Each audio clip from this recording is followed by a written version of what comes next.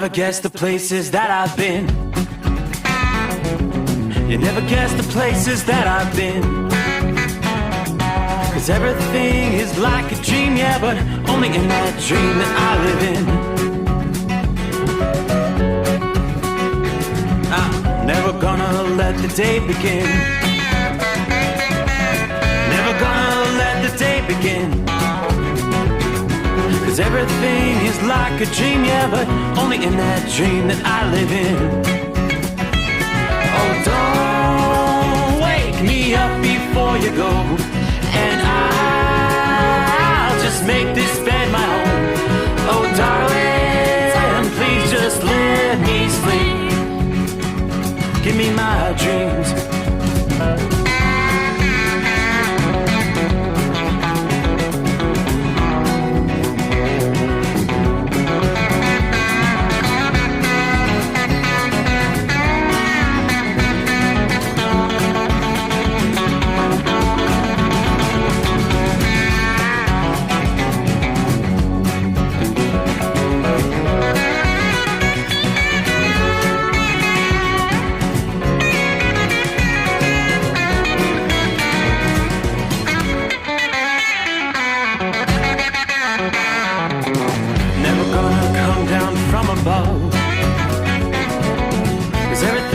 Better from above.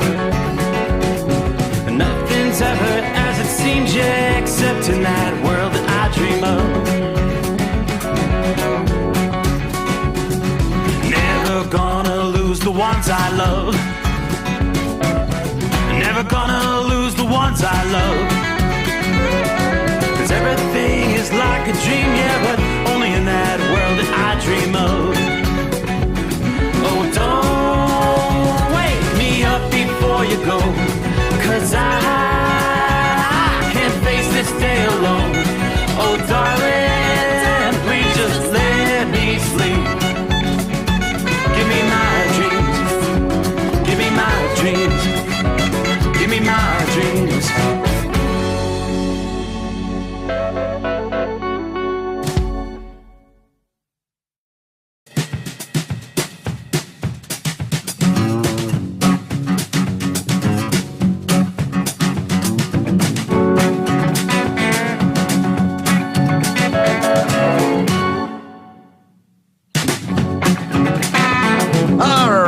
Are we ready to roll? Ready or not, here we go. All right, made it through hump day. So we head down the backside of another work week, Thursday coming on, as we time zone to time zone work our way into the 19th day of August. August 19, wow. Horse Feathers is already online. He said something akin to, Fred can drop dead. Have you had enough rain yet there, Horse Feathers? Yeah, we'll get to you coming up. So what is the latest on Fred? Yeah, Fred's still causing problems, and the focal point is indeed the Northeast tonight. I'm looking at some of the latest flood advisories. That's pretty much what we're seeing now. We're not seeing like severe thunderstorm warnings. The threat for tornadoes is very much diminished, but it's just the heavy rain. 11:47 p.m. Doppler radar. Rain gauges indicate thunderstorms producing heavy rain. 2 to 3 inches have fallen. Additional rain, another 1 or 2 inches in the forecast. That's in southeastern Pennsylvania. Chester County in particular, but yeah, if I pull up the radar here, we're looking at a line of showers, the heavy rains. Again, from southeastern Pennsylvania. Yeah, the heavy rains will be moving into the Philadelphia area over the next few hours. Yeah, from there you've got heavy rains sweeping through pretty much the entire eastern portions of PA, northern New Jersey getting into the mix here as well. Heaviest rains now just to the east of Scranton, PA. From there, you've got rain. If you're in New York tonight, oh boy, get ready for a long night, slower travels, because it's going to rain, rain, rain. It's raining from Buffalo to Binghamton to Syracuse, all the way up to Kingston, Ontario, northern portions of New York as well. What have we seen? Fred's been on a tear through the week. North Carolina, the town of Chandler. I mean, we're talking maybe 500 miles north of where Fred made landfall there in Florida. But even so, like much of the rest of the Southeast, the impacts there were just as extreme. Yeah, cars floating around, people trying to drive through the flooded waters. You know, one driver said, well, there were cars getting through, so I tried it. I got stuck. Just because the big, high off the ground pickup truck can get through, if you're in that little Honda, Toyota, whatever, you're probably not going to get through. Some say this is the worst flooding they've seen in years. Most of it stemming from the overflow of the Pigeon River. Remember, 24 hours ago, they were doing evacuations there, actually. Pigeon River crested at 15.75 feet Wednesday morning. That ranks as the sixth highest gauge height in the history of that river. Yeah, and just for reference, we're talking nearly 6 feet higher than the minor flood stage level. All right, widespread heavy rain, localized severe flooding throughout the Southeast. Balsam Grove in the southern portions of North Carolina, toward the border of Georgia and South Carolina. Reed Timmer, AccuWeather's Reed Timmer was on scene there, capturing aerial footage of deep floodwaters, leaving what appears to be the entire town underwater. Near Chandler, the Asheville Fire Department spent much of the week performing swift water rescues, trees falling on homes, urging residents just stay put, stay home right now. Yeah, the big thing right now, try to stay home if you can. According to the Asheville Fire Department, do not go through floodwaters. Stay out of them. Don't go around the barricades. More than 9 inches of rain fell in Haywood County in less than 48 hours. WRAL reported life-threatening flooding, dangers in the Asheville metropolitan area, particularly those who lived along Pigeon River. Now, according to AccuWeather's reports, more than 30 people missing following the flooding in Haywood County as of Wednesday afternoon. Don't know. Are they caught in floodwaters? Were they able to get to higher ground? They're just, I guess you could say, unaccounted for. The search is ongoing. Debris, power lines down, sinkholes, broken roads, according to one resident. Yeah, you name it, we've seen it. The most extensive rain in the western half of the state, where over 15 inches of rain was recorded in multiple areas. Further south, the intense rain was not only disastrous, but also deadly in Florida and Georgia, as the life of a Las Vegas visitor was claimed. He hydroplaned in Panama City, Florida, Monday night. A vehicle flipped into a ditch that was filled with water. Between North Carolina, South Carolina, and Georgia, nearly 20 tornadoes reported. At least 2 twisters touching down in Georgia destroyed a mobile home, ignited a destructive fire at a barn. Obviously, numerous power lines down, tens of thousands of residents dealing with power outages in the days since Fred made landfall. So we've been talking for several days. Behind Fred was Grace. And as I mentioned last evening, it sounds as though we're going to dodge the bullet as far as Grace is concerned. Even more so, now with the latest forecast, Grace has strengthened into the second hurricane of the 21 season.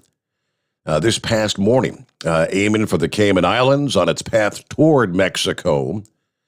And they're predicting 2 landfalls in Mexico. And heavy rain, strong winds, storm surge. Grace is still a Category 1 as of Wednesday evening. Winds sustained at 80 miles per hour. Center of Grace, about 170 miles to the east of Tulum, Mexico. Moving west-northwest about 16 miles per hour. Cancun, yes, that favorite vacation destination for so many.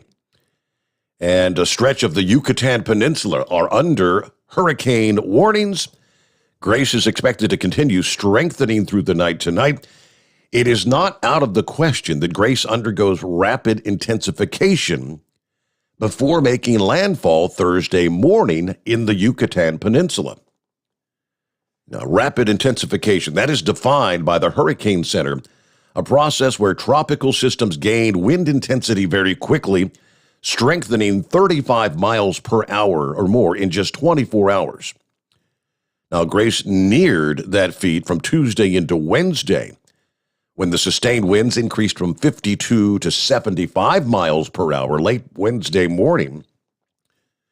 The strengthening system, likely to unleash wind gusts greater than 80 miles per hour across several states of the Yucatan. Now, near where Grace makes landfall, as well as on the island of Cozumel, winds may gust in excess of 100 miles per hour with local storm max gusts of 135 miles per hour. Now, that's getting dangerous. Winds of that magnitude will cause extensive power outages, structural damage. Then you've got the heavy rain, especially for the higher elevations. As Grace builds in intensity, the swirling winds also begin to pile up the ocean water. When Grace makes landfall, this water's going to push on shore, as they call storm surge, leading to dangerous flooding and coastal inundation. All right, at the end of the week, Grace is expected to continue in the general west-northwest trajectory through the Bay of Campeche and the western Gulf of Mexico, then ultimately aiming for northeastern Mexico direct by this weekend. Now, there's a little bit of concern still for southern reaches of Texas.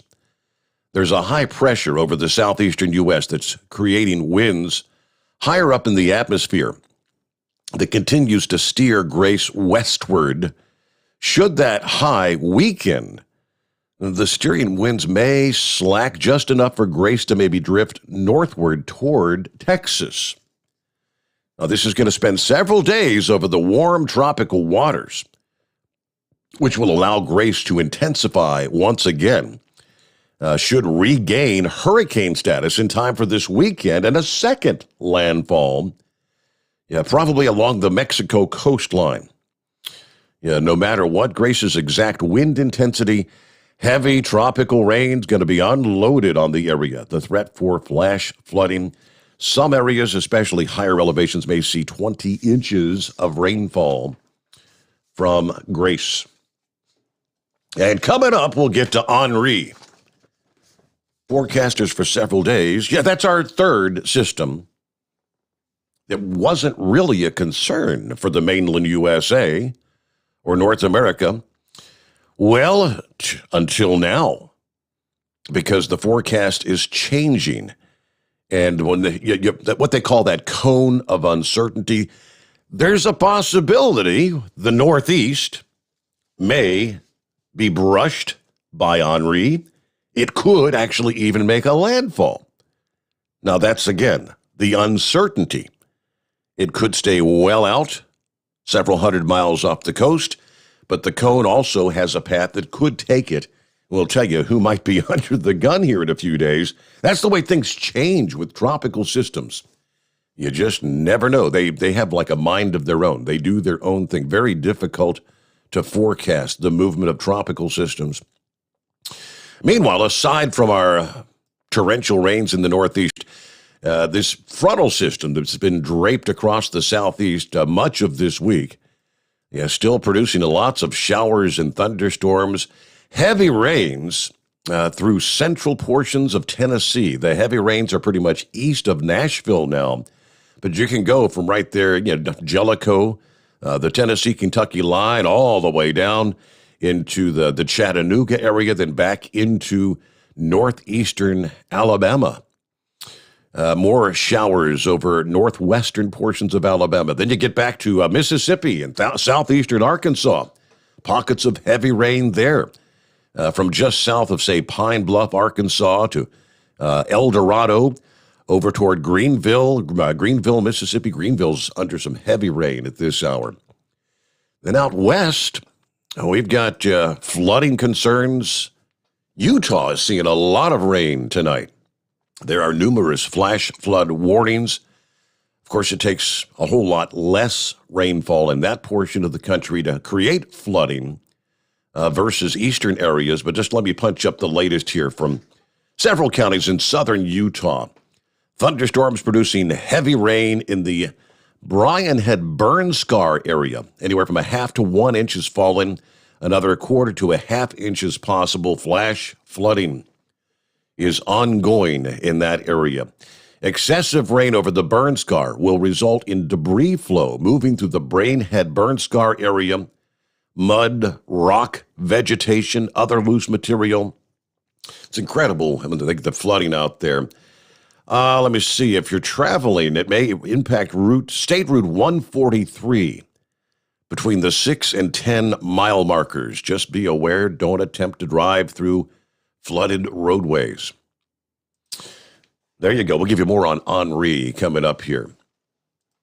How would you like to have a whole bunch more rain maybe this weekend, right on the heels of Fred? Fred can drop dead, you say, huh? Yeah, you betcha, Your Honor. I had enough of Fred. Rain all day today, off and on and off, on and off.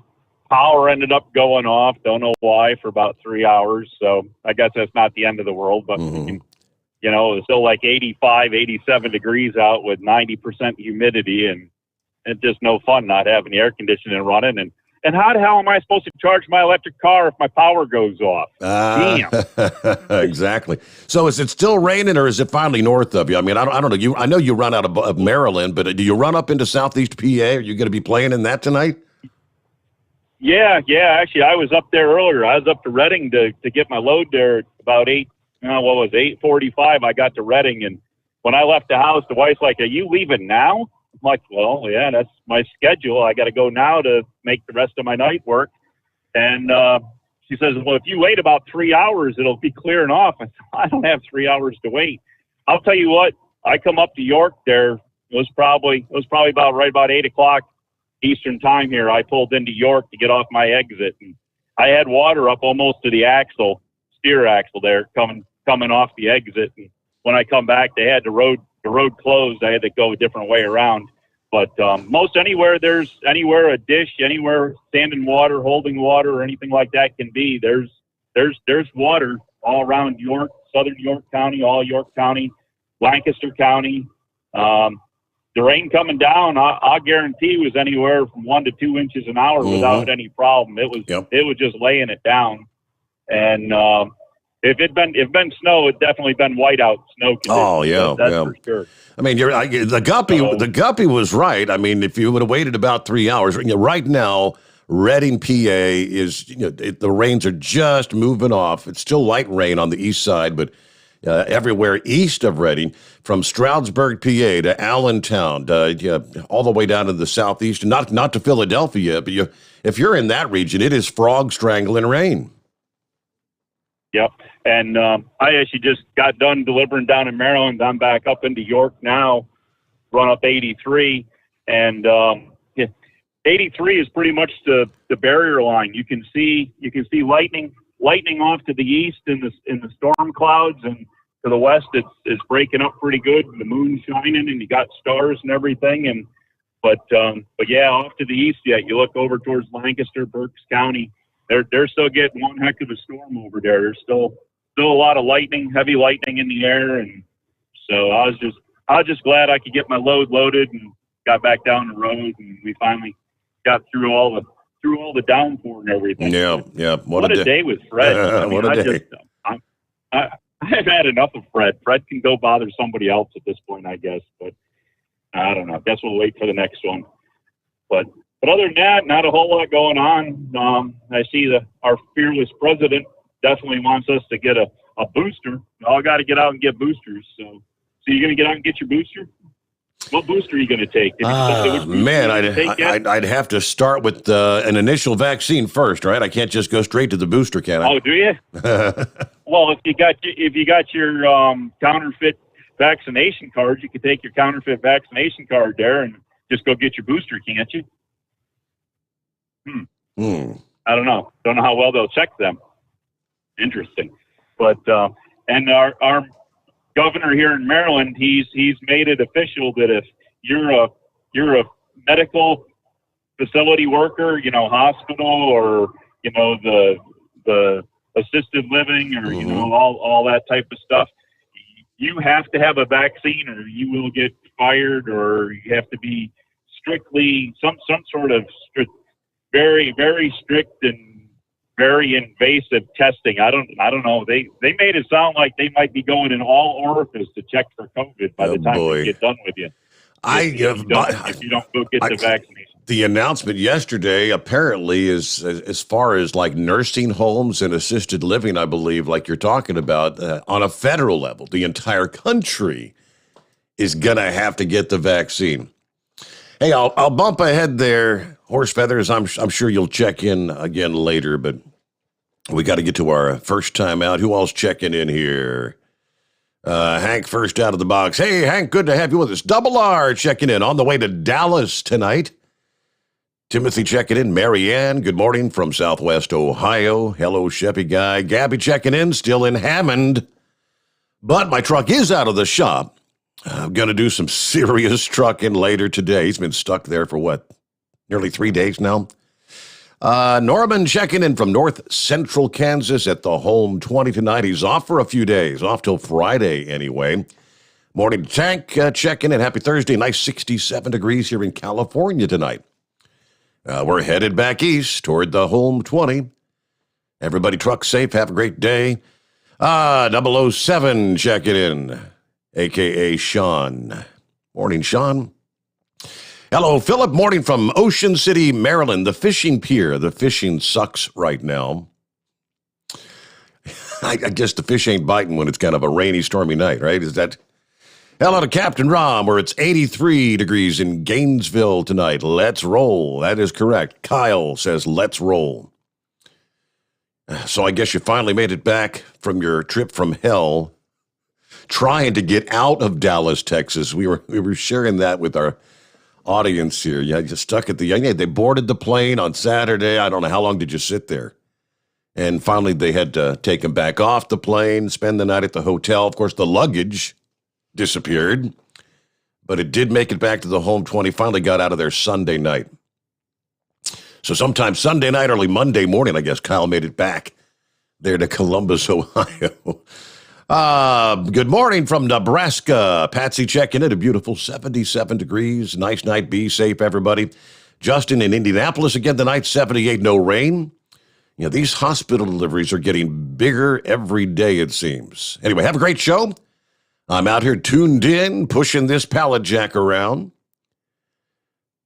See, James, can you believe the moment Sleepy Joe returns to Washington, he's already headed back to Delaware for the weekend? Okay. Richard checking in from Central Florida, 75 degrees there. Howdy, Steve and the gang. Turn that shirt down. Must be tied, right? Yeah, thank you, Kelly. You don't like that red, bright red? Kind of illuminates with the green and blue hue of the atmosphere. All right, quick time out here. We'll check with some of our other listening friends. Get to your calls at 844-844-3388. The Steve Sommers Overnight Drive live from the Hot Shot Secret Studios. Live from the Hot Shot Secret Studios, the Steve Sommers Overnight Drive. Are you having trouble sleeping? Are you tired all the time? Growing older is a fact of life. Our skin starts to wrinkle, muscles get weaker, and our energy levels plummet. If there was a product that may help you slow down these symptoms of aging, would you be interested? I want you to go to getonthegel.com. That is getonthegel.com. Watch this 4-minute video that explains more about this amazing product. Or call us at Youth Fountain HGH today at 513-472-0699 for more information. Diesel Army is on duty 24 hours a day, 7 days a week. Burning the midnight oil with the best diesel coverage. All the tech, all the torque. Diesel Army, where there's smoke, there's fire. For the latest news and event coverage, as well as feature and tech articles, sign up for the newsletter and don't miss a thing. visit dieselarmy.com from the Power Auto Media family of digital magazines. Again, it's dieselarmy.com. Dean Michael, the tax doctor here. Are you tired of those tax problems following you around like a dark cloud, always in the back of your mind, losing sleep at night? Call me now and get your life back. 888-557-4020 or go to mytaxhelpmd.com. Pretending they're not there won't make them go away. The IRS isn't going to forget. They will levy your bank account and garnish your wages. Don't wait for that to happen. I'm not telling you these things to scare you. I'm telling you so you can benefit from my years of experience. Now is the time to act. 888-557-4020. Do you have a Dodge pickup and hate your automatic transmission? Of course you do. Levon Miller at Firepunk Diesel here, and we specialize in heavy-duty and performance transmissions for your 3-quarter or 1-ton Cummins-powered truck. So if you're interested in turning your stock slush box into a towing monster, call us today at 614-733-3744 or visit us online at shop.firepunk.com. And now, back to the Steve Summers Overnight Drive, live from the Hot Shot Secret Studios.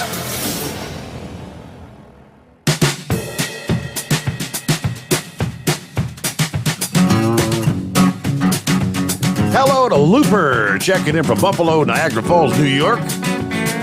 Very sticky and humid here. I'm sick of this sticky stuff. Let me see. There's old Monkey Gouger checking in from the Marina Del Rey tonight. I'm in the pool, enjoying a cold Bud Light. Water temperature's 84 degrees. Oh, isn't that nice? He says, have a good night, y'all. Well, enjoy that. Colton's with us tonight. Hey, Steve, what day is it? Well, we got past hump day, Colton. Hope your week's going well. Tapeworm checking in. Trailer's finally out of the shop, $6,500 later. I better get back at it. Yeah, gotta make some money, huh? Everybody be safe out there. Dave says, well, I'm in Horse Feathers neighborhood this morning. Hello, Horsey. And morning, Steve, currently in Mountaintop, PA. Patrick says, hello. Buckeye Boy checking in about 30 miles from the Twin Falls, Idaho. 63 degrees, low humidity. Trying to decide if I want to go south on US 93 from Twin Falls or go all the way to 15 to get to Vegas. Any advice from the vast cadre of listeners out there? I text heat wave, but he might be snoozing. Anyway, have a great night, everybody. Be careful out there. Yeah, Buckeye Boy, I believe heat wave's going to be back out on the road tonight. I haven't heard from him in a couple of nights, right? So maybe he'll check in this morning. All right, with that 25 past the hour. Well, he says, Hillbilly Tex in our artificial intelligence call screener interpreted that to be Bill Belichick. So it's Bill Belichick. Hello, Tex. No, sir. This is Hillbilly Tex. Hey, good morning, Steve, and all your listeners out yonder. Now, Steve, you won't believe what happened to me today. On this here telephone I'm talking on right now, I had a world-famous radio personality to call me right here on this here telephone. Yes, sir. And I tell you one thing, Steve, I'm not going to mention no name, Steve Sommers, but that there phone call, I wouldn't trade it for $1 million right now today while we're speaking. And Steve, from the bottom of my heart, I really appreciate that. We you know, and now look here, me and Sean, we gonna meet over here at Gatlinburg. We just a little skip and jump. Well, I had to drive through a little mountain range there, but we gonna meet over at Gatlinburg, Tennessee in the morning, 8 o'clock to the Pancake House at traffic light number 8, right there by that big old thing that's up in the air. That I don't know if it's Sputnik or whatever it is. Check you on it. But now look at him. after all these years of trucking and everything, there's not enough words that I can say to say the big move. You know what I'm saying? Yes, I mean, I don't know what to say. It's a hard thing. Everybody got to deal with it at one time in their life. Oh, I'm running out there. But, there's nothing I can say to help him but thoughts and prayers to him. And let me tell you, I had a little brief conversation with the Big Ed the other night, and Big Ed is my inspiration. I mean, he lost his wife, and then him and Stormy teamed together going up and down the boulevard or whatever, nothing romantic, nothing, just a dear, close, personal friend. And that's what I'm thinking of all of you listeners is tonight, is dear, close, personal friend. But now let me tell you, from Hillbilly Tex, take my advice. I divorced my wife after 30 years of marriage. There's no job too big and no job too small. But the biggest job of all is take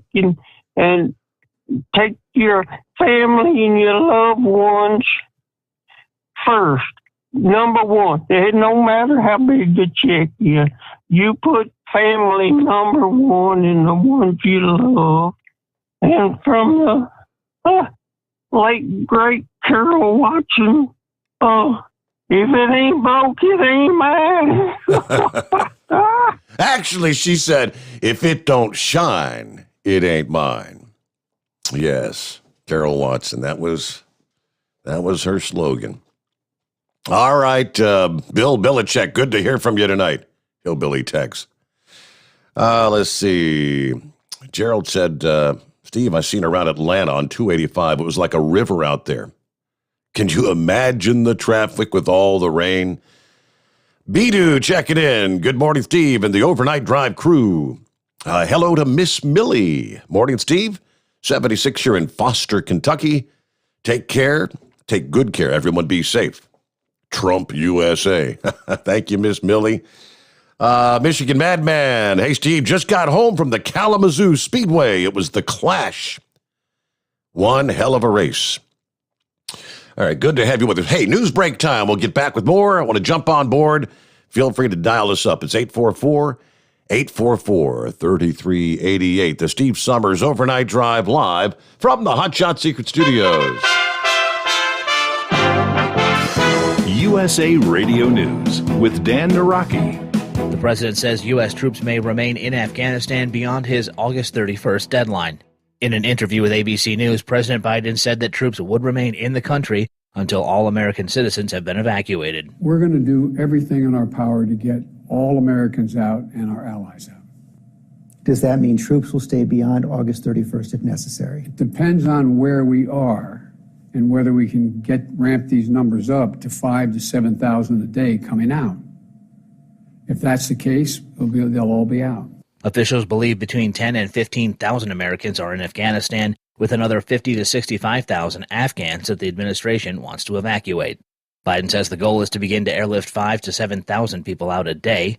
The State Department says that about 2,000 people have been evacuated in the last 24 hours. This is USA Radio News. Attention seniors on Medicare and Medicaid or receiving extra help for your prescription drugs. We have great news. You can change or enroll into a Medicare plan every 3 months if you qualify, all from the comfort and safety of your own home, over the phone. No one even needs to come to your home. And in minutes, we'll tell you all about some additional new Medicare benefits for you, like dental, vision, hearing, transportation, and more. Call us. We'll explain all your new Medicare benefits. Premiums are as low as $0 per month. Even if you're not paying anything for your coverage now, you need to call our licensed agents to review your plan. There are zero-cost plans available in some areas. Don't wait till next year. Get all the Medicare benefits you deserve. Call a licensed agent today. 800-461-2114. 800-461-2114. That's 800-461-2114. Paid for by Senior Choice Plan. Two front-running farm-alls win to stay on top. A third takes second to bolster his case for first. And ready or not, here comes Bowling Green. From National Tractor Pullers Association headquarters in Columbus, Ohio, this is the NTPA Overnight Radio Report. 13 Grand National Divisions have begun their preparations for the National Tractor Pulling Championships in Bowling Green, Ohio, the undisputed center of gravity of our motorsports universe during the third weekend of August each year since 1967. The 54th edition Reloaded is Thursday, August 19th through Saturday, August 21st, with the start times all Eastern being Thursday night at 7:30, Friday at noon and 7, and Saturday at noon and 6:30. Catch it in person by visiting polltown.com for tickets or online via the association's streaming service, ntpa.tv. Located about 30 miles west of the Wood County Fairgrounds are the Ohio micropolis of Napoleon and the Henry County Fair, which held its own Grand National this weekend involving 3 divisions. In Superstock Diesel, Travis Schlabach's Bone Twister knocked off Kent Payne's Super Rooster by 14 feet in a skirmish between 1066s at the top of the standings. Schlabach will arrive on the Polltown grounds with a 4-point lead. In Pro Stock, Mack trailer owner Mike Connie was victorious with his Mack Nasty John Deere and now sits 16 points behind division leader Rob Russell, whose Workhorse Pro finished second on the night. And in Modified Mini, 81-year-old drag racing Hall of Famer Ken Feeney is the number 1 qualifier so far, as his Funny Little Farm-All won for the first time this season. Bruce Slaw's Show No Mercy finished second to jump into second place, 7 behind. Now, despite the championship's name, the NTPC is not the NTPA's season finale. We've still got a month of action remaining, which will culminate in the Enderley Pull-Off on Saturday, September 18th. More on that in later reports. In Light Superstock, Adam Spiegelberg's Detonator Black leads Jason Hootman's Commander by 2 points, with Marcus Wedelson's Gunpowder and Lead third at -7. In Superstock Open, Bob Gansmere's Rutton Deer took Rockwell's Lone Hook to lead the field. The Ross family's Triple Bypass Diesel sits second, and Jordan Lustig's Silver Bullet third in the Open Fuel Division, which wraps up on Saturday.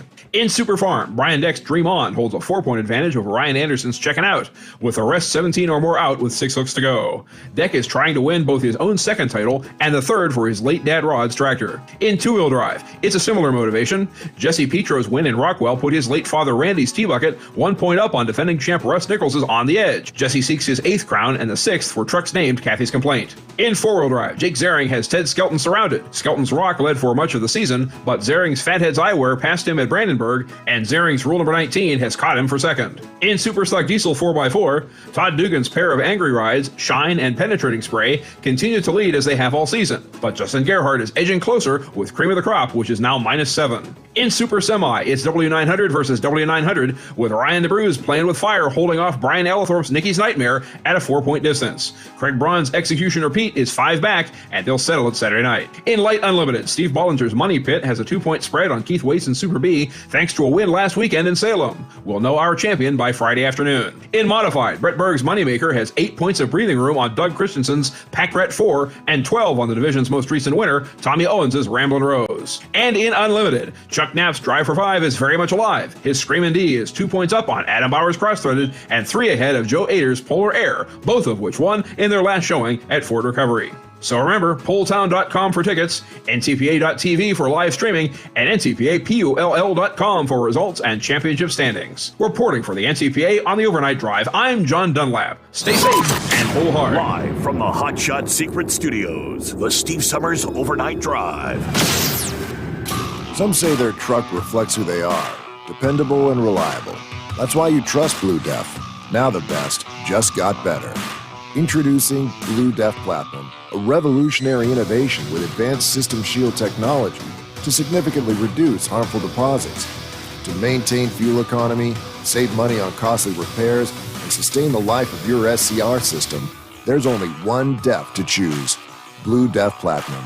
The best just got better. For anything diesel, take it to Scheid Diesel. They provide a wide variety of services and diagnostics to determine what the problem is with the latest technology. From simple oil changes and preventative maintenance to fuel system diagnostics and repairs, engine rebuilds and cylinder head repairs, and rebuilds with our in-house machine shop. They also have on-site DPF cleaning for exhaust issues and DOT inspections. If your diesel is asking for some attention, Shine Diesel has the specialist you need for anything diesel. Located in Terre Haute and Lafayette, Indiana, and Effingham, Illinois, Shine Diesel has you covered. You work hard. You deserve a seat that works just as hard as you do. The Bostrom T-Series seat has provided drivers with comfort for millions of miles over the past 3 decades.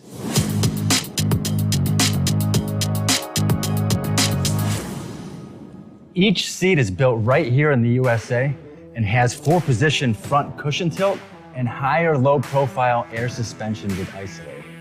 It's also equipped with many standard and optional comfort features, such as high and mid backrests, 9.4-inch 4-aft slide adjustment, adjustable armrests, and manual or dual air lumbar support systems to keep you comfortable throughout your ride.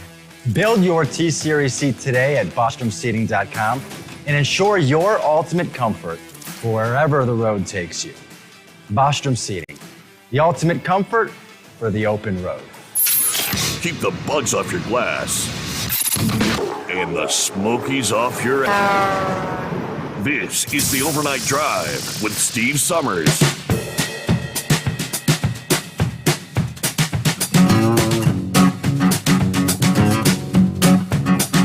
Okay, right back at it. Good to have you with us as we roll into a Thursday. Yeah, what Penny says, well, why are we hearing racing stuff? Yeah, that small-time stuff. Well, Penny, that's not racing stuff. That's tractor pulling stuff. And it's big time starting today. As we just heard there, it's Thursday, Friday, Saturday. Kyle and Josh, I'm assuming they're there, and or maybe I guess Bowling Green's pretty close, so maybe this can be driving up today. But yeah, the granddaddy, yeah, the NTPA National Tractor Pulling Championships in Bowling Green, Ohio, at the Wood County Fairgrounds. If you're going to make your way in over the next several days, make sure you get by the Hot Shot Secret booth. Check in with Kyle and Josh, and as they say, the granddaddy, it doesn't get any bigger than this one when it comes to tractor and truck pulling. Yeah, they're expecting 65,000 spectators to pour in. $250,000 up for grabs. It's no wonder this small Ohio community is referred to as Pool Town, USA, starting today. 5 sessions over 3 days. Just about every type of tractor and truck are going to be hooking up to the sled. Got the 4-wheel drive unlimited, the light unlimiteds, 2-wheel drive trucks, unlimiteds, light super stock, diesel, super stock, 4-wheel drive, on and on it goes. And of course, always one of the crowd favorites is the super semis. If you can't make it in there live this week, you can catch the live feed of all the action on ntpa.tv. You do have to have a subscription for that, but there you go. It's going to be a big weekend of pooling in Bowling Green, Ohio. Good times. All right, about 19 before the hour. Let's get back to the calls, and hello to the Jolly Green Giant. What's going on tonight? Good morning, Steve, and good morning to all the Steve Summer cartoon characters tonight. Yes, sir. I want to begin with, and I want to say I've been noticing a lot of the car dealers are a little empty. Yeah, you think? And right now they should be phasing out the 2008. They should be phasing out the old models and bringing in the new models, which is the 2022s. So, God forbid if you want any electric cars. The fact is, I doubt that you can even buy an electric car right now, Hort Fetters. So I think you're in trouble, man. If you've got one, man, good for you. I also want to talk about the good job that Biden's doing right now. Like I said there, I believe that before long the grocery stores are going to be empty. We're going to be out of food. I believe we're all going to be on welfare. I believe the illegal aliens are going to take over. Yeah, things are getting bad. They're definitely bad. And I doubt that we're ever going to pull out of Afghanistan. Not if Biden's got to say anything about it. I think we're in trouble. I definitely think we're in trouble. And some of the guys that I know are starting to store up food and water and ammunition. I don't. Maybe they know something we don't, Steve. Like I said there, Flash and my friend that worked for UPS there, the driver with no handle, seems to believe that we are about ready to go into a civil war. So I'm just curious what all the thinkers think about all this junk. Personally, Jolly Green, I think he's going to, eventually I'm going to retire and I'm going to let all these middle-class Americans take care of me, you know? Okay. That's what I'm going to do. So I'm going to retire. But actually, I'm thinking about maybe getting into smoking meats and so on, maybe doing weddings and things like that.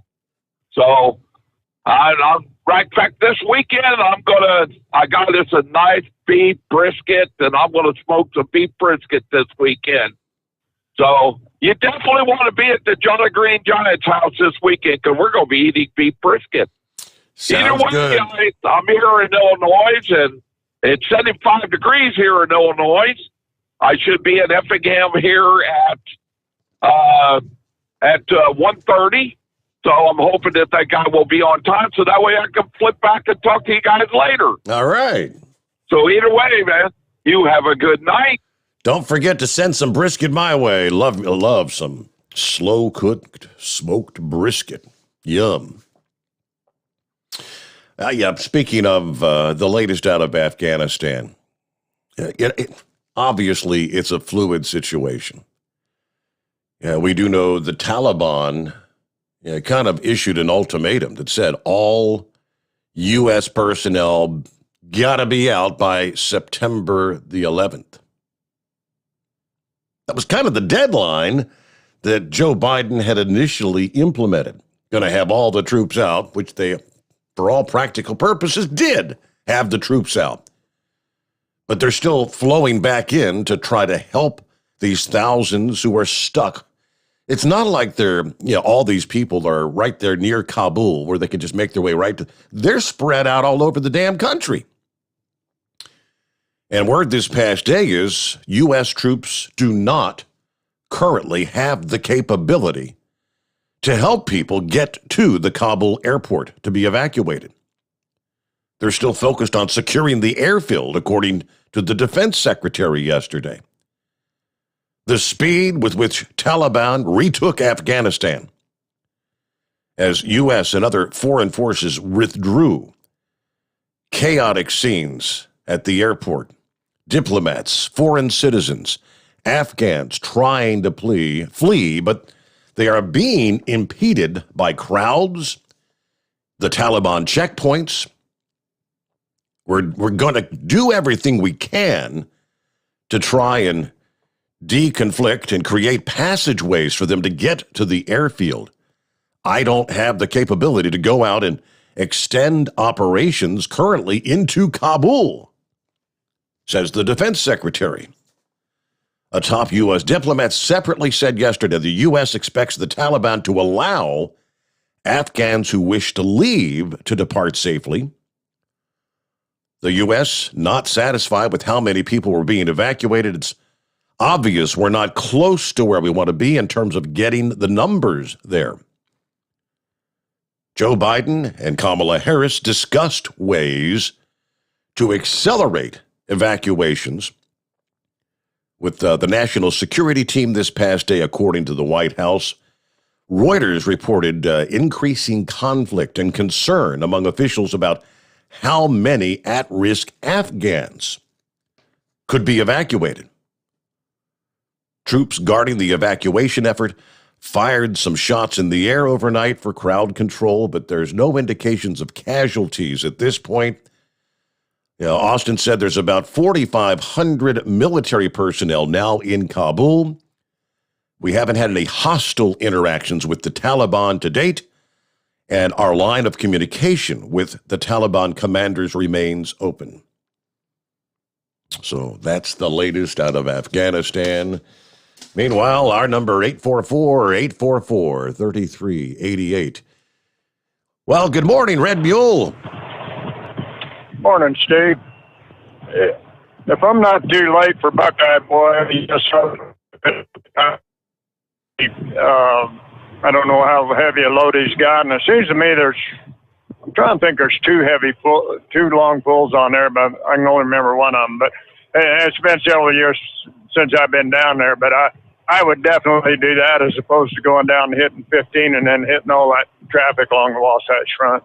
So your advice Steve, is you're saying your advice is to go take south the US 93? I would. Okay. Yeah, I would unless he's oversized or, pushing right at 80,000. I might think about it, but other than that, I'd definitely do that as opposed to fighting all that traffic all the way down the Wasatch Front on I-15. So, Steve, did you catch any of that news conference today with, not Blinken, what's his name, Austin and Miley? I didn't catch it live. I see the comments from Miley where, he pretty much made it sound like they had no clue. There were no indications this was going to happen so quick. Steve, those two guys need to be fired tomorrow. Good grief. I mean, I've never been in the military, but I know better how to do things than what those clowns are doing. Oh, Austin said, how did he say that? We're going to do our best. That's not how the military operates, is it? They got a mission. They're going to go fulfill a mission. But it goes back to what I said last night, Steve. It's all about them. It's all about these generals and Austin and all of them about building their careers. They don't give a damn about those people out there, or they'd be out there. Steve, nobody takes any pride in what they do anymore. Let me digress here a minute. I'm going to bash one of your former sponsors, Speedco. I went into Speedco there in Salt Lake last week to get my truck work done, and I've been in there before, wasn't real happy with them. Anyhow, get the truck serviced. Got done, I said, the guy said, did you check the boxes on it? No. So they go down there, it takes them 10 minutes to check the oil in the transmission. And they get done, I said, did you check the hubs? No. I wanted to grease the fifth wheel. They put grease on top of the fifth wheel. I said, are we going to grease the bushings? Oh, yeah, I guess we better do that. Steve, nobody takes any pride in doing a good job anymore, and that goes to clear to the top of the military there. I couldn't believe those guys. They were just terrible. But I think we need to find Barry Goldwater and who were the other three that went in there with Goldwater when they told him it was time for Nixon to resign? You know what I'm saying? They need to get rid of Biden. This has just gotten completely out of hand. I'll bring up something else. Oh, yeah, I know. Steve, do we have any idea? Does Joe Biden have any kind of musical talents? Not that I'm aware of, no. Well, the reason I bring that up, it's been almost 2,000 years since Nero fiddled while Rome burned. I just wonder what we're going to say that, 2,000 years from now, what are they going to be saying that Biden was doing, playing the piano or eating ice cream or something while Afghanistan burned up? I just, that's beyond belief. Steve, can I touch on a couple of things I've been going to bring up for a while off the subject here? Well, yeah, sure. Now, we've been talking about these bills they're trying to get through to do the the 1.4 trillion and the other whatever, and everybody thinks that Joe Manchin is going to be the savior and put a halt to that. But I heard one time, and I don't know if you can Google this or not, but in that 1.4 trillion bill, there's some study or some such thing in there. And I don't know, they said how much money was allotted to take care of it. But guess who's going to run that study? Joe Manchin's wife. Oh. Now, jog my memory, another issue here with the good old moderate Joe Manchin. Back, 4 years, maybe longer than that ago, they got these deals called EpiPens that are for people that have severe allergies, and my third granddaughter's allergic to peanuts, and so my daughter has one to give her the shot with. And I forget what the deal was, but I guess there was two companies making those, and one of them quit making them. So the other company raised their prices. I believe it was from $50 to $600 a pen. And the CEO of that company, if I remember correctly, was Joe Manchin's daughter.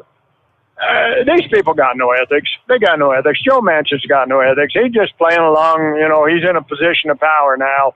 And I just don't think that we ought to be sitting there waiting for him to come along and be the knight or white knight on the horse or whatever. Mm-hmm. I just don't think it's going to happen with him.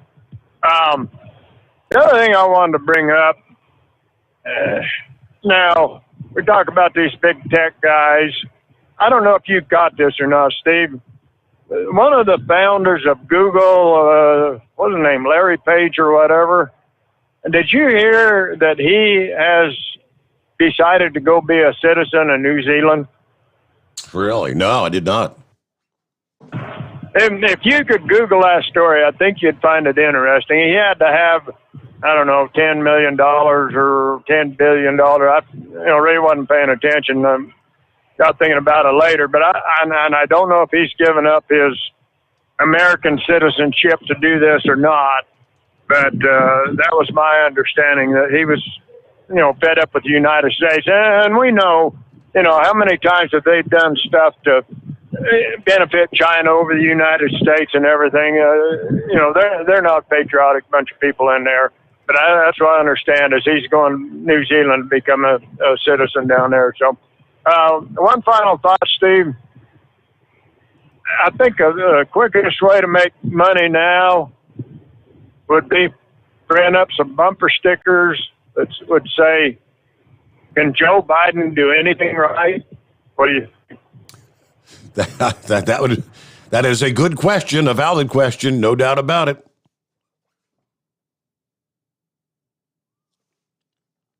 And I think he ran out of cell. All right, well, Red Mule, thank you so much. Good to hear from you. Let's get a quick break in here, back into the Steve Sommers Overnight Drive live from the Hot Shot Secret Studios. You're listening to the Overnight Drive with Steve Sommers. Pure Flow Air Dog, your leader in fuel air separation system technology. Our systems filter out water, particulates down to 2 micron, and remove all of the air out of your diesel fuel. This allows for nothing but pure, clean diesel fuel to reach the expensive injection system equipped in your vehicle. Not only do our fuel systems protect, they also come in a variety of flow rates to meet your performance needs. Our systems are compact and use OEM-style fittings for an easy installation.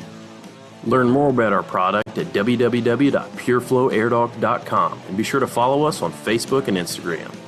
Protect your investment with Pure Flow Air Dog. Drivers, you demand that your equipment's reliable and dependable, and that also applies to your headset for communication. Well, our friends at Stellar Electronic have you covered. The Pluto Duo headset bundle is the best communication headset you can find in the industry. No matter the challenging environment you're driving in, the Pluto headset will make you sound crystal clear all the time thanks to their 99% noise cancellation. And the Duo's not only a stereo converter for the headset, but also a power bank so you can charge as you go. Learn more at StellarElectronic.com or visit them on Facebook. Some say their truck reflects who they are, dependable and reliable. That's why you trust Blue Def. Now the best just got better. Introducing Blue Def Platinum, a revolutionary innovation with advanced system shield technology to significantly reduce harmful deposits. To maintain fuel economy, save money on costly repairs, and sustain the life of your SCR system, there's only one DEF to choose. Blue Def Platinum. The best just got better. Because Channel 19's a little congested. Call Steve now at 844-844-3388. The Overnight Drive. It was in the final hour of the program last evening.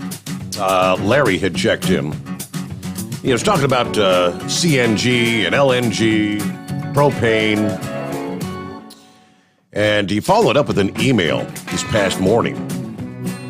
Sent me some links. He said, in lieu of the recent compressed natural gas trash truck explosion, I had conference calls with several solid waste industry leaders. David Biederman with SWANA, Kirk Sanders with NWRA, Sean Mandel, Waste Connections, Michael Hughes, Jim Wooster from Casella Waste Services. We agreed firefighters need to be trained on this industry issue. The solid waste industry has more vehicle fires than any other fleet, mostly load fires. We also agreed, as an industry, we need to ensure our employees understand the basic safety guards during an emergency. That said, I shared a first draft with all those listed above and received comments, which are included here. Our goal is to offer a consistent basic message across the industry to also be shared with fire departments. Now, what he's talking about, a dozen firefighters were evaluated for injuries and a fire engine badly damaged when a burning garbage truck blew up in Temecula, California, Monday morning this week, according to CAL FIRE. The firefighters were taken to 3 different hospitals. Their ears were ringing. No other obvious injuries, according to the captain of CAL FIRE. 1 civilian was hospitalized, minor injury. Firefighters were at Butterfield Stage and Rancho California roads just after 10:30, attempting to extinguish a fire in the trash compartment of a CR&R truck when, without warning, the liquid propane tank that powers the vehicle exploded. Usually, such a tank will leak before it explodes, but not in this case. The force of that blast ripped a portion of the hose bed off the top of the fire engine, causing minor damage to another. That propane tank flew 100 to 200 feet and smashed into a yellow van that belonged to On Time Home Services, a heating, ventilation, and air conditioning business there in Temecula. So that's what he was talking about as far as, he said, we all agreed if a catastrophic incident happens with one of these trucks and multiple people are injured or killed, we're going to see many cities second-guessing allowing these sort of vehicles in their cities due to public fear. Now, alternative fueled vehicles are going to be very necessary for the future of transportation. All right, appreciate that. And then he's, again, sent me the doc, which we'll get more on that coming up here. More air calls just ahead. It's 844-844-3388. The Steve Sommers Overnight Drive live from the Hot Shot Secret Studios. USA Radio News with Dan Naraki. The president says U.S. troops may remain in Afghanistan beyond his August 31st deadline. In an interview with ABC News, President Biden said that troops would remain in the country until all American citizens have been evacuated. We're going to do everything in our power to get all Americans out and our allies out. Does that mean troops will stay beyond August 31st if necessary? It depends on where we are and whether we can ramp these numbers up to 5,000 to 7,000 a day coming out. If that's the case, they'll all be out. Officials believe between 10 and 15,000 Americans are in Afghanistan, with another 50 to 65,000 Afghans that the administration wants to evacuate. Biden says the goal is to begin to airlift 5,000 to 7,000 people out a day. The State Department says that about 2,000 people have been evacuated in the last 24 hours. This is USA Radio News. Hi, this is Jay Schrader, Super Bowl 22 champion and former Raiders quarterback. Playing professional football for 11 years beat my body up pretty bad. I've had so many surgeries on my neck, back, and shoulders and knees, I've just learned to live with constant discomfort. I tried so many products, some worked for a little while, but nothing gave me total relief until one day, a golfing buddy introduced me to sonsoflibertycbd.com. I used their CBD Muscle Ease, rubbed it on my hands and neck, and wow, what did it do for me? I immediately began using their other products, and I have golfed pain-free for the first time in many years. I've reached out to Sons of Liberty CBD and visited their operation from farm to factory. Folks, this team walks the walk. Their motto is, for vets, by vets. I shared the product with my friend Wayne Allen Root, and now he's a fan of sonsoflibertycbd.com. Wayne's fans will receive a 15% discount using code WAR15 at checkout. I've told all my NFL buddies about sonsoflibertycbd.com, and now I'm telling you. Go to sonsoflibertycbd.com. When it works for you, like it did for me, we both win. The State Department said Wednesday that American citizens and Afghans trying to get to the Hamid Karzai International Airport in Kabul are being stopped by Taliban checkpoints across the city. The Taliban had previously made public statements that they would allow safe passage to those who wished to leave the country. Deputy Secretary of State Wendy Sherman says that the U.S. is using all of its resources to put pressure on the Taliban to allow free passage to the Kabul airport. We have seen reports that the Taliban, contrary to their public statements and their commitments to our government, are blocking Afghans who wish to leave the country from reaching the airport. Our team in Doha and our military partners on the ground in Kabul are engaging directly with the Taliban to make clear that we expect them to allow all American citizens, all third country nationals, and all Afghans who wish to leave to do so safely and without harassment. You're listening to USA Radio News. Now you can fly anywhere in the world and pay discount prices on your airline tickets. Book a flight today to London, Paris, Madrid, or anywhere else you want to go. And pay a lot less guaranteed. Call the International Travel Department right now at Low Cost Airlines. 800-215-5141. 800-215-5141. That's 800-215-5141. The White House announced its anticipated recommendation Wednesday for a third dose of COVID vaccine. Tim Berg reports. President Biden is telling Americans to get a booster shot. At the White House, Biden explaining it's easier to get the third shot, saying folks will show up with their vaccination card and get a booster. As far as why now is the time to get your booster shot, Dr. Susanna Mills tells USA Radio News. So the idea of this third shot is really to boost back up the immune system's response to the COVID virus as it starts to wane, which we believe happens about 8 months after completing your first vaccination series. September 20th, the first day those booster shots will be offered. From the USA Radio News Phoenix Bureau, I'm Tim Berg. Hurricane warnings are in effect on the Yucatan Peninsula as Hurricane Grace is forecast to make 2 landfalls in Mexico. The storm is expected to make landfall in the eastern Yucatan Peninsula Thursday morning, moving back into the Gulf of Mexico Thursday night or early Friday. Packing sustained winds of 80 miles an hour, Grace is expected to bring heavy rains to the peninsula, triggering flash flooding as well. And cell phone carrier T-Mobile confirmed Wednesday that personal data from millions of their customers had been stolen in a recent cyber attack. The company says that the data of about 40 million people had been accessed, including names, dates of birth, and social security numbers. T-Mobile saying that account numbers, passwords, and financial information was not part of the data accessed. For USA Radio News, I'm Dan Naraki. At Hot Shot Secret, we share the science behind common diesel problems and their solutions. For example, ultra-low sulfur fuels. The primary function of diesel fuel is combustibility. One of the little-known aspects of fuel is its role as a lubricant to metal-on-metal moving parts. The introduction of ultra-low sulfur fuels diminishes the fuel's ability to lubricate because sulfur, which has been mostly removed, has lubricating properties. Hot Shot Secret Everyday Diesel Treatment with LX4 delivers unmatched lubricity. Third-party testing confirms that it takes 3 times the amount of leading fuel treatment to match the lubrication benefit of 1 dose of Hot Shot Secret.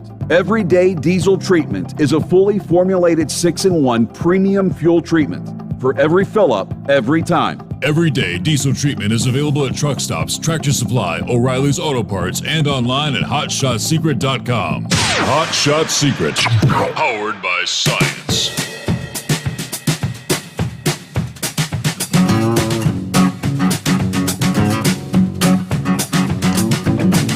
All right, we've got Tropical Storm Henri that formed Monday afternoon south and east of Bermuda. It's been circling the island nation kind of menacingly all week. But forecasters warned this past day that a shift in strength, that the storm's now expected to reach hurricane force, and its track will bring it close to the East Coast. Yeah, maybe close enough to actually brush the coast or even make landfall. Henri packing maximum sustained winds of 70 miles per hour, just shy of hurricane strength. About 235 miles southwest of Bermuda now, according to the Hurricane Center. So we're talking about 790 miles south of Nantucket, Massachusetts. Henri will continue to make a clockwise circle around Bermuda through the end of this week, but also gradually will pull further away as it does so. It'll finally break out of the loop this weekend and take a more northerly or northeasterly track. The storm may also further strengthen as it gets closer to the East Coast.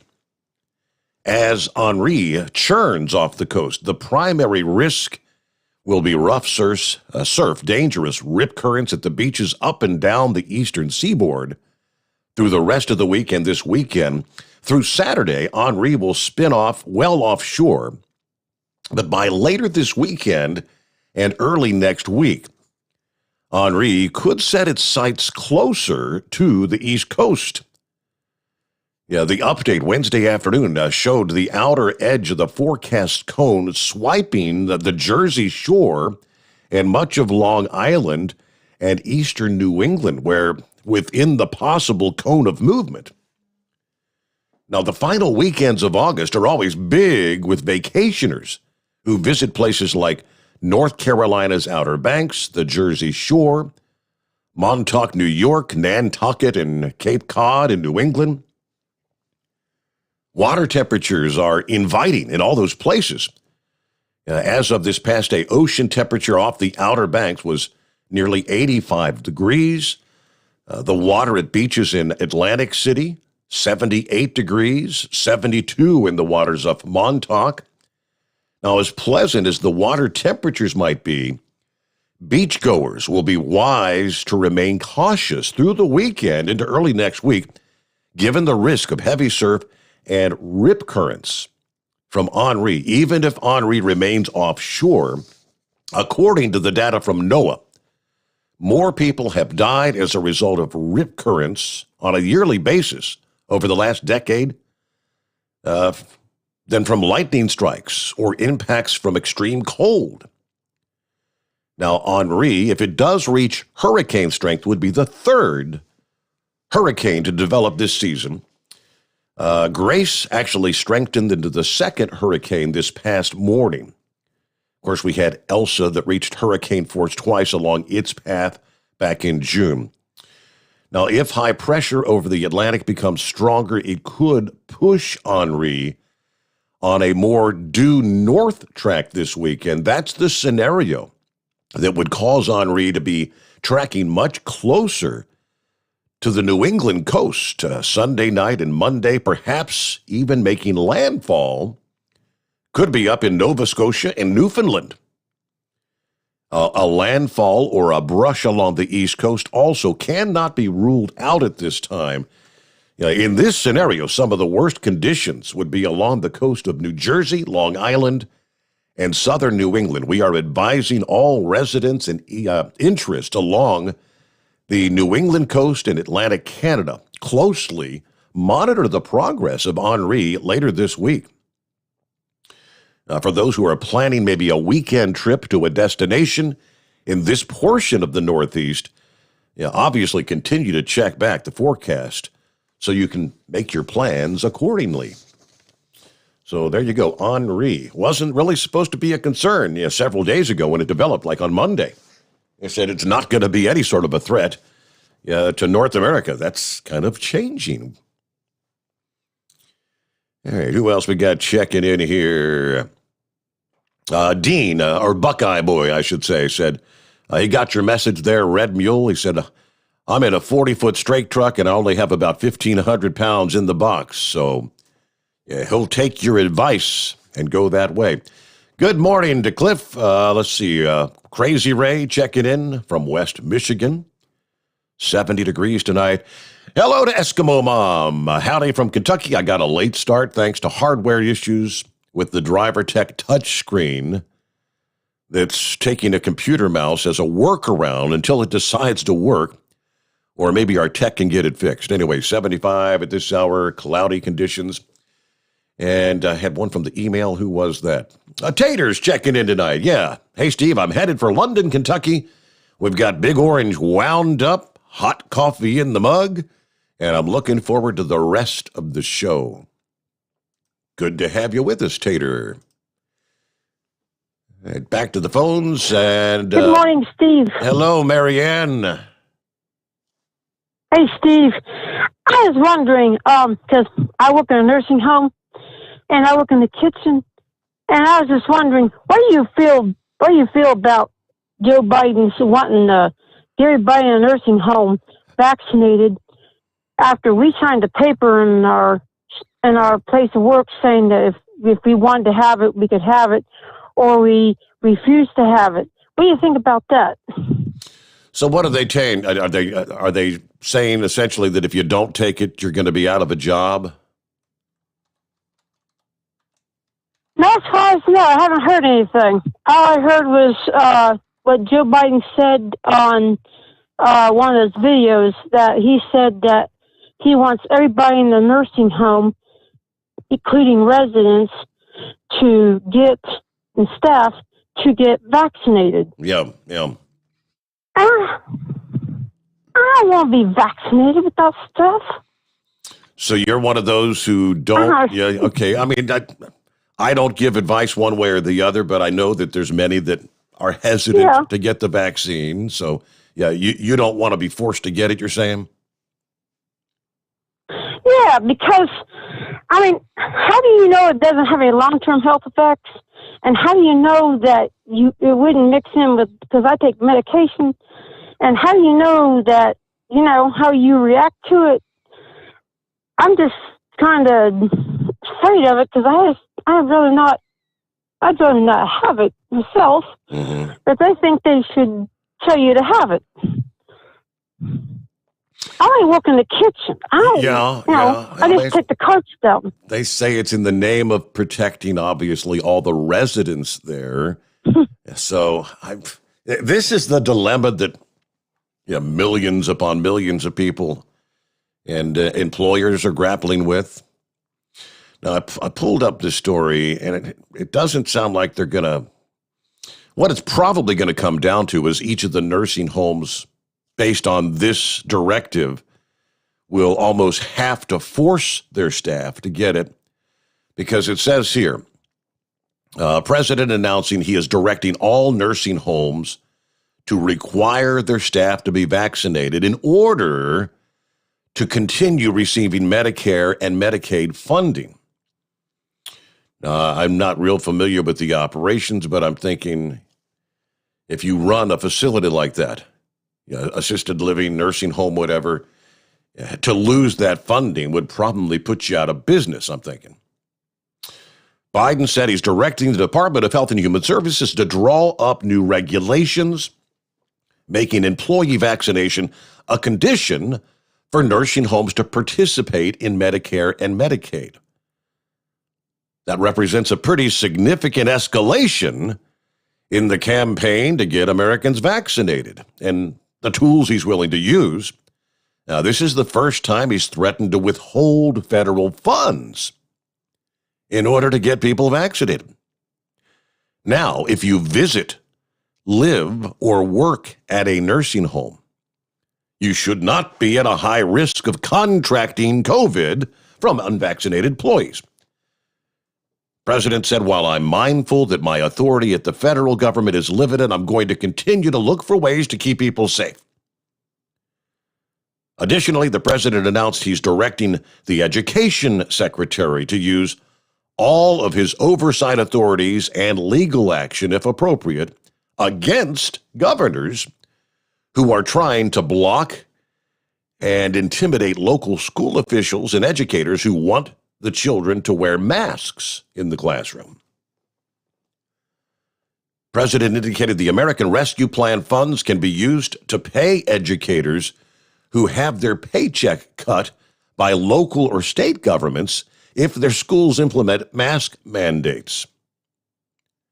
Now, that announcement, the same day the Biden administration said they're going to roll out a plan to provide booster shots beginning next month, as a matter of fact. I believe they said ready in September.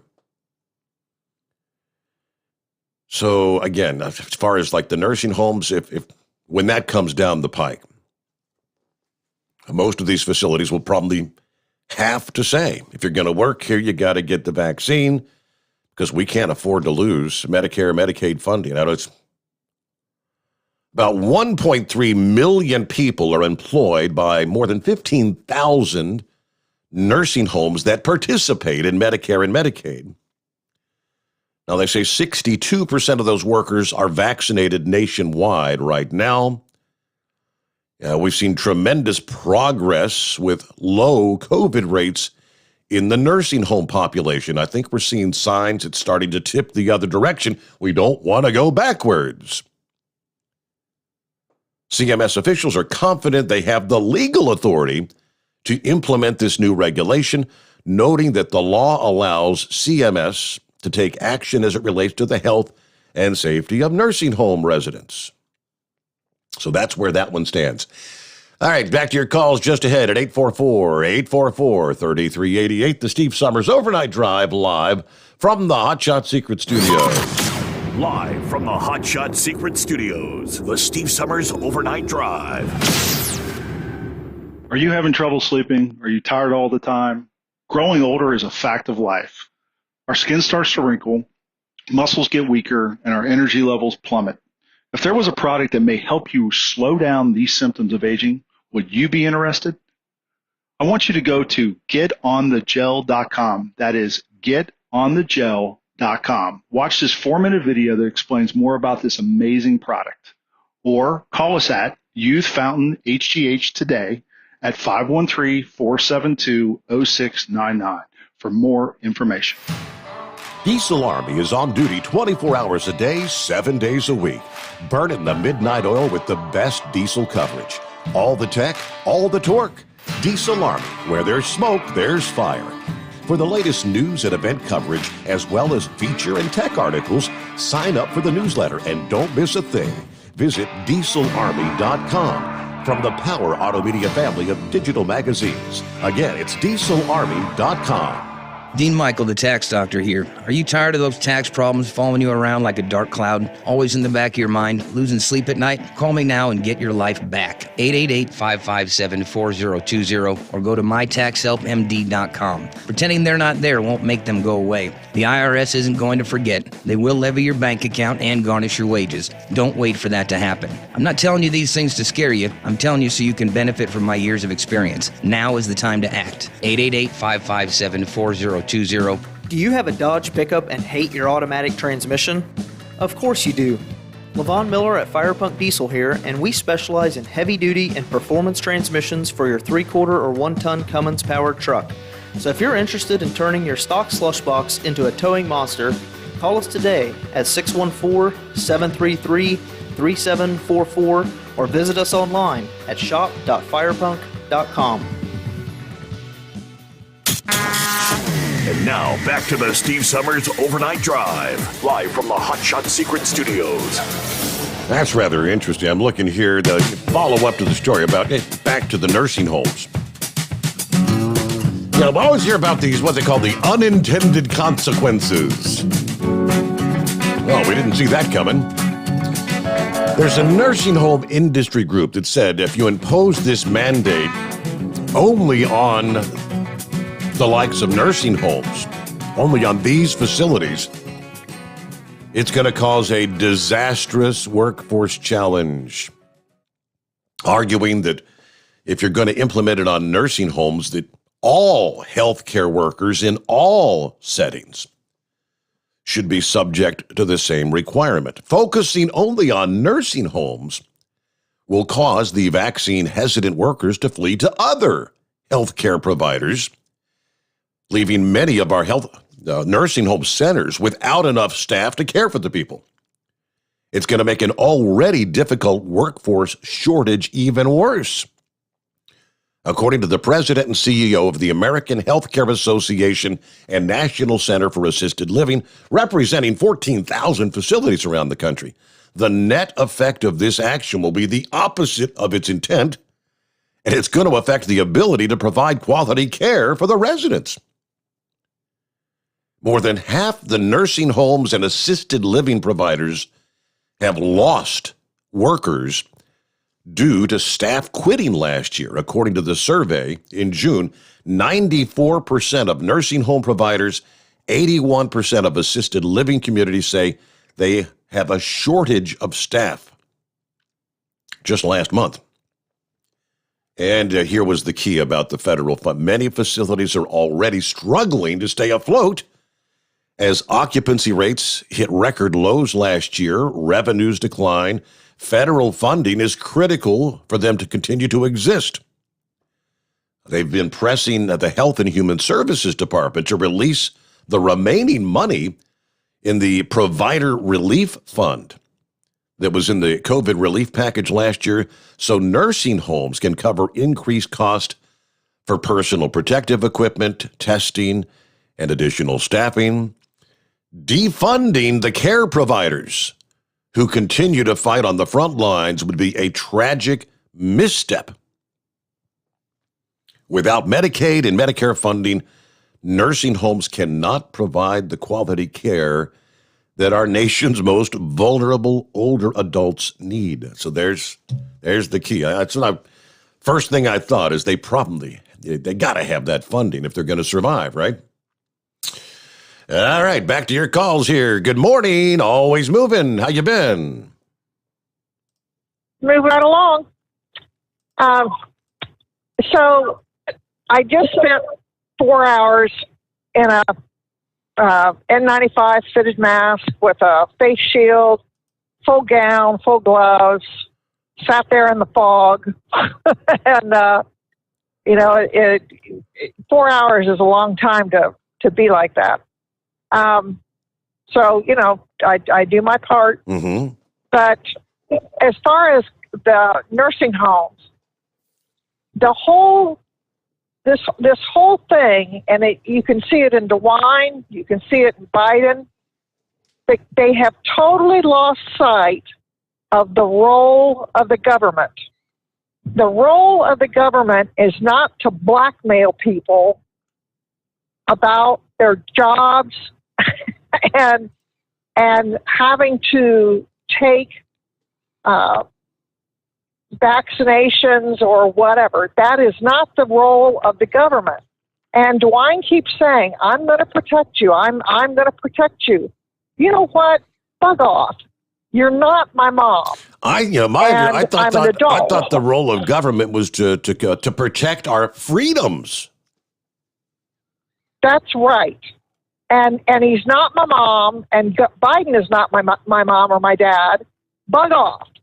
It's between me and my employer. And if your health care is not doing good care for their patients, shame on them.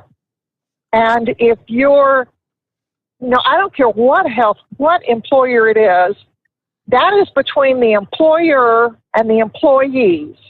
And in a healthcare situation, each of those individual residents of a healthcare situation like that, they have a right to say whether or not they want a vaccination. It is not up to the government to say, if you go into a nursing home, you have to have a vaccination. It is not the job of the government to say, if you want money, you got to have a vaccination. And if you want this, you got to do that. That's blackmail. That's absolute blackmail. They already have it with the Joint Commission comes in and regulates the quality of care. And that's the key. It's the quality of care, that you give quality care, not about the employees.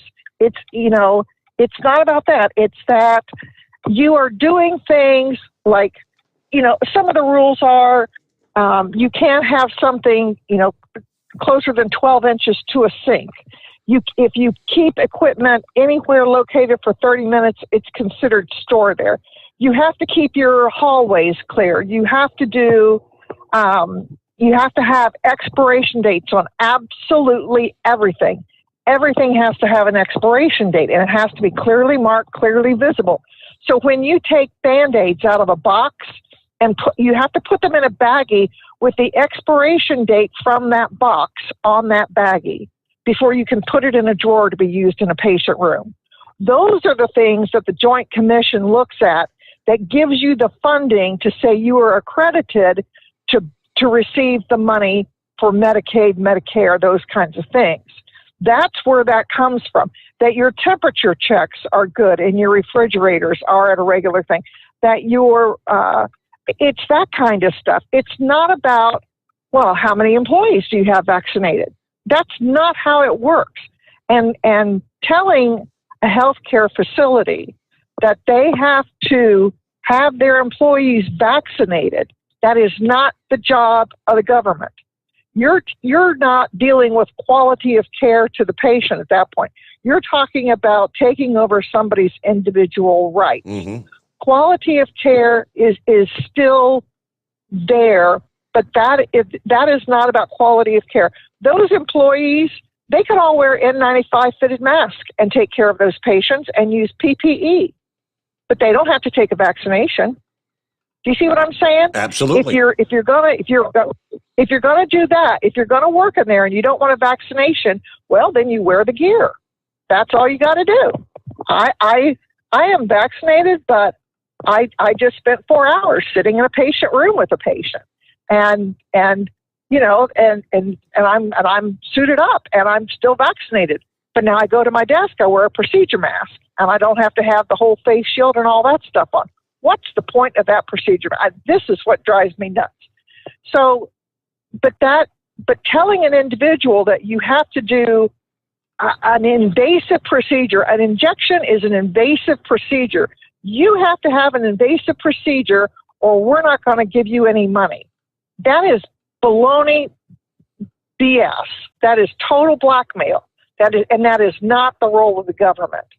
And I have my associate degree in health information management. I studied all this. I know where the money comes from. I know how the money is what the qualifications and stuff you have to reach.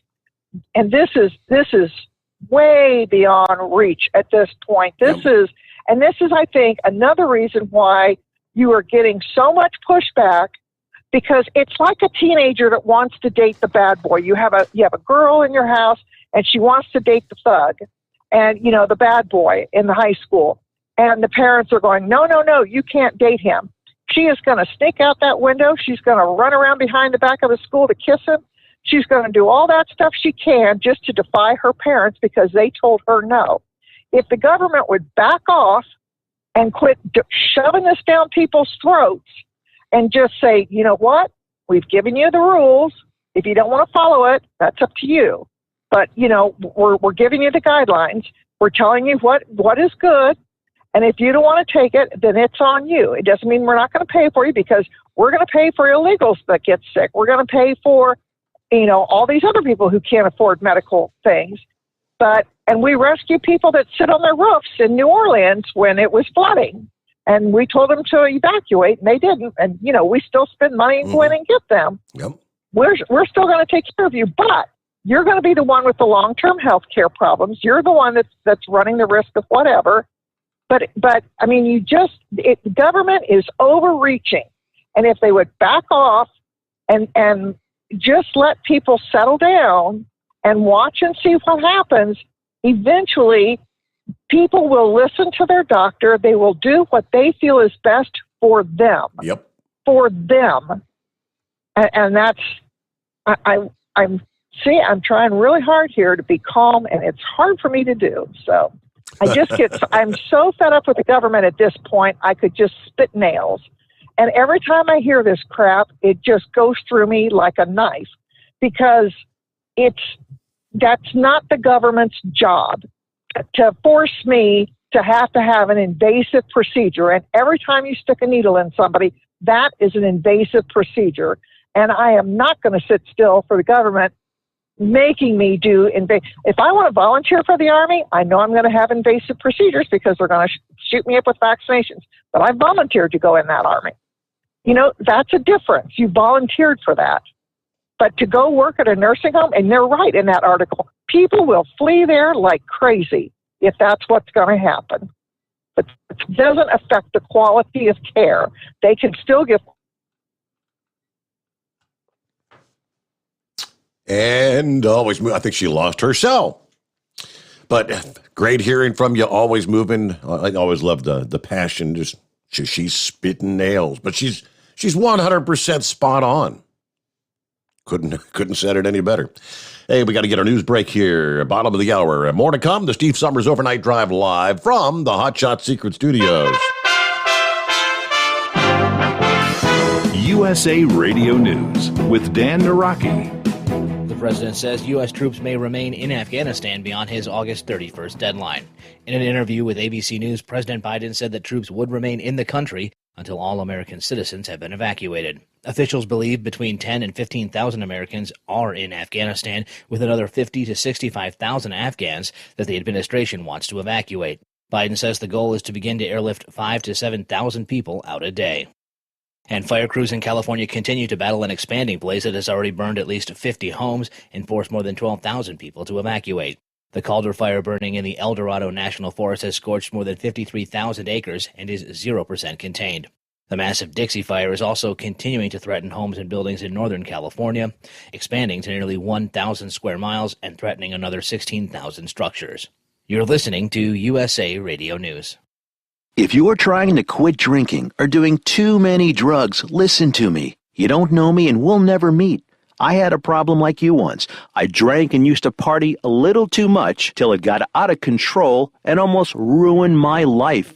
I realized I needed help to fix my problem before it totally destroyed me. If you've tried to fix your drinking and drug problem and you know you can't do it alone, you need to call the National Treatment Advisors. They'll immerse you into a 30-day program to replace your old habits with new habits and totally change your life. And if you have PPO private health insurance, the entire program may be covered. Fix your problem right now before it gets any worse. Get clean. Call now and learn more. 800-844-1675. 800-844-1675. 800-844-1675. That's 800-844-1675.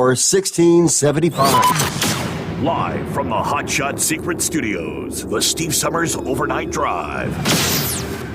You work hard. You deserve a seat that works just as hard as you do. The Bostrom T-Series seat has provided drivers with comfort for millions of miles over the past 3 decades.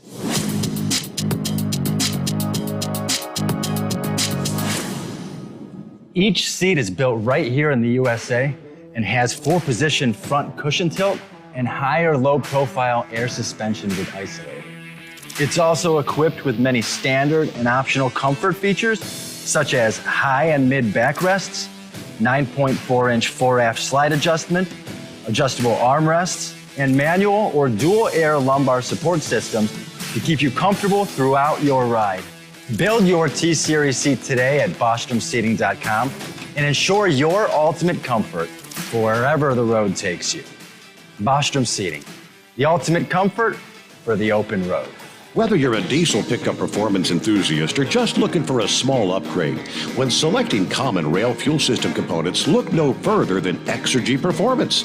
At Exergy, you'll find injectors, pumps, and more, engineered like no others on the market using state-of-the-art equipment run by people that have been in the business for decades. So if you're in the market for common rail components at any power level, contact Exergy Performance or one of the many dealers listed on our website at exergyperformance.com. The Hot Shot Secret Facebook page gets a lot of robust Q&A about diesel problems and their solutions. We listen to our customers. Here are their words straight from their mouths about Hot Shot Secret Everyday Diesel Treatment. Our fans call it EDT. I'm John Sharp, a.k.a. Jay Sharp from Newburgh, Pennsylvania. Using EDT, my local fuel mileage went to average of 22 to 23, and my highway MPG went to 26 to 28. Hi, I'm Danny. I'm from Arizona. I drive a 02 Ford Excursion. I use EDT at every fill-up, and my mileage went from 12.5 miles to gallon to 14 miles per gallon. I highly recommend it. Everyday Diesel Treatment delivers a 6-in-1 premium fuel treatment for every fill-up every time. Every day, diesel treatment is available at truck stops, Tractor Supply, O'Reilly's Auto Parts, and online at HotShotSecret.com. Hot Shot Secret, powered by science. Are you having trouble sleeping? Are you tired all the time? Growing older is a fact of life. Our skin starts to wrinkle, muscles get weaker, and our energy levels plummet. If there was a product that may help you slow down these symptoms of aging, would you be interested? I want you to go to getonthegel.com. That is getonthegel.com. Watch this 4-minute video that explains more about this amazing product. Or call us at Youth Fountain HGH today at 513-472-0699 for more information. Dean Michael, the tax doctor, here with Tax Help MD.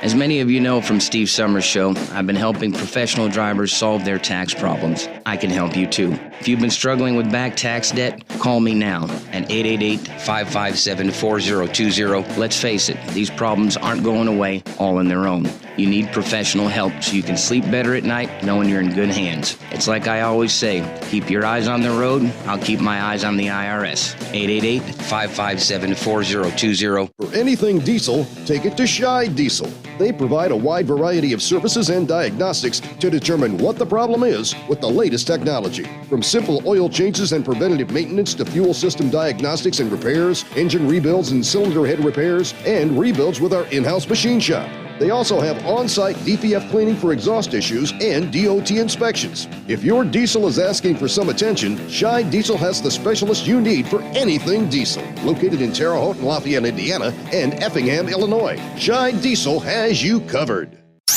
The Overnight Drive with Steve Sommers. Live from the Hot Shot Secret Studios. Call Steve now. 844-844-3388. That's 844-844-3388.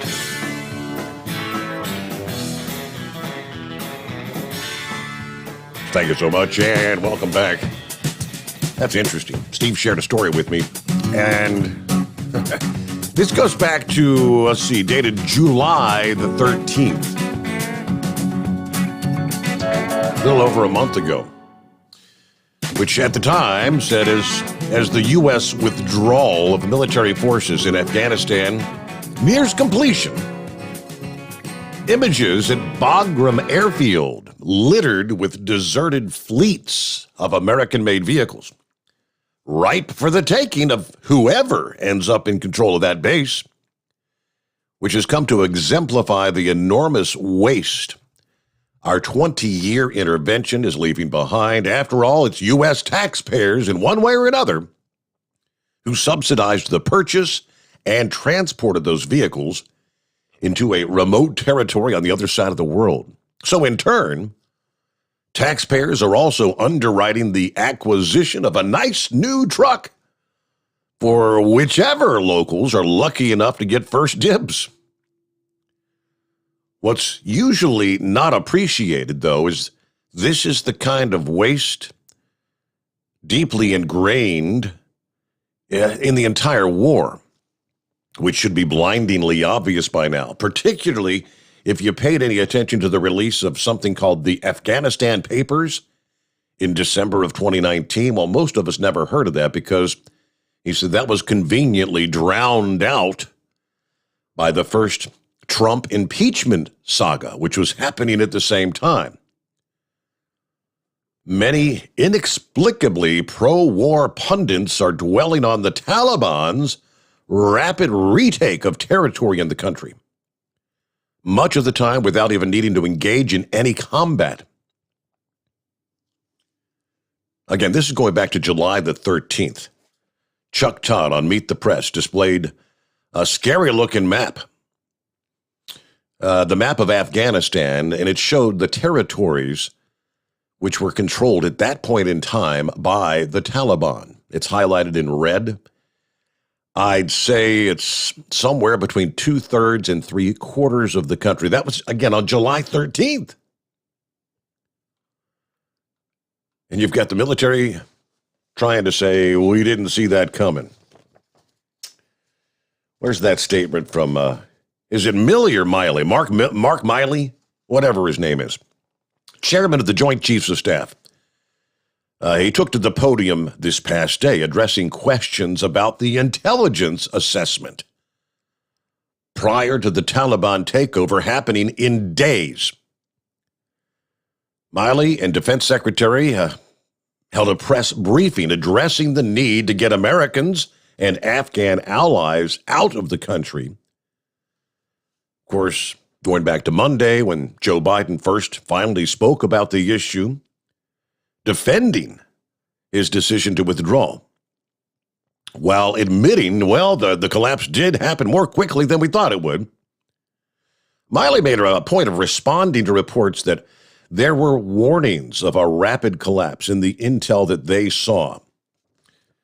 He says, I have previously said from this podium and in sworn testimony before Congress that the intelligence clearly indicated multiple scenarios were possible. One of those was an outright Taliban takeover following a rapid collapse of the Afghan security forces and the government. Another was a civil war. A third was a negotiated settlement. However, the time frame of a rapid collapse that was widely estimated and ranged from weeks to months and even years following our departure, there was nothing that I or anyone else saw that indicated a collapse of this army and this government in a mere 11 days. There's plenty of time to do AARs and key lessons learned, to delve into those questions in great detail, but right now is not that time. Right now, we have to focus on this mission because we've got soldiers at risk, and we have American citizens and Afghans who supported us for 20 years who are all at risk. So kind of sidestepping the question, essentially. But yeah, the military intelligence saying we didn't see anything indicating this would happen in this short of order. Well, there is Steve. Morning, Steve. What's going on? Morning, Steve. Well, I guess that's why they call it the big lie, because that's all we're being fed. Lie after lie after lie. It's just disgusting. Steve, that was a good call by Always Moving about that nursing home deal. You know, here's the thing, Steve. I think the people to blame about this is the left-wing communist media and all the reprobates in the Biden administration. Do you remember when Donald Trump was trying to produce a vaccine way back about over a year ago? He was attacked. He'll never do it. It won't get done. If he does it, we're not going to take it. We're not going to do anything that's under this administration. Do you remember all the attacks? Absolutely, yeah. And yeah, the Democrats, I mean, we've talked about it before, including the likes of Kamala Harris saying, well, if Trump develops a vaccine, I'm not going to take it. Exactly. So, Steve, right there, this is a whole mistrust of the American people and this administration and this government. If they would have came out, Steve, I believe if they would have embraced what Donald Trump did and the amount of time he did it with that warp speed program and how he developed 3 vaccines, and they would have embraced that and said, listen, folks, we encourage you to get a vaccine. Encourage would have been the word. We encourage you to wear a mask. I think it would have went a long way. Especially, and Steve, if you look at the numbers, it's mainly the biggest numbers of the African-American population. They are the most skeptical because of what happened back in the 30s and the 40s with the vaccines. How they were basically, lied to and used as guinea pigs. So you can't blame them, but the government could have done a much better job than what they did. And now they're trying to force this down people's throats. And the woke corporations are all within, they're all in line for the revolution, including the NFL, MLB, NBA, all of them. They can all go to hell. But anyway, Steve, Red Mule brought up that press conference with those generals. Did you see the press conference with the defense secretary? He couldn't even answer a question straight. Bumbling and stumbling. Steve, these people that Joe Biden's got in his cabinet are a bunch of morons. The defense secretary couldn't even answer a question on how we're going to get our American citizens out of there, if we're going to be able to evacuate these refugees. It was a joke, a total joke. He could not give the media a straight answer. And he also came out and said, well, I don't really have an answer for that. I mean, before you come in front of a bunch of reporters, don't you think you would be prepared with some answers? You would think. Because you kind of know what the questions are going to be. And same with Joe Biden. You know, I kind of he did today. Mm-hmm. He came out and blasted Republican governors all about vaccines. Did not answer one question about the thousands of people that are trapped in Afghanistan. Not one. He walked away from the podium. This is the damn leader of the free world. Cannot give the American people an answer. It's disgusting. See, do you remember after January 6th what these Marxists were saying? How this is the worst attack on our nation, the worst thing that's ever happened since the Civil War. You remember those comments? Absolutely. Yes. Steve, do you hear one of them today talking about how this is the worst thing that's happened to America in the last 20 years since 9/11? And you know what? I have to really put it, maybe in the next couple of years it's going to be on top of that, Steve, because this war is not over. This is going to continue and continue. I mean, this reprobate has put our country, and I talked about it last night, in the most dangerous situation I believe that it's ever been in. We've never seen anything like this in our lifetime from an American military perspective. We've always been strong. We've always stood up. We don't negotiate with terrorists. Steve, what did Donald Trump do when Iran attacked U.S. forces in Iraq? He went after Iran. He took out the Soleimani. He took out Baghdadi. He wasn't playing games with them because he knew the only thing that they could understand was force. And that's the only thing that these Islamic extremists understand is force. You know, Bongino brought it up last night. Biden had a chance to wipe them all out when they were all in there working. Did you see the video of them working out in the gym in the presidential palace or trying to work out? You know, using the exercise machines and the weights. And he could have dumped a cruise missile on them, Steve, and just wiped them all out. In 1 second, he could have wiped them all out. But he didn't. And he's not going to. You know, China is going to have a field day in Afghanistan now. Yep. That air base that you were talking about, all the stuff that's left there, China's going to be in control of that air base pretty soon. They're going to go in there. They're going to start mining. They're going to start getting in good with the Taliban. And this was a big win for them. A big win. But, Steve, we have no leadership right now in the government. I mean, they're basically all hiding, not coming out and saying anything. And it's just totally disgusting on what's going on in our government right now. It really is. There's one other thing I wanted to mention, Steve. I forwarded you an article from a guy named Michael Tracy who interviewed a vet that worked for the Joint Command over there in Afghanistan. He was in a lot of meetings. What he saw, what he heard, as far as basically funneling money to these contractors over there in Afghanistan, how all these corporations have become rich from that country and what we did for them. It's absolutely shocking. It really is. I mean, the guy wanted to remain anonymous, this veteran, and I don't blame him the way things are going today with the cancel culture and everything else. They actually just got rid of, who was it? The guy that was in the Space Force, the captain.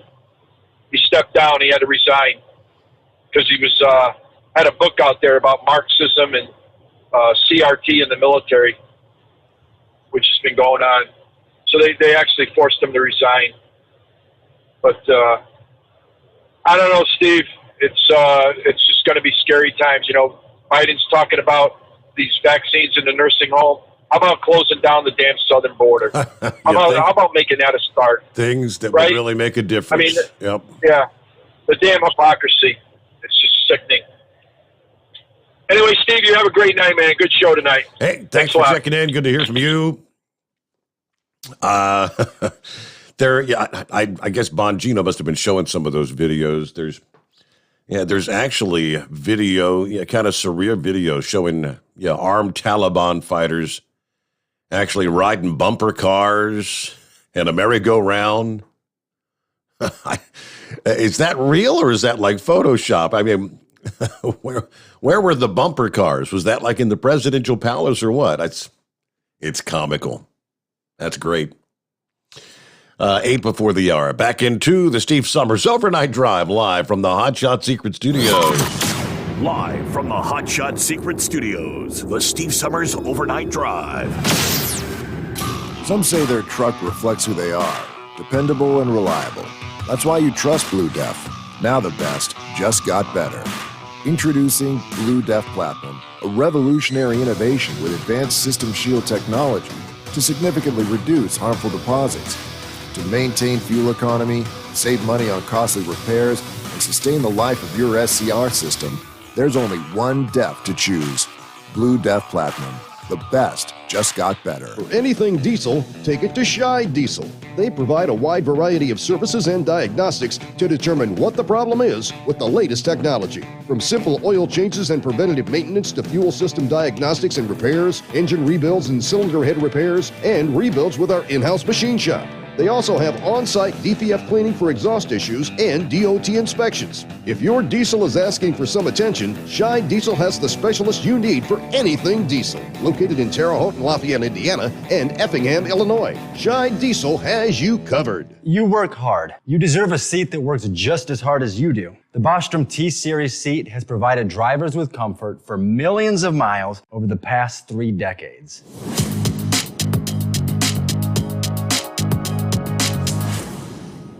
Each seat is built right here in the USA and has 4-position front cushion tilt and higher low-profile air suspension with Isolate. It's also equipped with many standard and optional comfort features, such as high and mid backrests, 9.4-inch fore-aft slide adjustment, adjustable armrests, and manual or dual air lumbar support systems to keep you comfortable throughout your ride. Build your T-Series seat today at BostromSeating.com and ensure your ultimate comfort for wherever the road takes you. Bostrom Seating, the ultimate comfort for the open road.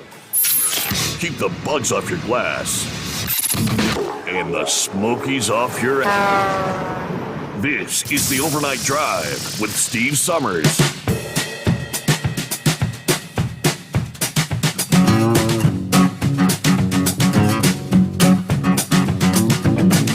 So we've pretty much covered all of our tropical systems. What's left of Fred impacting the Northeast. Grace going to be impacting Mexico. Henri maybe impacting the East Coast. Elsewhere around the country, there is a potent storm bringing gusty, fire-stoking winds to California, along with a fall-like chill, soaking rain, and even some high-country snow to the northern Rockies. That's going to shift into the northern plains as we wrap up this week. As the storm shifts, it's going to continue to bring its bag of both beneficial weather for some and threatening weather for others. Much of the northern plains from eastern Montana across the Dakotas into Minnesota is in pretty significant drought conditions. This next system is going to put a big dent in that drought. A lot of the region from northeast Wyoming and eastern Montana, across the Dakotas, northern Nebraska into Minnesota and Iowa, probably going to get a ½ inch to 1 inch of rain between now and Friday. It's not going to eliminate the drought, but it's a big step in the right direction. But forecasters say rainfall totals could reach 2 to 3 inches in some places where the heaviest rain comes down, which will likely be the eastern Dakotas and western Minnesota. From an agricultural perspective, this rain is coming a little bit too late to benefit most of the corn crop at this point. However, soybean fields will welcome the beneficial rain. Yeah, the rain will also, at least temporarily, clear out some of the smoke and the haze that's been plaguing the skies in that region. But the fires are still raging across much of the West. It's only a matter of time before the smoke returns following the storm. Both today and Friday will bring the risk of severe thunderstorms. Looks like the more significant threat of severe weather comes our way on Friday. While a tornado or two certainly cannot be ruled out, damaging wind gusts and hail look like the main threats today. Today, the threat of severe weather will focus further west, places like Cheyenne, Wyoming, Rapid City, South Dakota. Friday, tornadoes, damaging winds, large hail, flash flooding could all occur across a large swath of the plains from northeast Kansas and northern Missouri through the eastern Dakotas and much of Minnesota. So keep in mind, if your travel plans, if your deliveries and pickups have you in some of the major metropolitan areas, Minneapolis, Des Moines, Omaha, Sioux Falls, Fargo, those with outdoor plans to kick off the weekend or attending sporting events, need to be prepared for the threat of severe weather. This could also prove disruptive for some of the college students traveling or planning to move back on campus Friday, making preparations for the new fall semester. Farmers in the region will also want to stay weather aware as crops are nearly ready to be harvested this time of summer. Corn now reaching maturity across much of the region.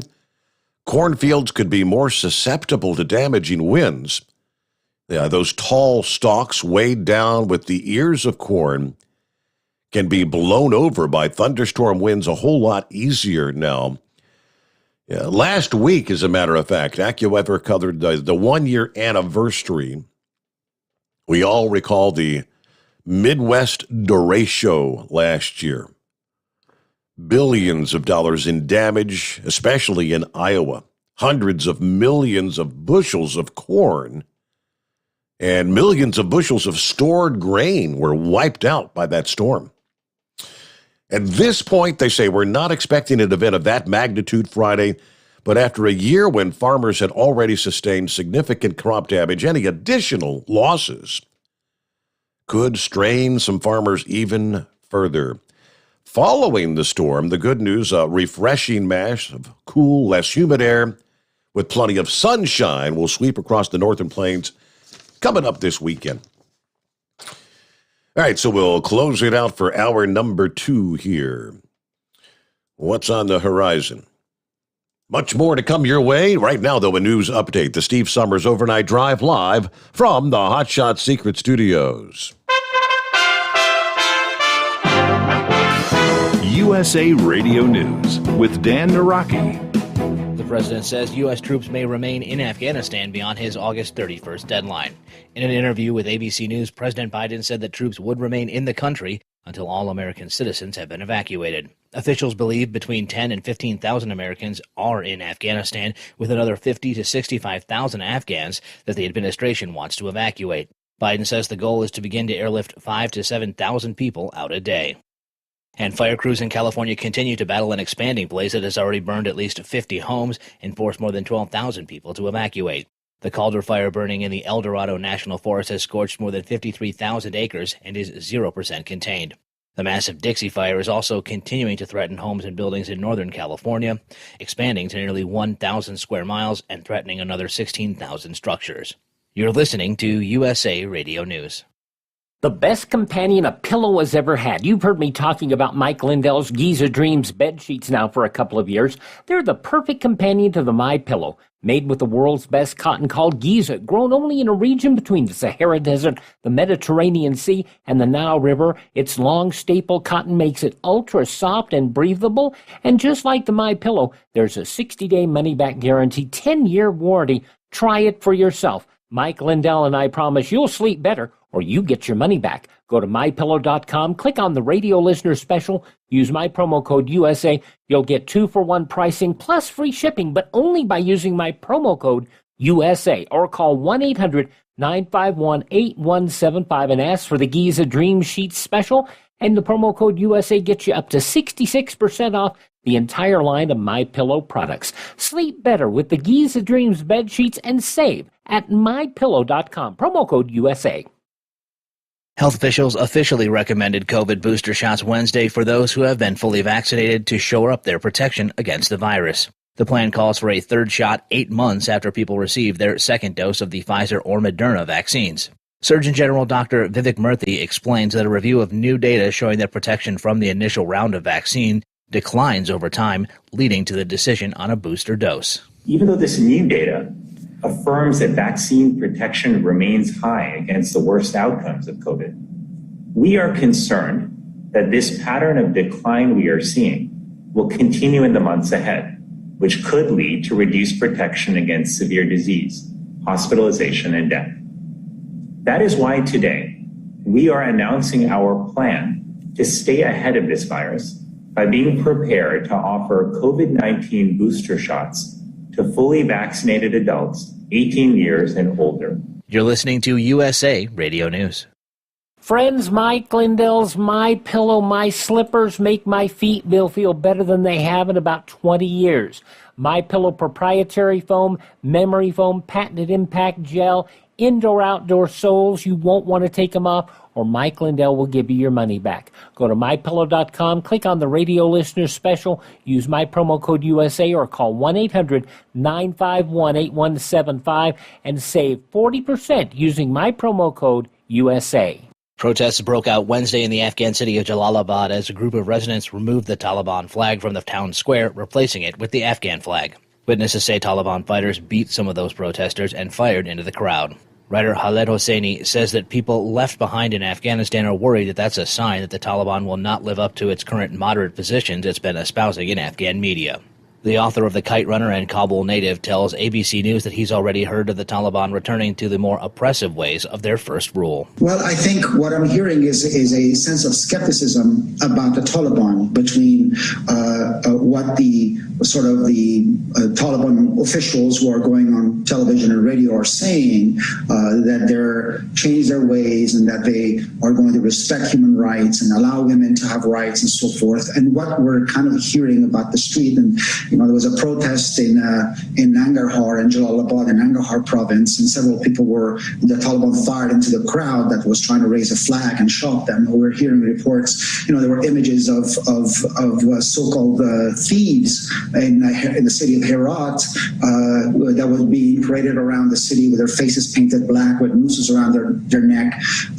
All of this really just kind of paints a very opposite picture to the public words that the Taliban are spreading about their newfound moderation.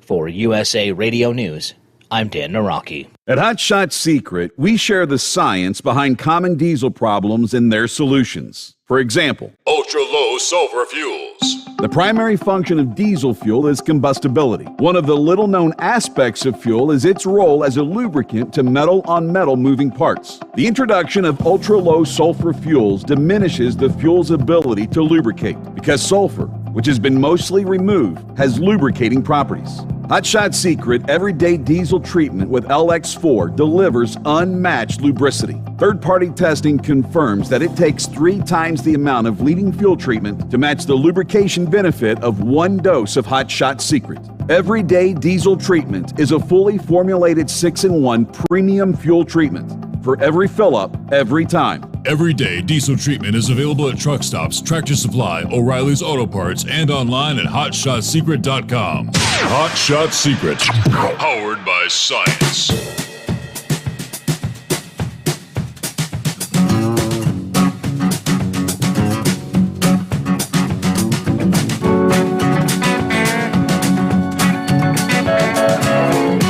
All right, we'll get back to your calls here just ahead. Real quick, look at it's kind of interesting how going back to Monday when the president finally stepped up to the podium, like 72 hours after the fact, defending his actions. He said, quote, "If anything, the developments of the past week reinforced that ending military involvement was the right decision. American troops cannot and should not fight in a war and die in a war that Afghan forces are not willing to fight for themselves." Well, it had me pretty convinced of that. Let's see. Immediately after the speech, 30 seconds later, retired Army General Jack Keane spoke, and I guess he kind of nailed Biden on two lies. He said, "I want to point out a couple of factual errors in those remarks."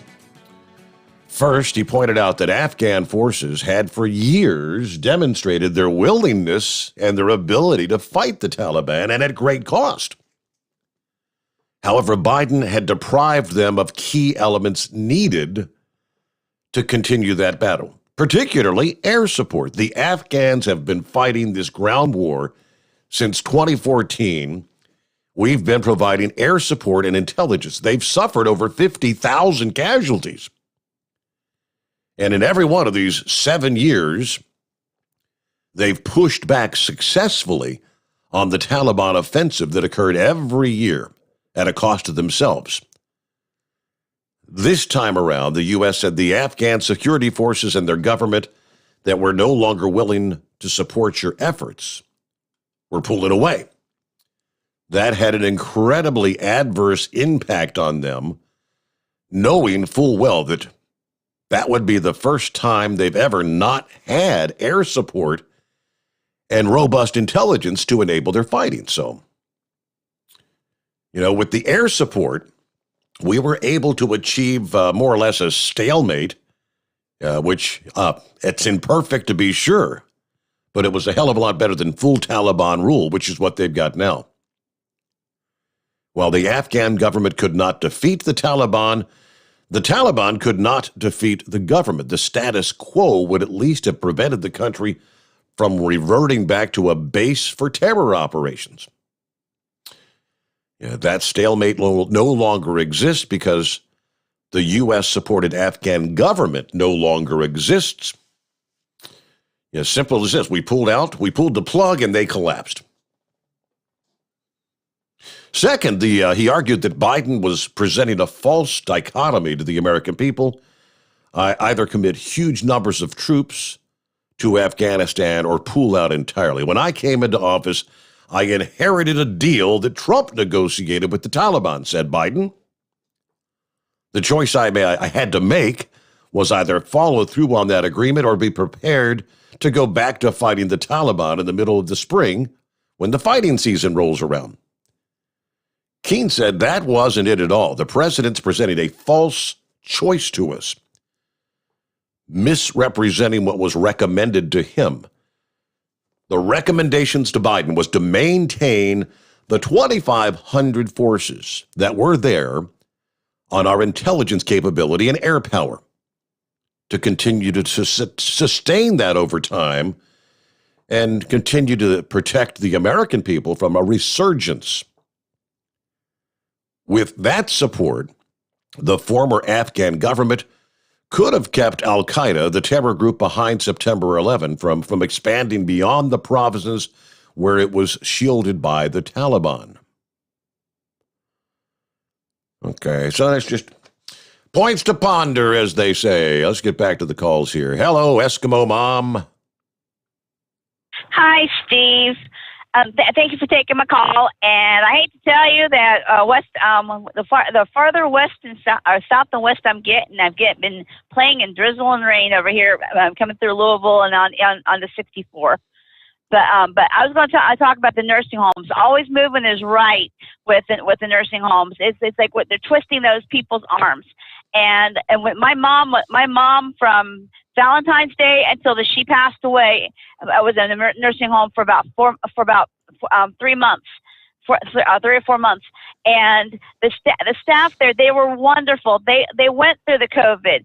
they had to put up with people being sick, their coworkers being out, some of them even dying. But they did the best they could with what they had at the time.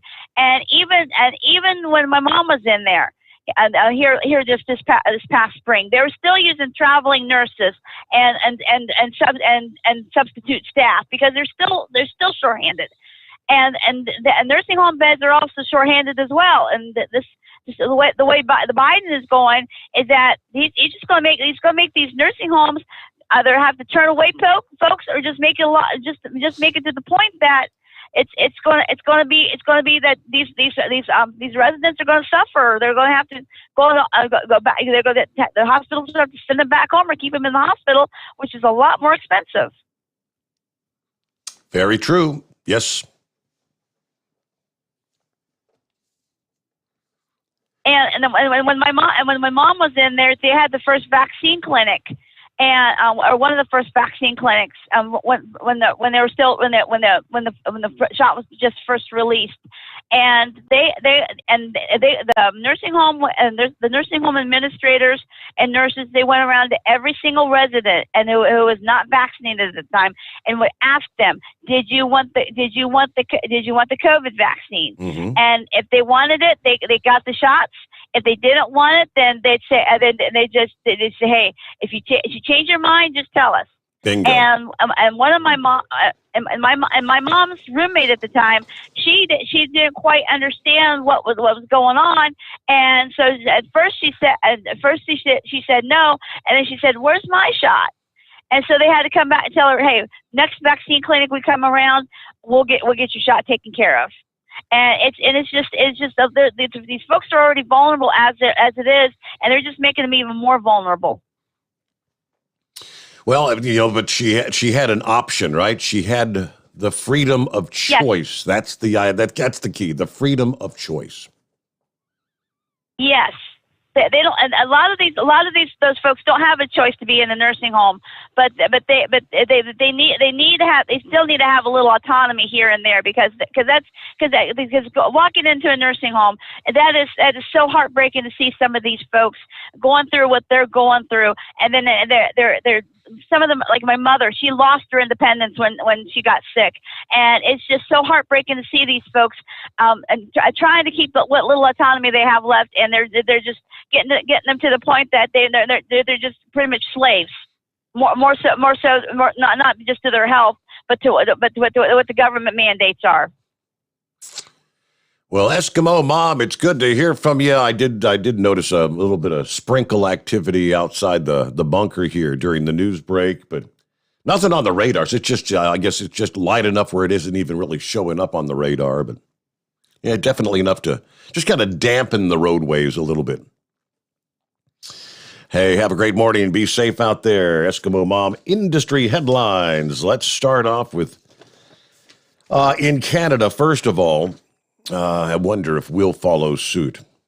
Canada's federal government has clarified their intent to which segments of the federally regulated transportation sector will be required to have workers fully vaccinated.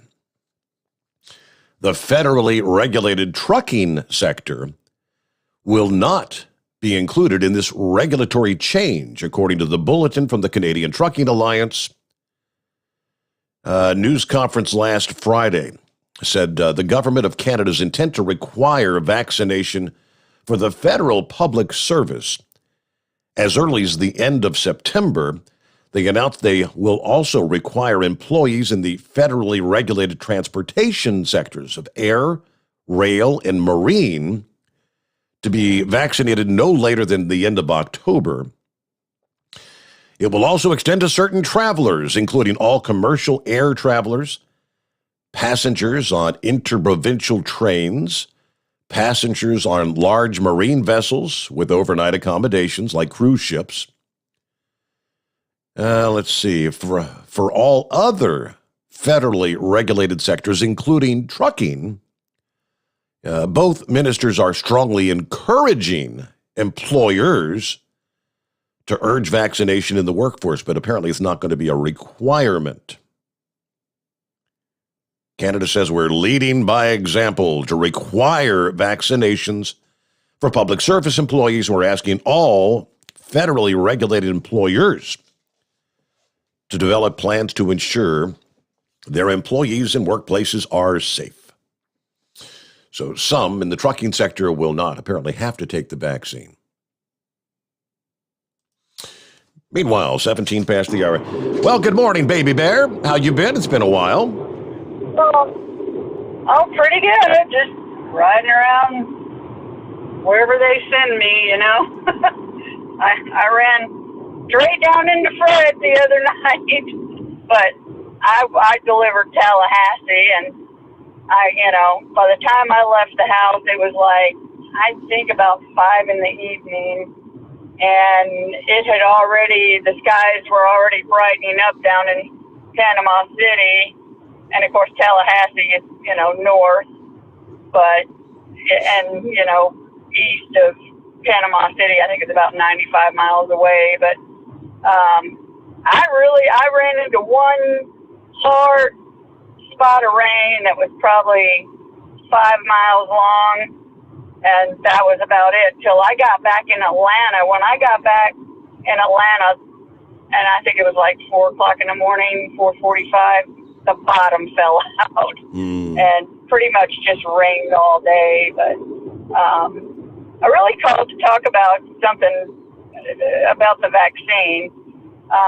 I've just had some pretty interesting conversations lately with nurses and people that I've just ran into in the grocery store. And my daughter basically passed out a couple weeks ago. She wasn't feeling good, and she sat in the emergency room.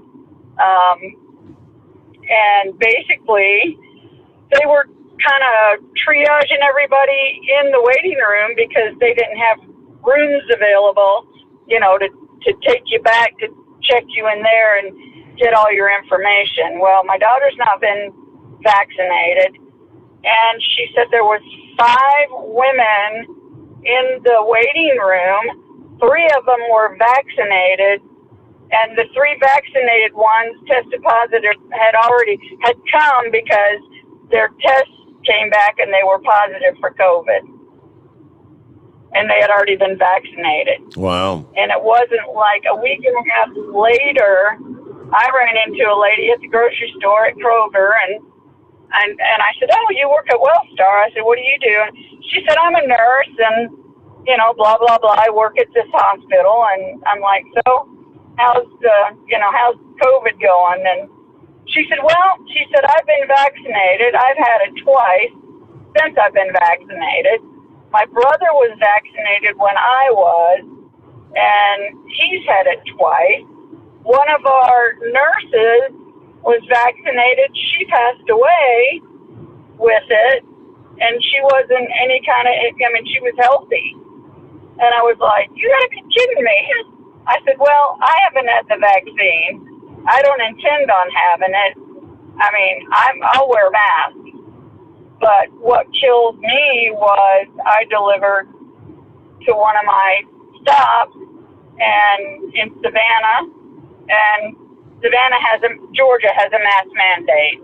I don't know if you've heard that on the news, but I don't know, you might not way up there. But anyway, so I get out and deliver there, and I've got my mask on, and their employees, 2 of them come out to get the freight, and I said, "Well, I got my mask on because Savannah's in a mask mandate." "Oh, we don't have to wear masks. We've been vaccinated." I was like, I'm sorry. I just about busted a gut, but I didn't say anything because, you're respectful. And like I say, it's proven to me over and over again, it doesn't matter if you're vaccinated. It's like the flu shot. It's got to be redone every year for the new strain of COVID, just like they do with the flu shot. And I was so glad to hear Always Moving. And she always brings, she's got experience. She's out there on the front line, so to speak. But, and it's always good to hear her. But I get tickled on the news the other day. I happened to change the station in Atlanta, and there's a black news network. No sooner did I change the station than the commentator said, you know, the problem is all these white Republicans refuse to get vaccinated, and that's what's spreading the coronavirus amongst our people. And I was just like, I don't know. It's like there's times you just want to throw your hands up. But, you know, like I tell everybody, you know, it's your body, it's your choice what to do. You know, it's just like with you know, there's lab rats for a reason. There's the Yerkes Primate Center at Emory University in Atlanta for a reason, because they test drugs on them. You know, we used to get tickled because the lab rats would be flown from St. Louis, and along with our nuclear generators, and they would have to lift the container of lab rats that were going to Duke University up near Charlotte. They'd have to lift them off the generator so we could get all our generators. Well, we know that the rats have had a nice healthy dose of radiation before they get to Duke University. So we're sitting there thinking, so they're all eventually going to die of radiation poisoning, but maybe before they get experimented on. But anyways, well, have a good one and have a great weekend when you get to it. Okay. This is my Friday. Well, all right. Well, thanks for checking in, Baby Bear. Glad you made it through Fred. Came through in one piece, right? It is 844-3388. Back into the Steve Sommers Overnight Drive live from the Hot Shot Secret Studios. You're listening to the Overnight Drive with Steve Sommers. PureFlow Air Dog, your leader in fuel air separation system technology. Our systems filter out water, particulates down to 2 micron, and remove all of the air out of your diesel fuel. This allows for nothing but pure, clean diesel fuel to reach the expensive injection system equipped in your vehicle. Not only do our fuel systems protect, they also come in a variety of flow rates to meet your performance needs. Our systems are compact and use OEM-style fittings for easy installation. Learn more about our product at www.pureflowairdog.com and be sure to follow us on Facebook and Instagram. Protect your investment with PureFlow Air Dog. Drivers, you demand that your equipment's reliable and dependable, and that also applies to your headset for communication. Well, our friends at Stellar Electronic have you covered. The Pluto Duo headset bundle is the best communication headset you can find in the industry. No matter the challenging environment you're driving in, the Pluto headset will make you sound crystal clear all the time thanks to their 99% noise cancellation. And the Duo's not only a stereo converter for the headset, but also a power bank so you can charge as you go. Learn more at StellarElectronic.com or visit them on Facebook. Some say their truck reflects who they are, dependable and reliable. That's why you trust Blue Def. Now the best just got better. Introducing Blue Def Platinum, a revolutionary innovation with advanced system shield technology to significantly reduce harmful deposits. To maintain fuel economy, save money on costly repairs, and sustain the life of your SCR system, there's only one DEF to choose. Blue Def Platinum. The best just got better. Because Channel 19's a little congested. Call Steve now at 844-844-3388. The Overnight Drive.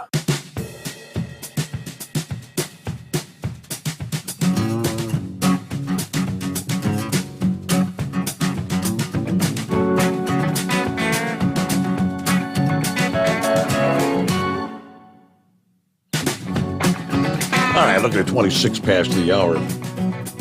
And who's next up here?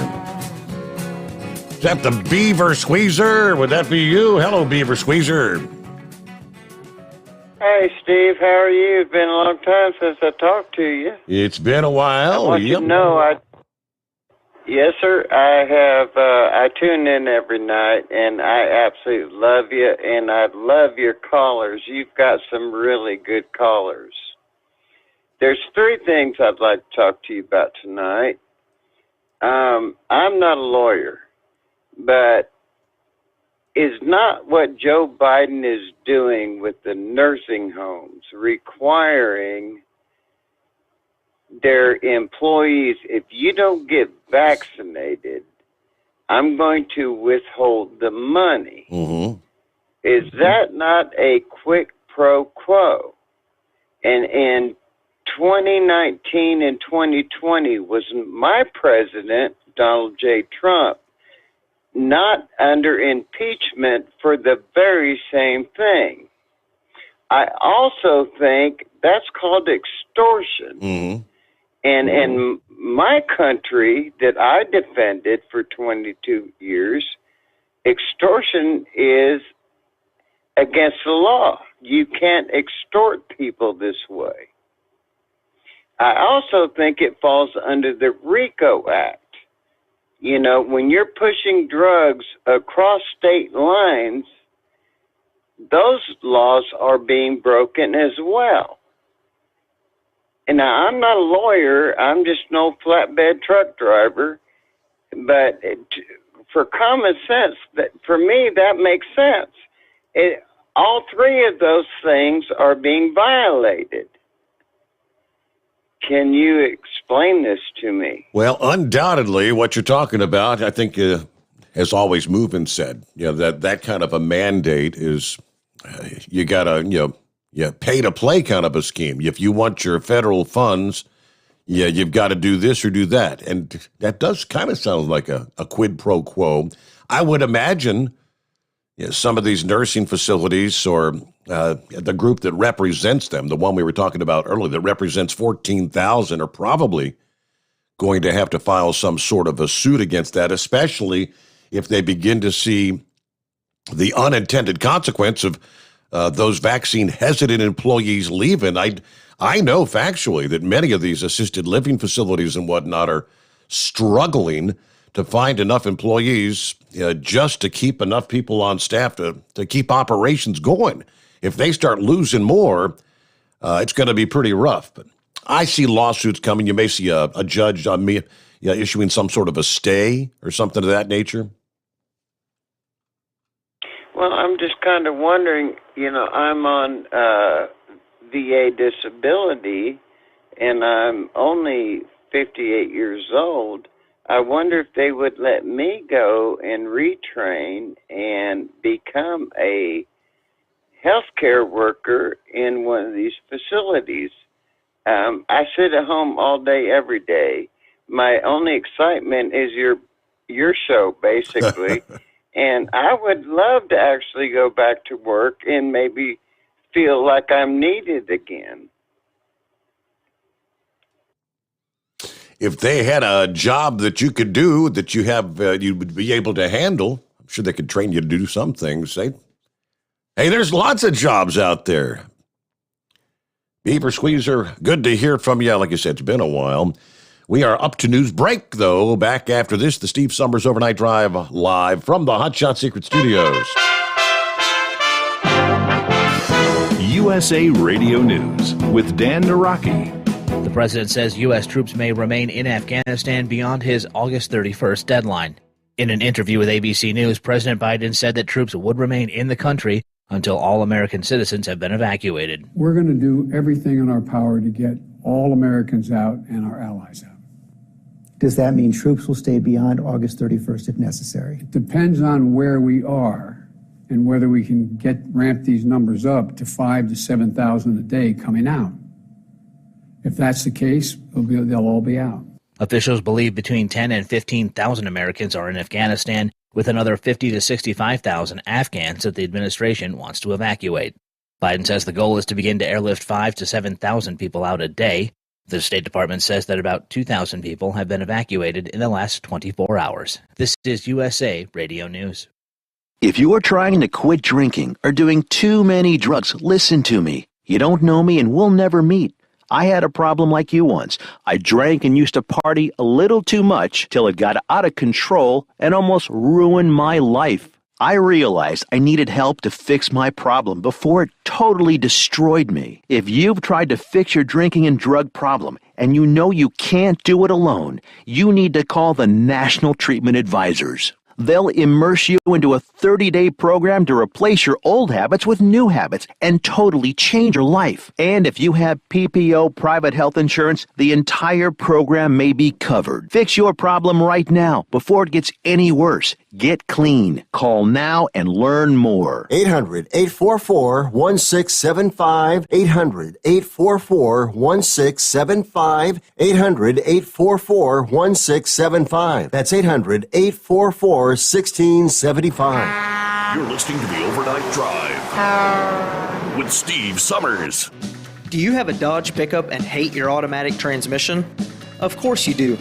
LaVon Miller at Firepunk Diesel here, and we specialize in heavy-duty and performance transmissions for your 3/4 or 1-ton Cummins-powered truck. So if you're interested in turning your stock slush box into a towing monster, call us today at 614-733-3744 or visit us online at shop.firepunk.com. Drivers, you demand that your equipment's reliable and dependable, and that also applies to your headset for communication. Well, our friends at Stellar Electronic have you covered. The Pluto Duo headset bundle is the best communication headset you can find in the industry. No matter the challenging environment you're driving in, the Pluto headset will make you sound crystal clear all the time thanks to their 99% noise cancellation. And the Duo's not only a stereo converter for the headset, but also a power bank so you can charge as you go. Learn more at StellarElectronic.com or visit them on Facebook. At Hot Shot Secret, we share the science behind common diesel problems and their solutions. For example, Hot Shot Secret Diesel Extreme. Today's ultra-low sulfur fuels are cleaner, but they leave injector deposits, causing frequent DPF regens and low throttle response. Hot Shot Secret Diesel Extreme is a 6-in-1 fuel additive recommended for all diesel engines. It is formulated with the most concentrated detergent on the market, a top-tier level cetane booster, lubricity enhancer, water demulsifier, rust and corrosion inhibitors, and a fuel stabilizer. Diesel Extreme is a once every 6-month treatment that will clean your entire fuel system, starting at the fuel tank and traveling throughout the fuel lines and fuel pump, and finally completely cleaning your injectors. Hot Shot Secret Diesel Extreme improves your diesel's fuel economy and eliminates excessive black smoke. Hot Shot Secret Diesel Extreme is available nationwide at truck stops, fine farm and auto stores, and online at hotshotsecret.com. Hot Shot Secret, powered by science. Diesel Army is on duty 24 hours a day, 7 days a week. Burning the midnight oil with the best diesel coverage. All the tech, all the torque. Diesel Army, where there's smoke, there's fire. For the latest news and event coverage, as well as feature and tech articles, sign up for the newsletter and don't miss a thing. Visit dieselarmy.com from the Power Auto Media family of digital magazines. Again, it's dieselarmy.com. PureFlow AirDog, your leader in fuel air separation system technology. Our systems filter out water, particulates down to 2 micron, and remove all of the air out of your diesel fuel. This allows for nothing but pure, clean diesel fuel to reach the expensive injection system equipped in your vehicle. Not only do our fuel systems protect, they also come in a variety of flow rates to meet your performance needs. Our systems are compact and use OEM-style fittings for an easy installation.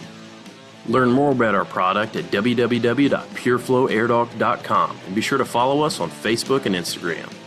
Protect your investment with PureFlow AirDog.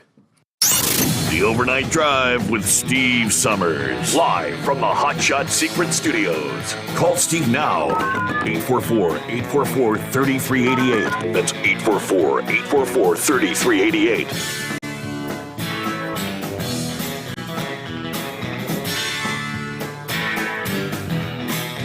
All right, back at it. Thank you much as we roll on the late night, early morning hours. Thursday coming on. Well, the wildfires, as we mentioned, continue to rage out west. There's one that's really blown up. 54,000 acres in 24 hours. That's how fast it spread. The Caldor wildfire that started in El Dorado County last Saturday, that would have been. experienced what they describe as unprecedented fire behavior, spreading rapidly with the wind, the dry conditions, according to officials. Update on the uncontrolled blaze this past day reported the fire involved 53,772 acres. Let's see, south of the Grizzly Flats community. Communities around the fast-moving fire were evacuated Tuesday, filling one of 3 evacuation centers in the Diamond Springs Fire Hall.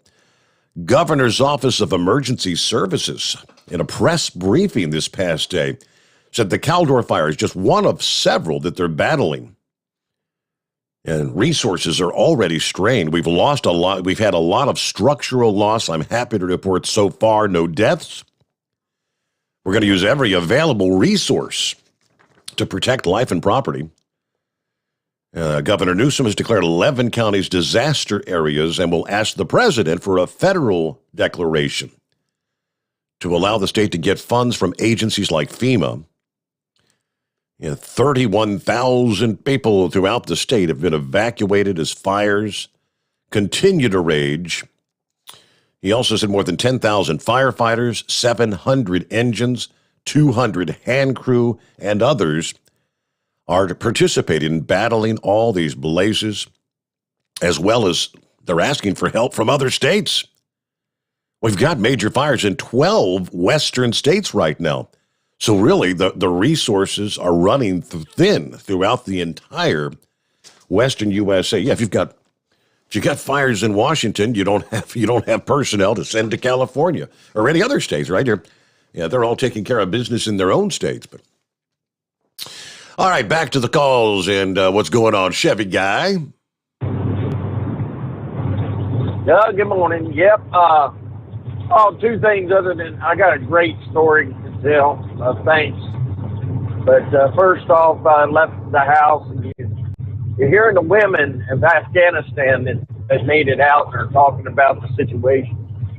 And I've said this time and time again. Why aren't the women putting out a call, the feminists all putting out a call, encouraging these women, since their men folks won't fight for them? They're being drug out their house at 10 and below, or 12 and below, and on up.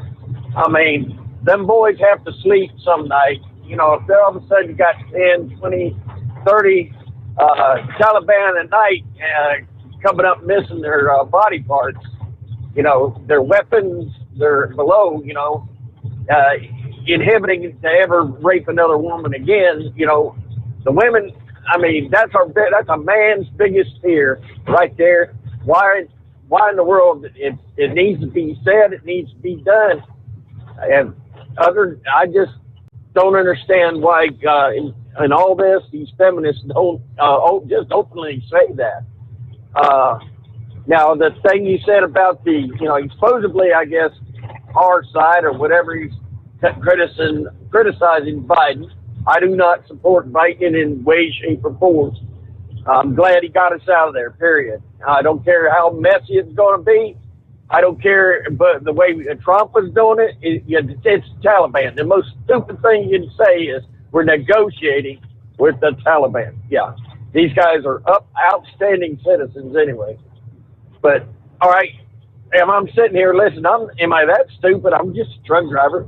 You're just reading the story. This general is saying, because they didn't have air power, that the Afghan army wasn't able to fight.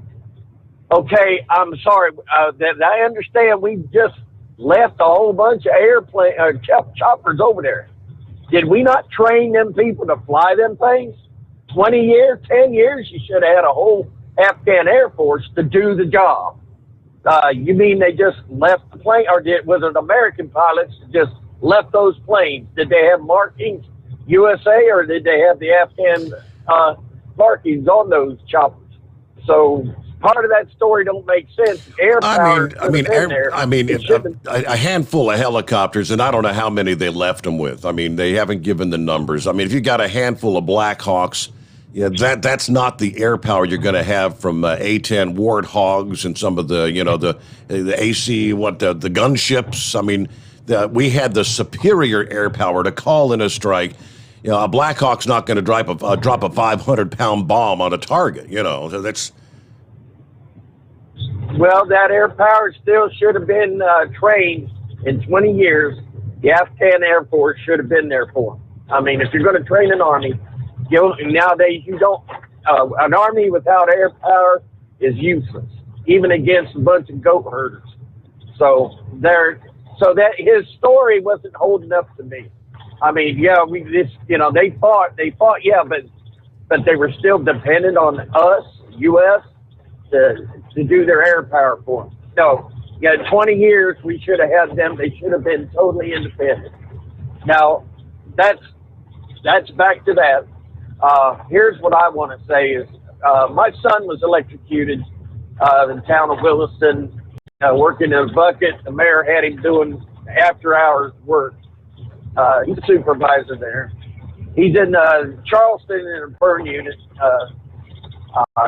They're taking good care of him. But here's what's he was a volunteer fire department, and the firemen, they only let 2 at a time into the hospital room for my son, and it's just a steady stream of firemen coming out of King Street, South Carolina, and over here when he worked over here in Williston, they're called the fire department over here in Williston, clear across the state where he worked, volunteered.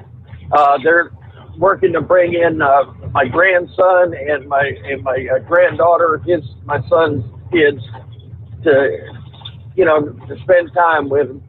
It just, that's a part of our government that works. It's closest to the people. And I just overwhelmed with the appreciation and the prayers of my, the prayers of my fellow drivers, on the 6th hour. And I'm pretty sure the prayers coming out right now for me now. But I'm not giving up the fight. I believe we have people in our government that are still standing up strong. Like it just, you keep hearing little bits and pieces here that, they've got, liberals have the power, but look how it's collapsing. I just don't believe that Democrats want to live under the nightmare that's being put on them either. Like I told fireman, he's a driver out of Georgia. I said, you know what? I've surrounded Democrats all my life, and every one of them, had firearms. I mean, they love their guns as much as Republicans.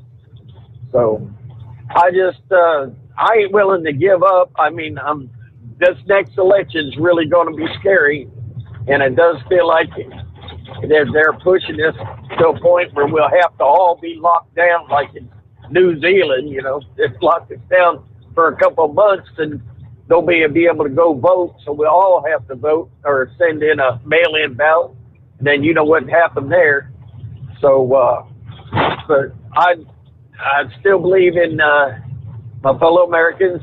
Shoot, and here's the big key. As long as the Steve Sommers overnight drive is on the air, that's a big key. As long as it's on the air, there's freedom in this country.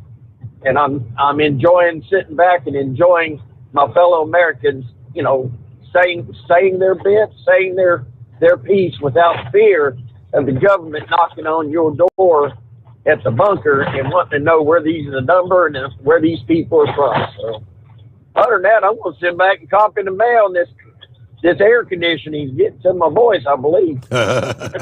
All right, Chevy Guy, good to hear from you. Again, I mean, if they call it the Afghan Air Force, we don't really know what resources they had, what we left them. Someone sent me here just a few minutes ago that, let's see here, a number of aircraft have showed up in Uzbekistan. This is satellite imagery confirms dozens of fixed-wing aircraft such as A-29 Super Tucano light attack planes and helicopters including UH-60 Blackhawks from the now defunct Afghan armed forces, originally supplied by the United States, are sitting at Termez Airport in neighboring Uzbekistan. An image taken on the 16th, Monday, from Planet Labs shows the sudden appearance of at least 22 small fixed-wing planes and 26 helicopters. The resolution of the imagery means we can't say for sure that all of these came from Afghanistan. However, what we can see fits almost perfectly with an official statement from the government of Uzbekistan that 46 aircraft, 22 fixed-wing types, and 24 helicopters coming out of Afghanistan had been forced to land. Authorities in Uzbekistan said this total did also include one A-29 that came down inside Uzbekistan. Initial reports indicate it had been shot down. Later, they said it collided with an Uzbekistan Air Force fighter jet. Reporting one of the country's Russian-made MiG-29 Fulcrums, leading to the loss of both planes. Yeah, exactly what happened there is kind of in dispute, but apparently the pilots were able to eject safely. So, again, kind of curious how much so-called air power did they have, and did they just not want to use it? Quick time out. We return into the Steve Sommers Overnight Drive live from the Hot Shot Secret Studios. Live from the Hot Shot Secret Studios, the Steve Sommers Overnight Drive. Are you having trouble sleeping? Are you tired all the time? Growing older is a fact of life. Our skin starts to wrinkle, muscles get weaker, and our energy levels plummet. If there was a product that may help you slow down these symptoms of aging, would you be interested? I want you to go to getonthegel.com. That is getonthegel.com. Watch this 4-minute video that explains more about this amazing product. Or call us at Youth Fountain HGH today at 513-472-0699 for more information. Diesel Army is on duty 24 hours a day, 7 days a week. Burning the midnight oil with the best diesel coverage. All the tech, all the torque. Diesel Army, where there's smoke, there's fire.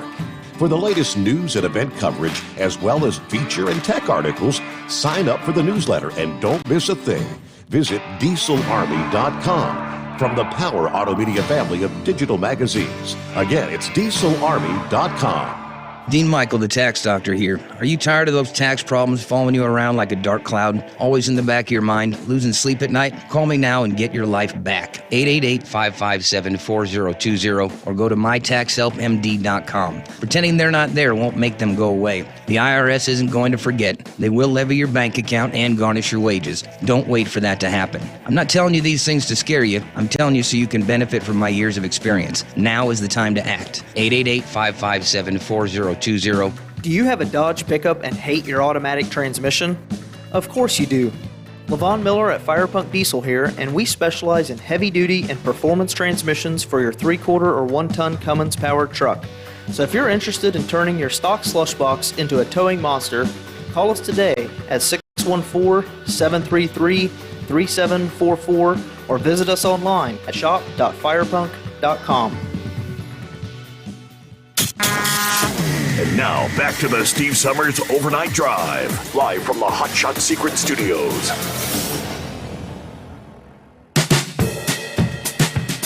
Hey, looky there. I actually found some numbers further down in the report about the 46 aircraft that are now sitting over in Uzbekistan. Whatever the exact breakdown is, if that total number 46 is accurate, that would be a pretty significant number of the Afghan military's total available airframe. According to the Office of Special Inspector for Afghan Reconstruction, SIGAR, the American government watchdog. A report released on July the 29th said that there were 167 Afghan Air Force aircraft usable in country, with another 44 airframes technically in inventory. In addition to the type we were talking about earlier, the Afghan Air Force also had 4 C-130H Hercules airlifters, the fate of which is uncertain.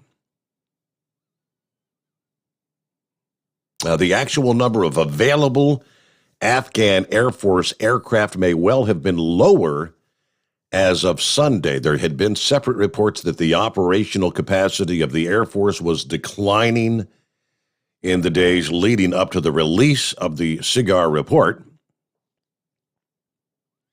Afghan Air Force had been hamstrung due to a host of factors for years, including a persistent inability to train sufficient numbers of pilots and maintenance personnel, which led to a heavy reliance on foreign contractors. And with those personnel left earlier this year as part of the troop withdrawal plan, the Afghan Air Force went into what they would call a figurative nosedive. So I guess to answer that question, Chevy Guy, they had planes, but they didn't have people left to fly them or work on them. All right, back to horse feathers. Hey there. Hey, thanks for taking me back here, Your Honor. Hey, real quick, the Beaver Squeezer, doesn't he understand the new American way? He's supposed to stay home and collect that disability check and Social Security, and if you don't have a job, you collect your unemployment plus $300 a week or $600 a week or whatever. That's the new American way. Stay home and the government will take care of you, give you everything. You don't have to get a job. You don't have to work. Don't worry about it. Just get the money from the government. They'll send a check, send you some SNAP. You increase the SNAP program. You increase the, they'll send you money. You're all right. So, anyways, what nonsense that is. Did you happen to? Well, here first of all, you mentioned there that the brake inspection week is coming up next week, and is that a 24-hour-a-day deal, or is that just they're going to do it in the daytimes, or just don't know when they're going to do it, or once in a while, or? All I know is do you remember how they run that operation? It's just a full week-long program. I don't know if there's certain hours of the day. Would there be difficulty in doing brake inspections in the middle of the night? No. I got to check my brakes in the middle of the night with a flashlight, so I guess they could do inspections with flashlights. Or Maryland here, they have pits. They actually drive over top of a pit, and they're all got electric in them and lights and everything. So, I mean, they could have you drive over top of a pit, turn the lights on, and look up underneath there and everything. Okay. So, so I just didn't know if they were planning on doing it all week long, 24 hours a day, or how that was going to be in operation. But anyways, hey, to get into something interesting, did you see that there's going to be a SpaceX mission sometime between now and the middle of September? I don't know if they even have the scheduled flight date for it. Maybe Philip can enlighten us a little bit more about it. But it's going to have 4 civilians on it. And one of them's a 19-year-old girl that's a nurse down at St. Jude's there, and she's actually a cancer survivor, and that was the reason she actually became a nurse, was because I think she's 19, might be a little older. I don't know. 19 sounds early, young to be a nurse, but possibly. But anyways, very young girl, but she's actually one of 4 that are going to go up on one of these rockets. I mean, they've already been, got a lot of training in and been fitted for their suits and been to where the rocket is that's going to launch them. And they're actually using a used rocket. They're going up on one of the previously used ones. So they were actually able to write their initials in the soot on the rocket. They were able to sign the rocket itself in the soot. And but it's getting to the point is coming around, and I guess they're going to be out in orbit for 3 or 4 days or something. I didn't really catch a whole lot about the whole program and what they're doing, but they're going to do some experiments and take calls and call back from space, stuff like that. So, anyways, there was something there. They're taking hops out there with them too. So I guess they're going to auction off these hops so that they can be made to have space beer made out of them. So I didn't know if you'd be interested in the space beer at all. But anyways, maybe if Philip knows any more about it, or if you come across any more. But I thought that's pretty interesting. And civilians are actually going to go to space and actually orbit the Earth, unlike the last two things that we had that are just, I don't know, practically jokes. I mean, they're, as Philip says, they weren't even, sustainable, capsules or anything to actually go into orbit or anything. They just kind of went up like a amusement park ride and looked around for a little bit and then came back down to the Earth. And I know at least Bezos' rocket left from the Earth, but what was the other one there? The Virgin guy there. Virgin Galactic, Branson, Richard Branson, yeah. Yeah, his was just a plane that got launched off another plane. It wasn't even like a real rocket. I mean, didn't Evel Knievel use something like that, a rocket plane or something, trying to cross the Snake River or something? Yeah. I don't know. But anyway, I don't know. But as this deal with SpaceX sounds like the real deal, and I mean that's great for them, and especially this young woman there that's a cancer survivor, St. Jude, works with St. Jude and all the kids and all that stuff. But I don't know. I guess that's about what we had going for you for the rest of the night. It looks pretty dry down here. We're down here circling our nation's capital, trying to keep the hot air to the inside. We'll just keep circling them, try to keep them surrounded there, right? But you finally dried out, huh? But yeah, it's dried out down here, so we're doing better. Haven't seen any lightning or any of that bad, mean, nasty stuff anymore. So we'll take this and see how far it'll last. But I guess it's supposed to be another 90-degree day today here, so oh yeah, keep on plugging away. Yeah, they were saying something about high 80s, 90 degrees. I'm sure with all this water, we'll have definitely have some more humidity to go with it as well. So, anyways, with all that nonsense, we'll let you get back to playing radio and try to find some intelligent callers there. Let's see what we can do. Can we find an intelligent caller? Would that be Flash? Would you be considered an intelligent caller by chance? We're just going to say good morning, Steve Sommers. Okay. Hey, just a couple notes that I have and a couple comments. One, I heard Mary Ann call in earlier, right? Yes. I think Mary Ann called in. I haven't heard Gilligan, and I kind of thought that goes hand in hand. But anyway, no handle, Joe. We're still waiting for you to call in, by the way. I'm getting a little bit better at this. But where do we start with all this? This Joe Biden thing, to me, it's nothing but dictatorship, communism, socialism, one world government. All that rhymes to me. One, if not all, fits what's going on. Also, my wife works in the medical field at a nursing home there in the Queen City.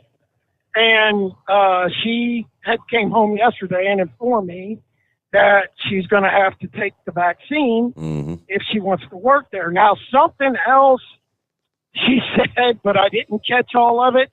I don't know if they're working right now on this special gowning that they're doing, N95s, full face mask.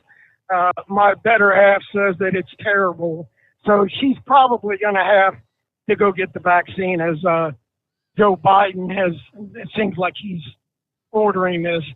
And the other thing is, my daughter, who goes to college there in the Queen City, I guess apparently in order for her to register for her next month classes, which she already started there, she is going to have to go take the vaccine in order to register for her classes. Now, if that isn't what I just mentioned about the dictatorship, communism, socialism, all the above, I mean, I don't know what is. And that's what this country has came under since this administration came in, which we all knew it. I think most people that were Trump supporters knew that this was going to in fact happen. And then moving on to the Afghanistan thing, you know, we've been doing this how many years? 20, 30? I don't 20 know. years. 20 years. But, you know, yeah, there you go. 20 years. And, you know, I don't think this is ever going to stop. I think with Joe Biden, you get trick or treat minus the treats. And I think that entire administration is nothing but about tricks that they pull, you know, over everybody's eyes. They're always throwing smoke screens out there. I read into it and I get it. Some of my theories probably get a little far out, but I can definitely see some of them that are true or could be true at the very least. So, you know, I think we're in for some tough times under this administration. I really do. I mean, look at the largest increase in food stamp history under this administration now. You know, I personally believe it's about eliminating the middle class with them. I think you'll have just two classes, you know, the upper and the lower. And I think that's what they want. They illustrate that time and time and time again. I hear commercials now. You don't have to pay for this. You don't have to pay for that. And I'm assuming it's all new programs that Biden's administration is drumming up right now. So, and the same thing's going to happen as it did under the Obama administration. We're going to be the ones, we work every day of our lives. That's how I was raised. I was raised, if you want to better yourself, you go better yourself, make more money, whatever it is. All he's doing by giving all this socialism stuff out is nobody is, where's the motivation? There is no motivation. You hand somebody a check and say free, free, free, they're probably, most of the time, they're going to take it. They're going to become, side. and ultimately they become dependent on that. And that's where you've got your subservient dependent class. You know, when election time rolls around, well, yes, I've got to vote for you because if I vote for that other guy, they're going to take away all my free stuff. I want my free. We got to get a news update there. Good to hear from you, Flash. It's 844-844-3388. The Steve Sommers Overnight Drive live from the Hot Shot Secret Studios. USA Radio News with Dan Naraki. The president says U.S. troops may remain in Afghanistan beyond his August 31st deadline. In an interview with ABC News, President Biden said that troops would remain in the country until all American citizens have been evacuated. We're going to do everything in our power to get all Americans out and our allies out. Does that mean troops will stay beyond August 31st if necessary? It depends on where we are and whether we can ramp these numbers up to 5,000 to 7,000 a day coming out. If that's the case, they'll all be out. Officials believe between 10 and 15,000 Americans are in Afghanistan, with another 50 to 65,000 Afghans that the administration wants to evacuate. Biden says the goal is to begin to airlift 5,000 to 7,000 people out a day. The State Department says that about 2,000 people have been evacuated in the last 24 hours. This is USA Radio News.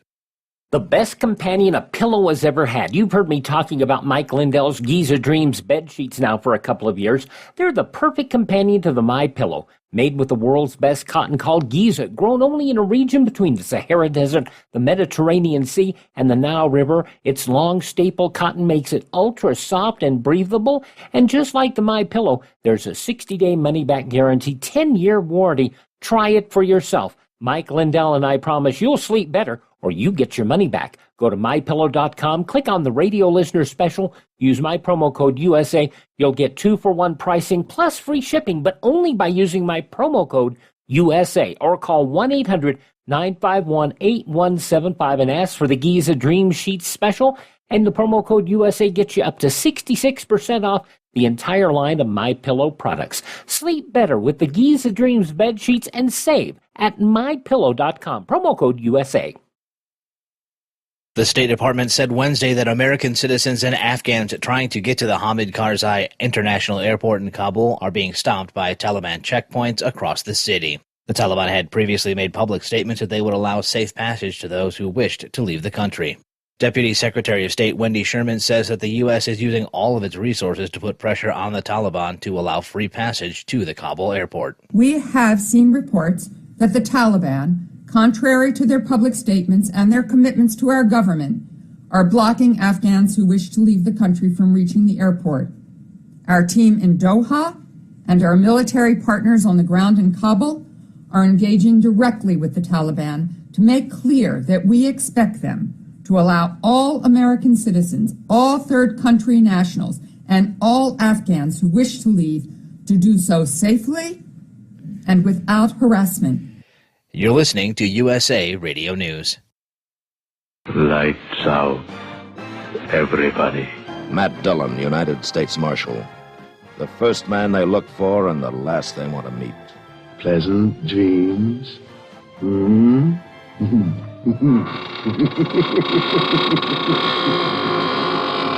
greatest radio shows of all time, USA Classic Radio Theater, on these radio stations or on demand by searching USA Classic Radio Theater. USA Classic Radio Theater.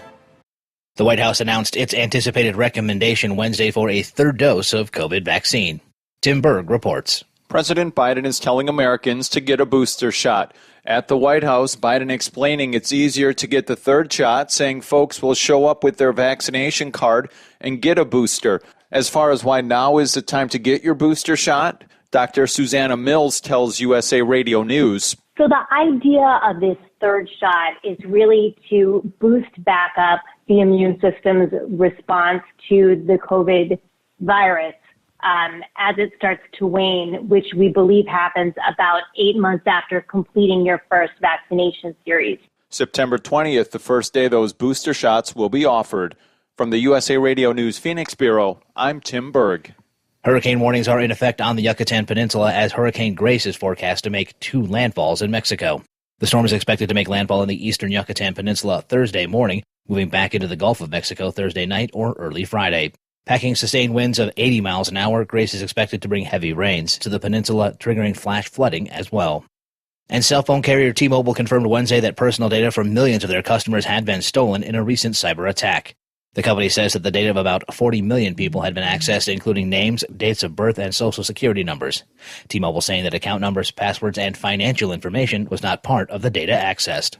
For USA Radio News, I'm Dan Naraki.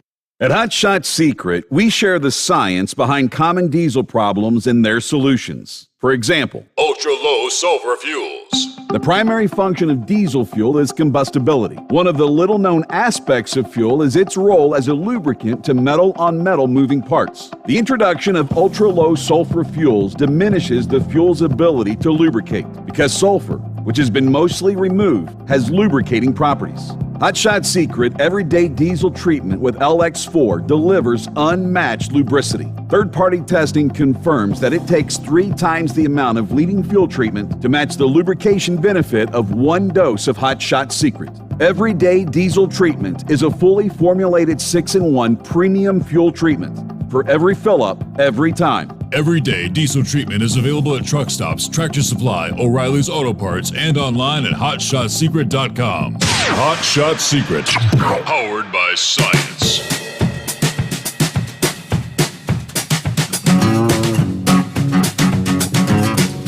Now, very much like the discussion of blackmail, strong arm, quid pro quo, whatever you want to call it. And these are the kind of things we're seeing. How about this one? Quinnipiac University in Connecticut issuing a warning to unvaccinated students. You will face a substantial weekly fee and lose access to internet unless you get vaccinated. School officials sent out an email to 600 students who have yet to provide proof of vaccination. The email details the new regulations and the penalties. It will include a weekly fee per semester, as well as regular required COVID tests and a loss of access to the campus network. The fee would start at $100 per week for the initial 2 weeks of the semester, and then go up by $25 every 2 weeks till it reaches $200 per week, meaning students would face a penalty of up to $2,275 in fees per semester.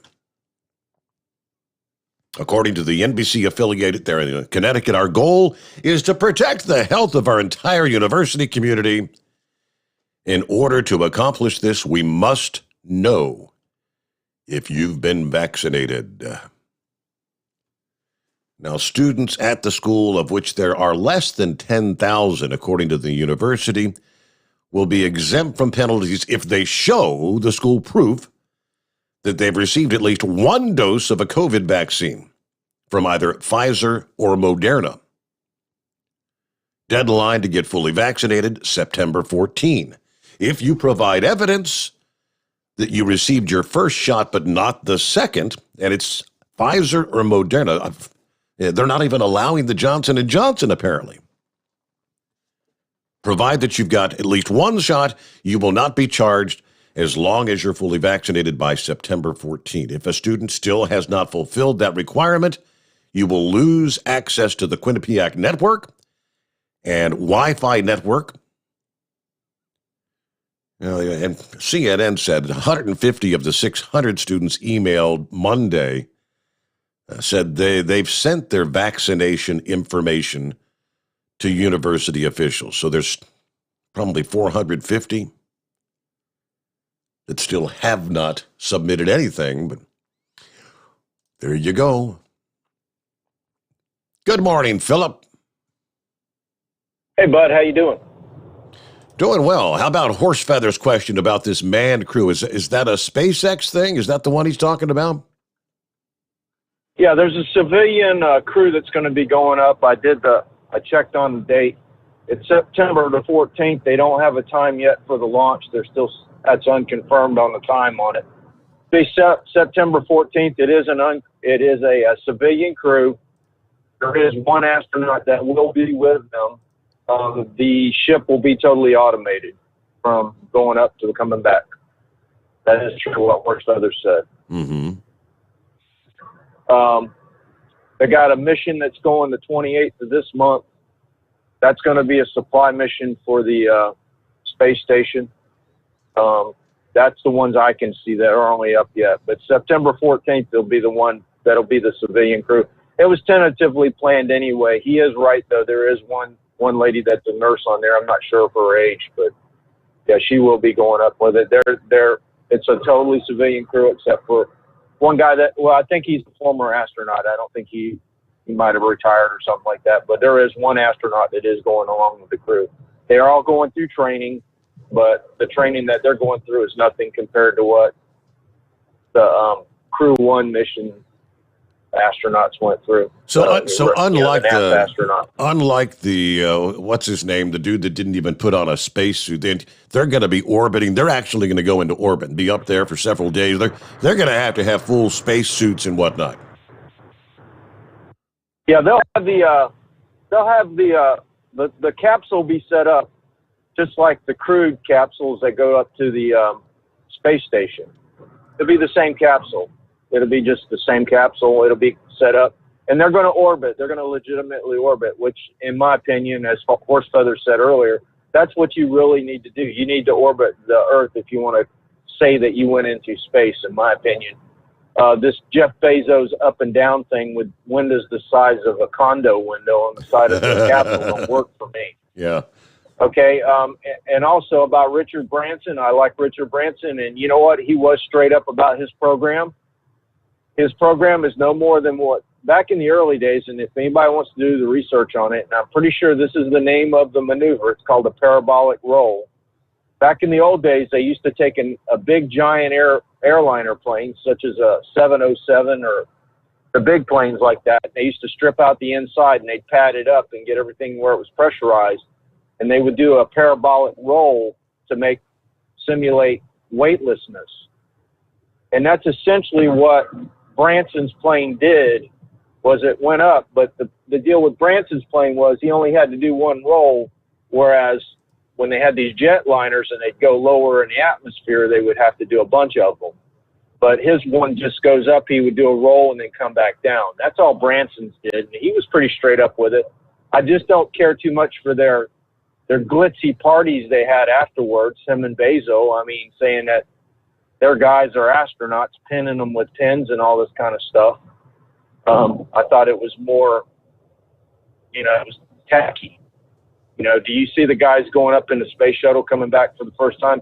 Oh my God, here's your wings. You're an astronaut now. You didn't see that in the NASA program, Steve. Mm-hmm. So I thought it was kind of more of a show than it was legitimately, hey, we went up into space.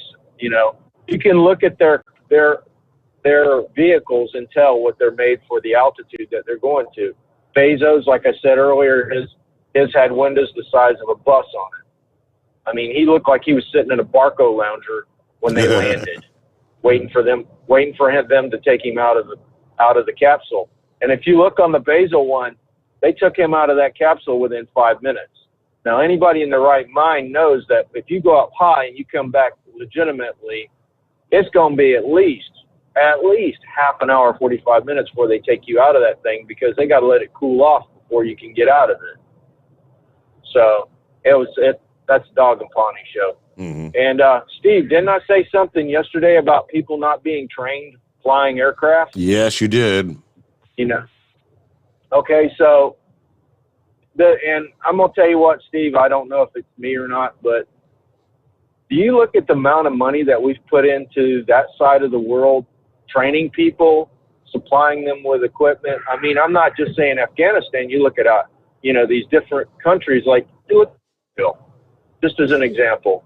How much money have we given Israel? How much money how much equipment have we given Israel?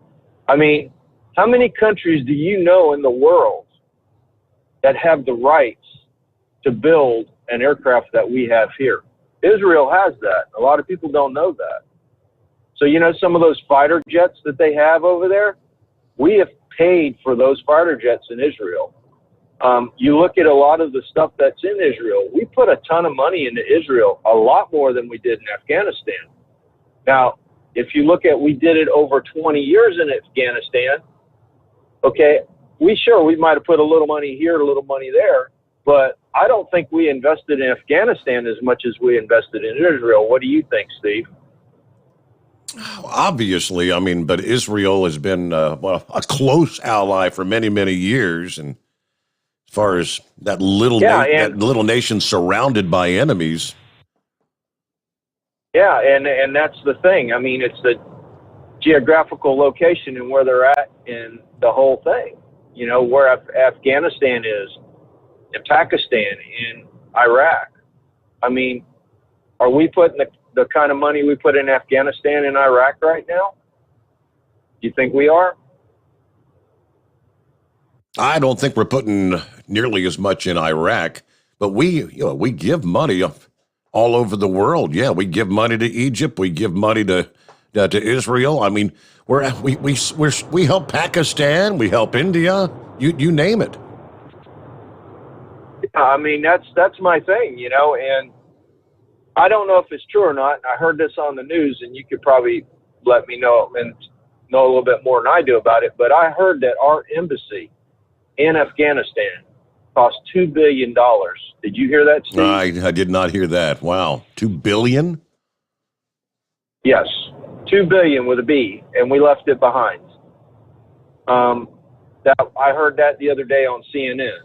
That when they were pulling everybody out of it, they said that we had invested $2 billion between all the communications we had in the building itself, and everything that supplied it and kept it going. Now, that's a lot of money to walk away from. What do you think? I know $2 billion, that's a lot of money, I mean, if you think about the money that we owe, how many trillion do we owe? We just threw that kind of money out the door. That don't make sense to me. And I've seen the pictures on TV of the guy standing behind the concertina wire, our guys out there and stuff. And it's one of those things. I mean, they say they want to get everybody out, but I know Biden had mentioned he was extending it out, so we'll see if that happens. And by the way, Steve, I saw an interesting piece on CBS yesterday, and it was about the ambulance service in Louisiana dealing with the Delta variant and how much ambulance service they had. And I found it quite funny that they brought up one of the ambulance drivers who was bringing people to the hospital every day, this one lady, and she was a young lady in her 20s, and she straight up told them, "I'm not vaccinated." And they said, "Well, you're doing this every day. You're around this every day." She goes, "My God will take me when my God takes me." And that was her exact statement. Wow. So there's a lot of people out there that are dealing with this in the medical industry that they're not vaccinated. And it ain't just because they can't, it's, a decision or whatever. She's doing it for religion reasons, obviously. And also, Steve, there's something else I found out with a lot of these major corporations. A lot of these major corporations, you notice how you don't see them flipping over, making their people go get vaccinated right now. Have you noticed that? Mm-hmm. Okay, you know why they're doing that? Why? Because of the legality issues with it. Number one, you got people that have diseases like Crohn's, autoimmune diseases. Some of those folks can't take the vaccine. You got people with religious reasons. You got people with personal reasons. So I think that Biden and them guys are going to run into a lot of issues because if those folks don't get vaccinated, by the way it's going, and you see how things are playing, they're going to have to get tested every week. In your piece there, you said about the colleges that they're going to start charging people per week and whatnot. That is going to read the same thing in the corporations. If you're not vaccinated, they're going to have to test you weekly. And I don't think the corporations want to step up and pay for somebody to get tested, especially when you have large corporations that have thousands of people. And I don't know if anybody's done the research on it, but that's what I've been seeing happening here lately. And this legality stuff is going through the nose with this vaccine stuff. And before I go, I want to give my condolences to Officer Rayner's family, the officer in Daytona Beach that got shot a couple months ago by the individual, and he passed away the day before yesterday. So I want to give my condolences to his family, and the gentleman that was picked up for his shooting has been charged with the death penalty down here in Florida. I don't know if you heard about that, Steve. Did you hear about that? No, that's an update, matter of fact. Yes. The day before yesterday, at 8 o'clock at night, Officer Rayner passed away at Daytona. Yesterday, the gentleman who shot him was put in for the death penalty. So you get a chance to look up that story, you can read more about it. But that's all I pretty much got today, Bud. You have a good one. Y'all keep it safe and keep it between the spot and the solid. 10-10, we'll do it again. And that's all my baloney for today. You covered all the bases there. 25 past the hour. Quick 2-minute timeout. The Steve Sommers Overnight Drive live from the Hot Shot Secret Studios. You're listening to the Overnight Drive with Steve Sommers. PureFlow Air Dog, your leader in fuel air separation system technology. Our systems filter out water, particulates down to 2 micron, and remove all of the air out of your diesel fuel. This allows for nothing but pure, clean diesel fuel to reach the expensive injection system equipped in your vehicle. Not only do our fuel systems protect, they also come in a variety of flow rates to meet your performance needs. Our systems are compact and use OEM-style fittings for easy installation. Learn more about our product at www.pureflowairdog.com and be sure to follow us on Facebook and Instagram. Protect your investment with PureFlow Air Dog. Drivers, you demand that your equipment's reliable and dependable, and that also applies to your headset for communication. Well, our friends at Stellar Electronic have you covered. The Pluto Duo headset bundle is the best communication headset you can find in the industry. No matter the challenging environment you're driving in, the Pluto headset will make you sound crystal clear all the time thanks to their 99% noise cancellation. And the Duo's not only a stereo converter for the headset, but also a power bank so you can charge as you go. Learn more at StellarElectronic.com or visit them on Facebook. Some say their truck reflects who they are, dependable and reliable. That's why you trust Blue Def. Now the best just got better. Introducing Blue Def Platinum, a revolutionary innovation with advanced system shield technology to significantly reduce harmful deposits. To maintain fuel economy, save money on costly repairs, and sustain the life of your SCR system, there's only one DEF to choose. Blue Def Platinum. The best just got better. Because Channel 19's a little congested. Call Steve now at 844-844-3388. The Overnight Drive.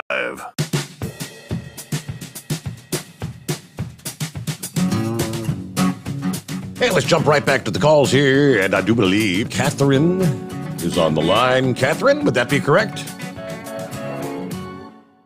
Yes, sir. Good morning. Hey there. Hey, help me out with this timeline for Afghanistan. We pulled our troops out. There was 2,500? Is that what it was? Do you recall? That's supposedly what Biden inherited. That's what was boots on the ground when he became president, 2,500. So then we pulled out. Taliban took over. Now we resent 7,000, correct? That is correct. What do they have for support? I mean, if Taliban captured all of this stuff that was there that we left for Afghanistan, what do those soldiers have for support? Have you heard anything on that? I believe they're really just kind of fanning out around the perimeter of the airport to keep the airport secure. That they've pretty much advised all the Americans that are outside of Kabul and other places throughout the country that you're pretty much on your own to get to the airport. We cannot guarantee your safe passage. Right. But I don't know. It seems like to me, if I'm Mr. Taliban, I'm not letting any planes land, period, in there or take off. You know what I mean? And I'm starting to kind of feel like Pappy brought it up the other night that it's kind of feeling like somebody got their palms greased. Yeah, well, they've got, they said they have open line of communication. The U.S. has open line of communication with the Taliban commanders, and they have, supposedly, the Taliban is saying we're going to guarantee or grant safe passage for Americans to get out of the country. And you got to have them all out by September 11th. Correct. So if they send in 7,000 troops, I don't know what they have as far as support, like vehicles and armament and all that other stuff. I just don't, because if we've only got till September 11th to get out, then what? I mean, what if those soldiers are stranded there? And where did they come from? Did they come from Pakistan or I mean, how did they get there so quick? I'm not sure how. I mean, I'm thinking, we've got personnel stationed in other countries in the Middle East. I think we've got some in Qatar. I don't know. Do we have some? Either way, I mean, they may be flying in because they're not up to the 7,000 yet. They may be coming out of Europe, possibly. And then they're said on the news clip that there's 15,000 Americans, they think, and then there's another, 65,000 that they want to try to get out? Is that what it was? It's a big number. All those, I think that's what the news said. anyone that's helped America in the 20 years that we've been there is at risk of torture, assassination, whatever, if they don't get them out. Right, that are scattered throughout the whole country. And where are we going to put them? I mean, we've already got problems with the immigrants coming in from the southern border. I don't know. I don't know.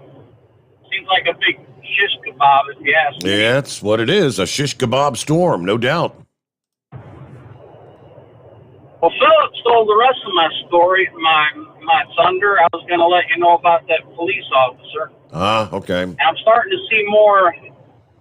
I was starting to see more testing sites again popping up around Tampa. So, I don't know. I guess we'll see.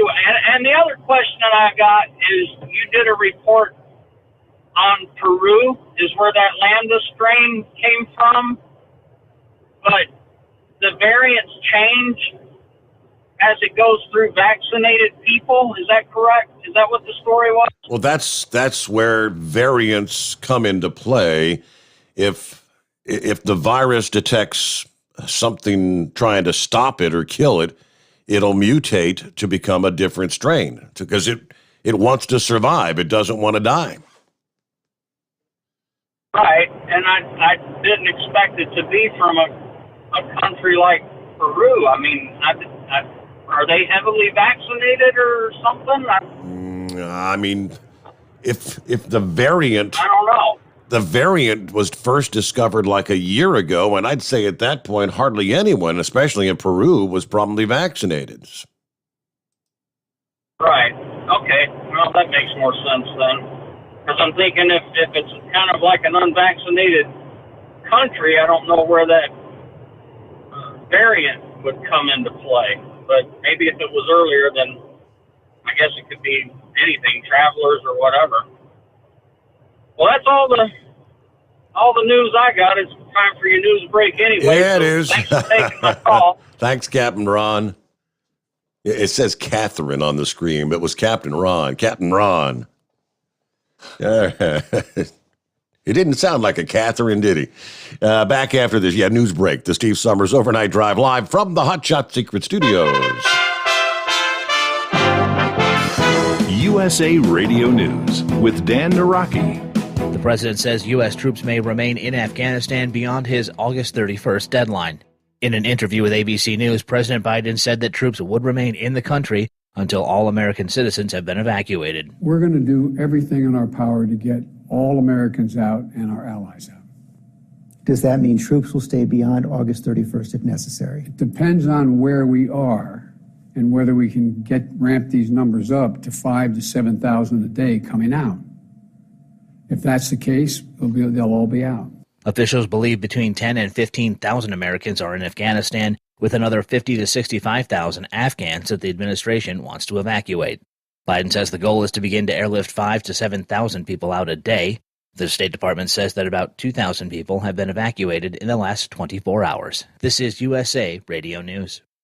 Attention seniors on Medicare and Medicaid or receiving extra help for your prescription drugs. We have great news. You can change or enroll into a Medicare plan every 3 months if you qualify, all from the comfort and safety of your own home. Over the phone. No one even needs to come to your home. And in minutes, we'll tell you all about some additional new Medicare benefits for you, like dental, vision, hearing, transportation, and more. Call us. We'll explain all your new Medicare benefits. Premiums are as low as $0 per month. Even if you are not paying anything for your coverage now, you need to call our licensed agents to review your plan. There are zero-cost plans available in some areas. Don't wait till next year. Get all the Medicare benefits you deserve. Call a licensed agent today. 800-461-2114. 800-461-2114. That's 800-461-2114. Paid for by Senior Choice Plan. Live from the Hot Shot Secret Studios, the Steve Sommers Overnight Drive. You work hard. You deserve a seat that works just as hard as you do. The Bostrom T-Series seat has provided drivers with comfort for millions of miles over the past 3 decades.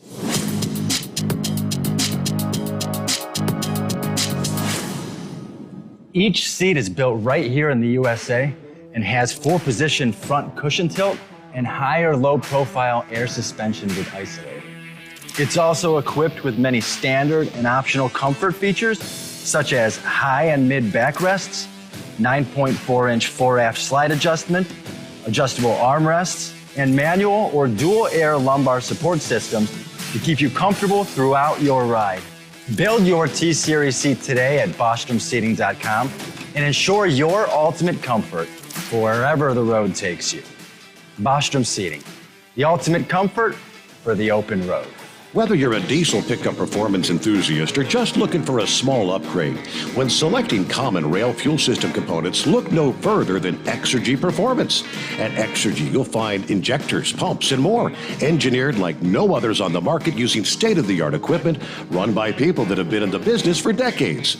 So if you're in the market for common rail components at any power level, contact Exergy Performance or one of the many dealers listed on our website at exergyperformance.com. The Hot Shot Secret Facebook page gets a lot of robust Q&A about diesel problems and their solutions. We listen to our customers. Here are their words straight from their mouths about Hot Shot Secret everyday diesel treatment. Our fans call it EDT. I'm John Sharp, a.k.a. Jay Sharp from Newburgh, Pennsylvania.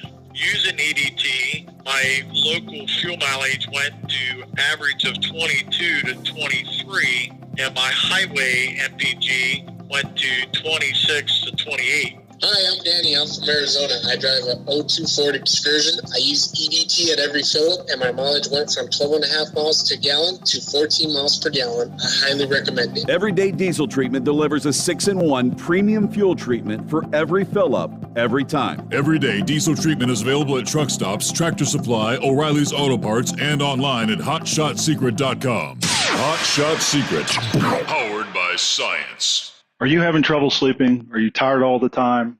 Growing older is a fact of life. Our skin starts to wrinkle, muscles get weaker, and our energy levels plummet. If there was a product that may help you slow down these symptoms of aging, would you be interested? I want you to go to getonthegel.com. That is getonthegel.com. Watch this 4-minute video that explains more about this amazing product. Or call us at Youth Fountain HGH today at 513-472-0699 for more information. Dean Michael, the tax doctor, here with Tax Help MD. As many of you know from Steve Sommers' show, I've been helping professional drivers solve their tax problems. I can help you too. If you've been struggling with back tax debt, call me now at 888-557-4020. Let's face it, these problems aren't going away all on their own. You need professional help so you can sleep better at night knowing you're in good hands. It's like I always say, keep your eyes on the road, I'll keep my eyes on the IRS. 888-557-4020. For anything diesel, take it to Shy Diesel. They provide a wide variety of services and diagnostics to determine what the problem is with the latest technology. From simple oil changes and preventative maintenance to fuel system diagnostics and repairs, engine rebuilds and cylinder head repairs, and rebuilds with our in-house machine shop. They also have on-site DPF cleaning for exhaust issues and DOT inspections. If your diesel is asking for some attention, Shy Diesel has the specialist you need for anything diesel. Located in Terre Haute and Lafayette, Indiana, and Effingham, Illinois, Shy Diesel has you covered. The Overnight Drive with Steve Sommers. Live from the Hot Shot Secret Studios. Call Steve now. 844-844-3388. That's 844-844-3388.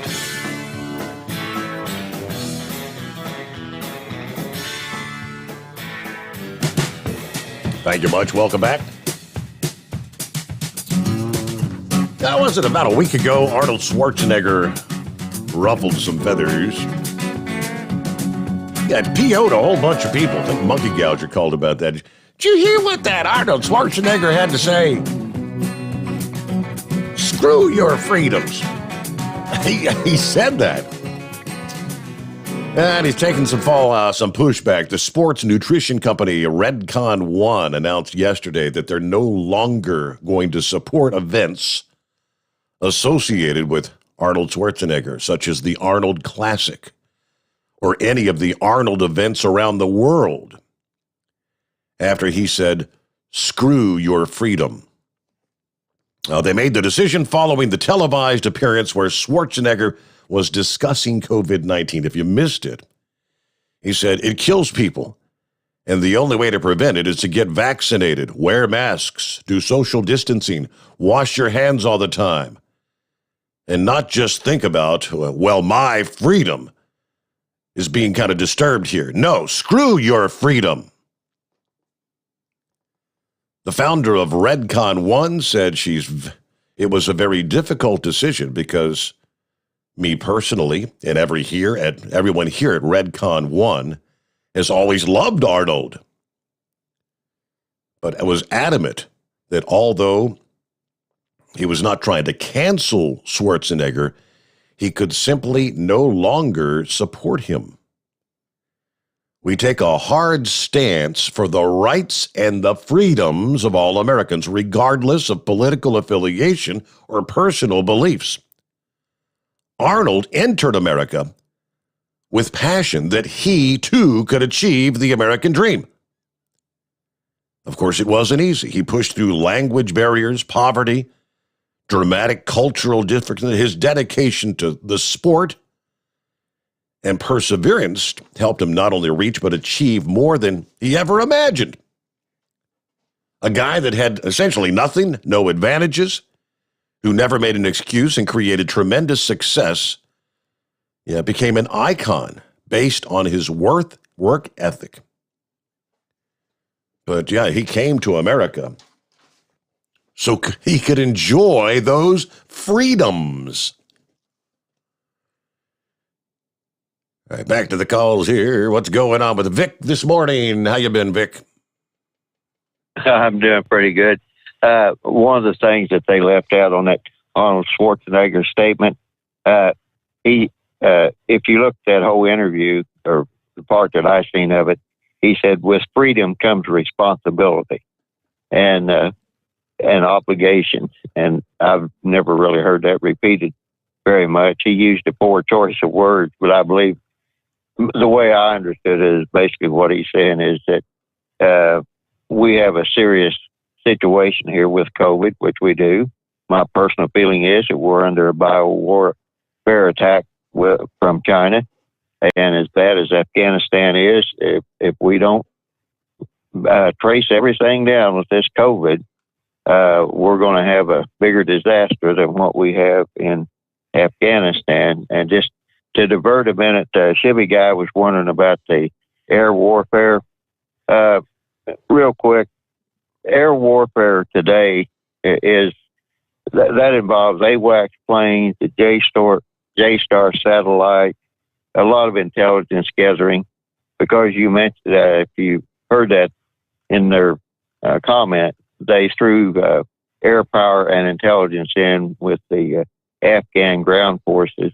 And probably your son can tell you a lot more about that. But our guys are having a tough time over in Afghanistan, and those Afghan natives, they could crawl through those mountains and everything else. I mean, it was what few things that I've seen of it. You know, our guys were laden down with all types of stuff, and those people were out there basically walking around barefooted and, guns slung over their shoulder and all that. So they were an important element, and maybe we gave them the courage or whatever. But considering that we did this same thing in Iraq when old Biden was vice president, you would have thought that he would have put more thought to this, more strategy to it. And,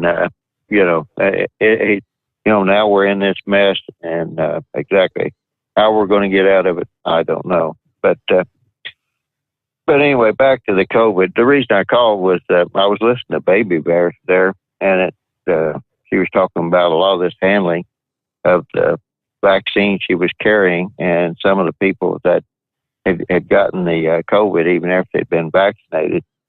And I had to wonder, exactly how some of these vaccines are handled, and are they really effective?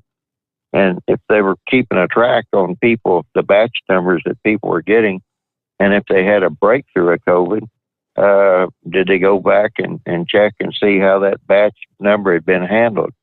I know UPS and FedEx, they originally had the contract, and I know they have, refrigerated trailers or access to them. And some of those vaccines, they had to be kept at some almost unattainable temperature. I forget how cold it was, but it takes basically a special freezer to do that. Right. And I was just kind of curious how all that was handling, because I know my daughter, she used to just go pick it up at the store, the vaccine, when she was running one of those clinics, and put it in the back of an SUV. And I think they might have had dry ice in it or something, but it wasn't like liquid nitrogen or anything like that. So, it's been so long since I've messed with any of that radioactive stuff, but I know if you get out the little hazmat director, if you're hauling radioactive, it can only be so close to other products and all this. And when I was listening to Baby Bear talking about putting live mice on top of a nuclear generator, I'm pretty sure that's not the way it's supposed to be done. But again, I don't know exactly, what the whole situation was. But by and large, what I'm trying to say is that from my standpoint, if we don't approach this whole COVID thing, and I know Philip touched on this, there are so many, there's a whole new area of law, COVID-19 law, that has opened up. And the employers, they're on the horns of dilemmas. They're damned if they do and they're damned if they don't. Somebody will sue them because OSHA says it's now a threat and you've opened us up to threat. Somebody else will sue them because, no, it's an experimental vaccine. You can't force us to take that. So I'm glad I'm not in one of those decision-making processes, but it isn't easy. But from my standpoint, I don't think this Biden administration has made one iota of progress in the origins of this COVID. How is it mutating? I wouldn't put it past China to have introduced several variants in different countries around the world. And basically, they're just all making their way back. Because I just don't quite understand exactly how the people in our health field, even go back into the, not to pick on just Fauci, but the whole group as a whole, even back into the Trump era, they just, to me, I've never seen health investigation carried on this way. I mean, they did not get to the source of it. They kept trying to deny the source, and then Fauci come out, well, yeah, there was this company we had a contract with, and they were working with the Wuhan Institute of Virology. We have lost so much time in that. It's just absolutely beyond belief. And, they'll probably never way, be able to get to the bottom of it, right? I mean, any evidence that might have existed as far as the origin, if it was indeed, which I believe it was in that lab, that's all long gone, destroyed. That's correct. And China refuses to cooperate. And that's why my personal feeling is that this was a malicious attack. Maybe it got worse than what China thought. Maybe it didn't get as bad as they hoped. I don't know. But quite simply, this whole, Afghanistan is kind of a diversion right now. It's like anything Biden touched, and kind of been his whole life thing. He's been a screw up. And then the military trying to cover for him. I don't get that either, but I know they didn't like Trump and didn't like the way Trump was basically. I don't think Trump really, what I want to say, a guy with 4 stars on his shoulders wants to be respected.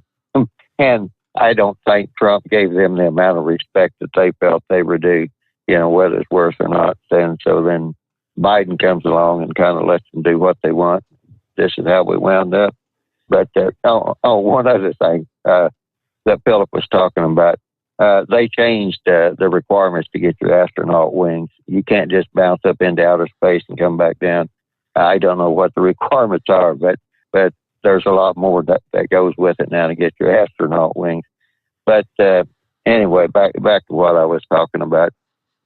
We have to understand, number one, how did this COVID get started?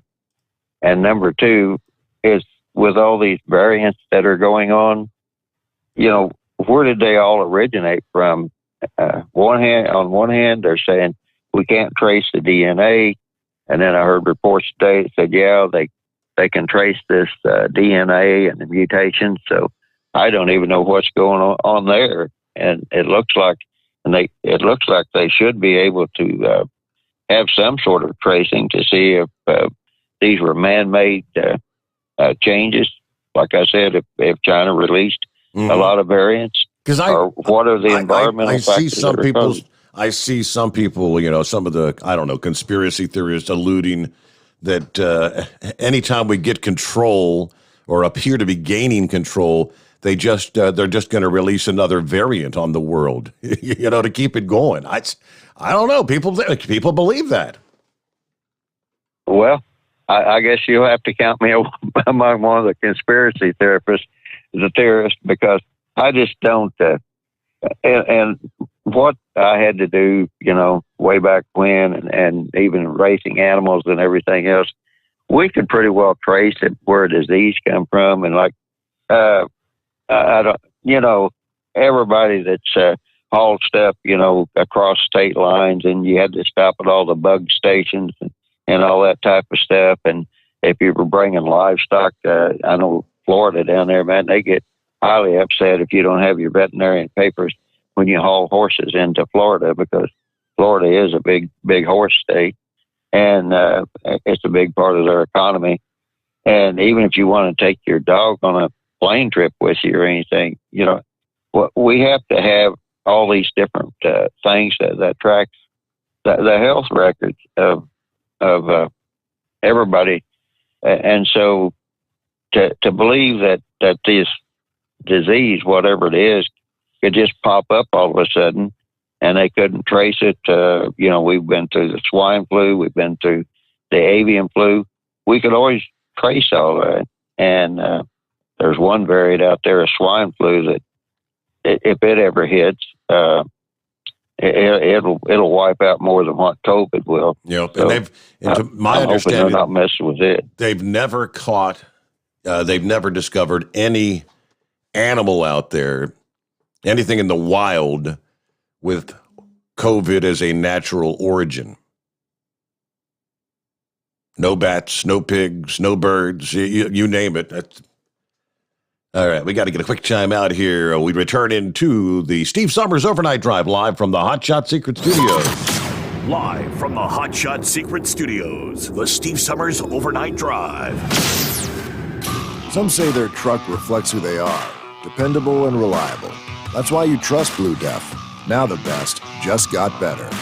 Introducing Blue Def Platinum, a revolutionary innovation with advanced system shield technology to significantly reduce harmful deposits. To maintain fuel economy, save money on costly repairs, and sustain the life of your SCR system, there's only one DEF to choose. Blue Def Platinum. The best just got better. For anything diesel, take it to Shy Diesel. They provide a wide variety of services and diagnostics to determine what the problem is with the latest technology. From simple oil changes and preventative maintenance to fuel system diagnostics and repairs, engine rebuilds and cylinder head repairs, and rebuilds with our in-house machine shop. They also have on-site DPF cleaning for exhaust issues and DOT inspections. If your diesel is asking for some attention, Shy Diesel has the specialist you need for anything diesel. Located in Terre Haute and Lafayette, Indiana, and Effingham, Illinois, Shy Diesel has you covered. You work hard. You deserve a seat that works just as hard as you do. The Bostrom T-Series seat has provided drivers with comfort for millions of miles over the past 3 decades.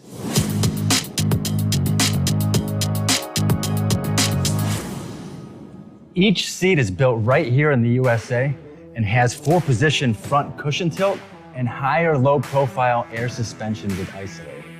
It's also equipped with many standard and optional comfort features, such as high and mid backrests, 9.4-inch fore-aft slide adjustment, adjustable armrests, and manual or dual-air lumbar support systems to keep you comfortable throughout your ride. Build your T-Series seat today at BostromSeating.com and ensure your ultimate comfort for wherever the road takes you. Bostrom Seating, the ultimate comfort for the open road. Keep the bugs off your glass and the smokies off your ass. This is the Overnight Drive with Steve Sommers. Back in hour number one, Red Mule brought this co-founder of Google up, Larry Page, co-founder of the world. He's one of the world's richest men. He has been granted New Zealand residency under a category for wealthy investors. Applicants are required to invest at least $10 million, New Zealand dollars, over 3 years. He entered New Zealand in January when the borders were still closed because of COVID. But the government said he's allowed in because of a medical emergency application involving his son. He had applied for residence in November. Application couldn't be processed because he was offshore at the time. But in January, the tech billionaire was allowed into New Zealand so his son could be evacuated from Fiji because of a medical emergency. In Parliament this week, the health minister defending the decision to grant him entry. He met all the standard conditions of a medical emergency requiring a medical evacuation from the islands. Every requirement and regulation that was in place, he complied with. Some critics of the decision just highlight the apparent unfairness. Well, yeah, if you're a billionaire, you can get things that everyday Joe can't get. Yeah, we've got these GPs or nurses who are stuck in an interminable waiting room to get their residence. But this guy, Larry Page, he comes in, boom, you're a resident. Yes, Larry is listed as one of the richest people in the world, reported wealth of more than $116 billion. Stepped down as chief executive of Google's parent company, Alphabet, back in 2019. Still a board member and a controlling shareholder. Off to New Zealand. All right, let me see here. Final hour just ahead. We'll get our news update, top of the hour coming up here, after which we will get back to your calls. If you'd like to jump on board, got several lines available at 844-3388. Now, we'll give you the update out of the state of Georgia. This, the news runs in cycles. This is the top story. That's the top story. Infrastructure was every day. Yeah, then all of a sudden, it's Afghanistan. What about all the election fraud and investigations? Looks like Georgia's state election board this past day took a step toward a possible eventual takeover of elections. They're in Fulton County. Yeah, a process outlined in the sweeping new voting laws there in the state of Georgia.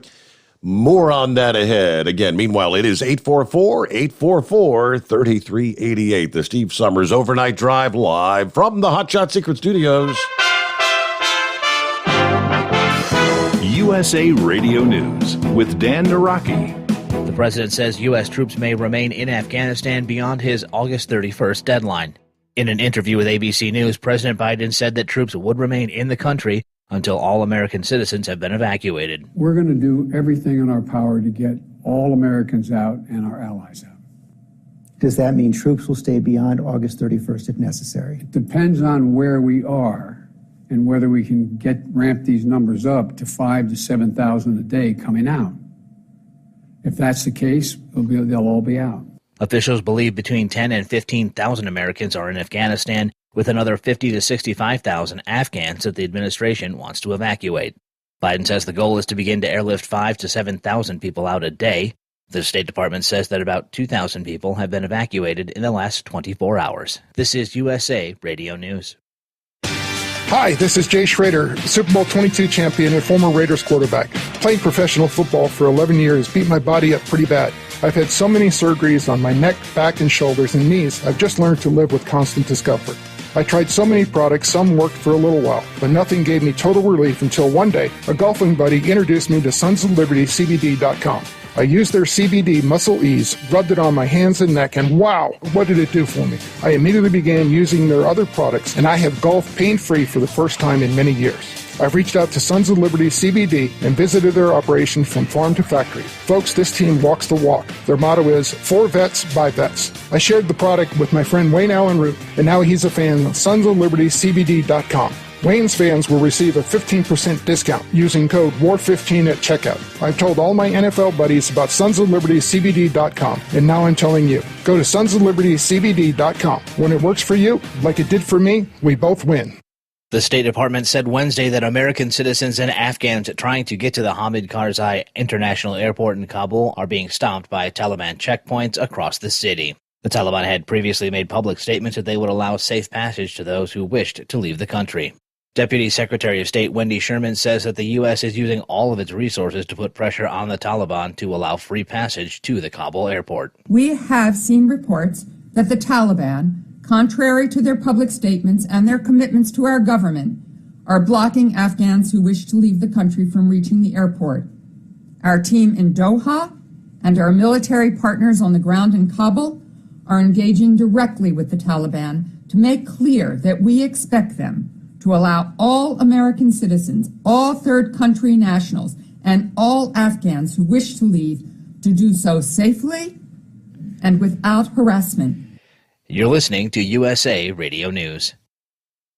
Now you can fly anywhere in the world and pay discount prices on your airline tickets. Book a flight today to London, Paris, Madrid, or anywhere else you want to go. And pay a lot less guaranteed. Call the International Travel Department right now at Low Cost Airlines. 800-215-5141. 800-215-5141. That's 800-215-5141. The White House announced its anticipated recommendation Wednesday for a third dose of COVID vaccine. Tim Berg reports. President Biden is telling Americans to get a booster shot. At the White House, Biden explaining it's easier to get the third shot, saying folks will show up with their vaccination card and get a booster.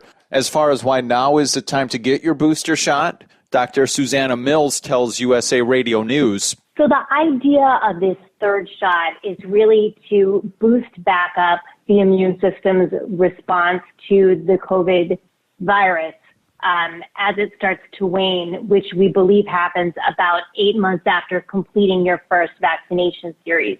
September 20th, the first day those booster shots will be offered. From the USA Radio News Phoenix Bureau, I'm Tim Berg. Hurricane warnings are in effect on the Yucatan Peninsula as Hurricane Grace is forecast to make 2 landfalls in Mexico. The storm is expected to make landfall in the eastern Yucatan Peninsula Thursday morning, moving back into the Gulf of Mexico Thursday night or early Friday. Packing sustained winds of 80 miles an hour, Grace is expected to bring heavy rains to the peninsula, triggering flash flooding as well.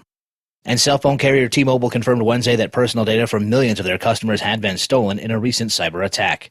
The company says that the data of about 40 million people had been accessed, including names, dates of birth, and social security numbers. T-Mobile saying that account numbers, passwords, and financial information was not part of the data accessed.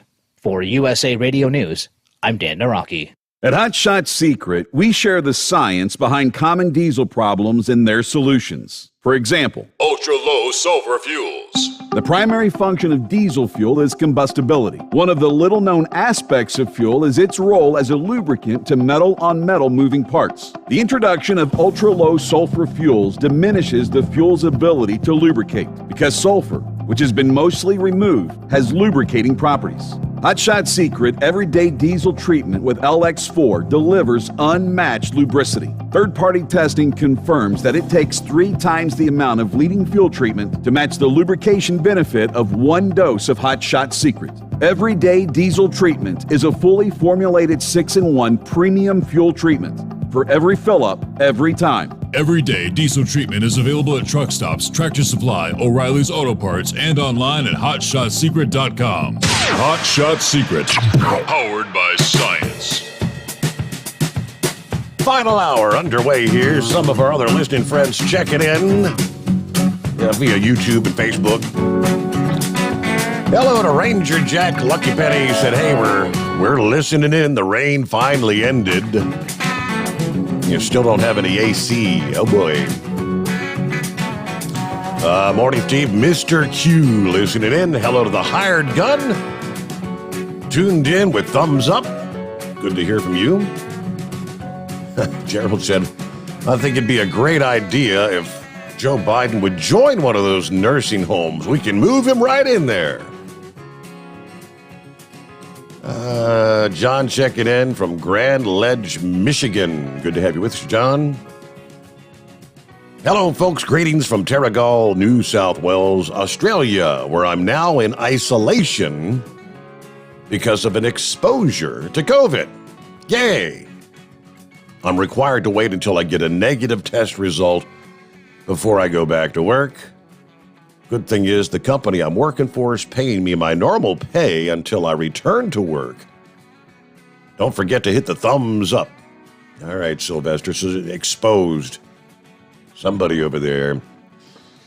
All right, what else we got? Crazy Ray got a bunch of things going on there. All right, good to have you all with us. I think we had Karen checking in. Yeah, Karen, good morning, Steve, from the Easy Baker doing the night shift. Love the show. Great to have you with us. What do you say, Knucklebuster?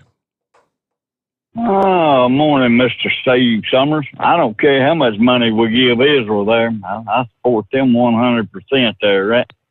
You know, money talks and everything else walks. Steve, that's a known fact of life there. Money talks and I listen.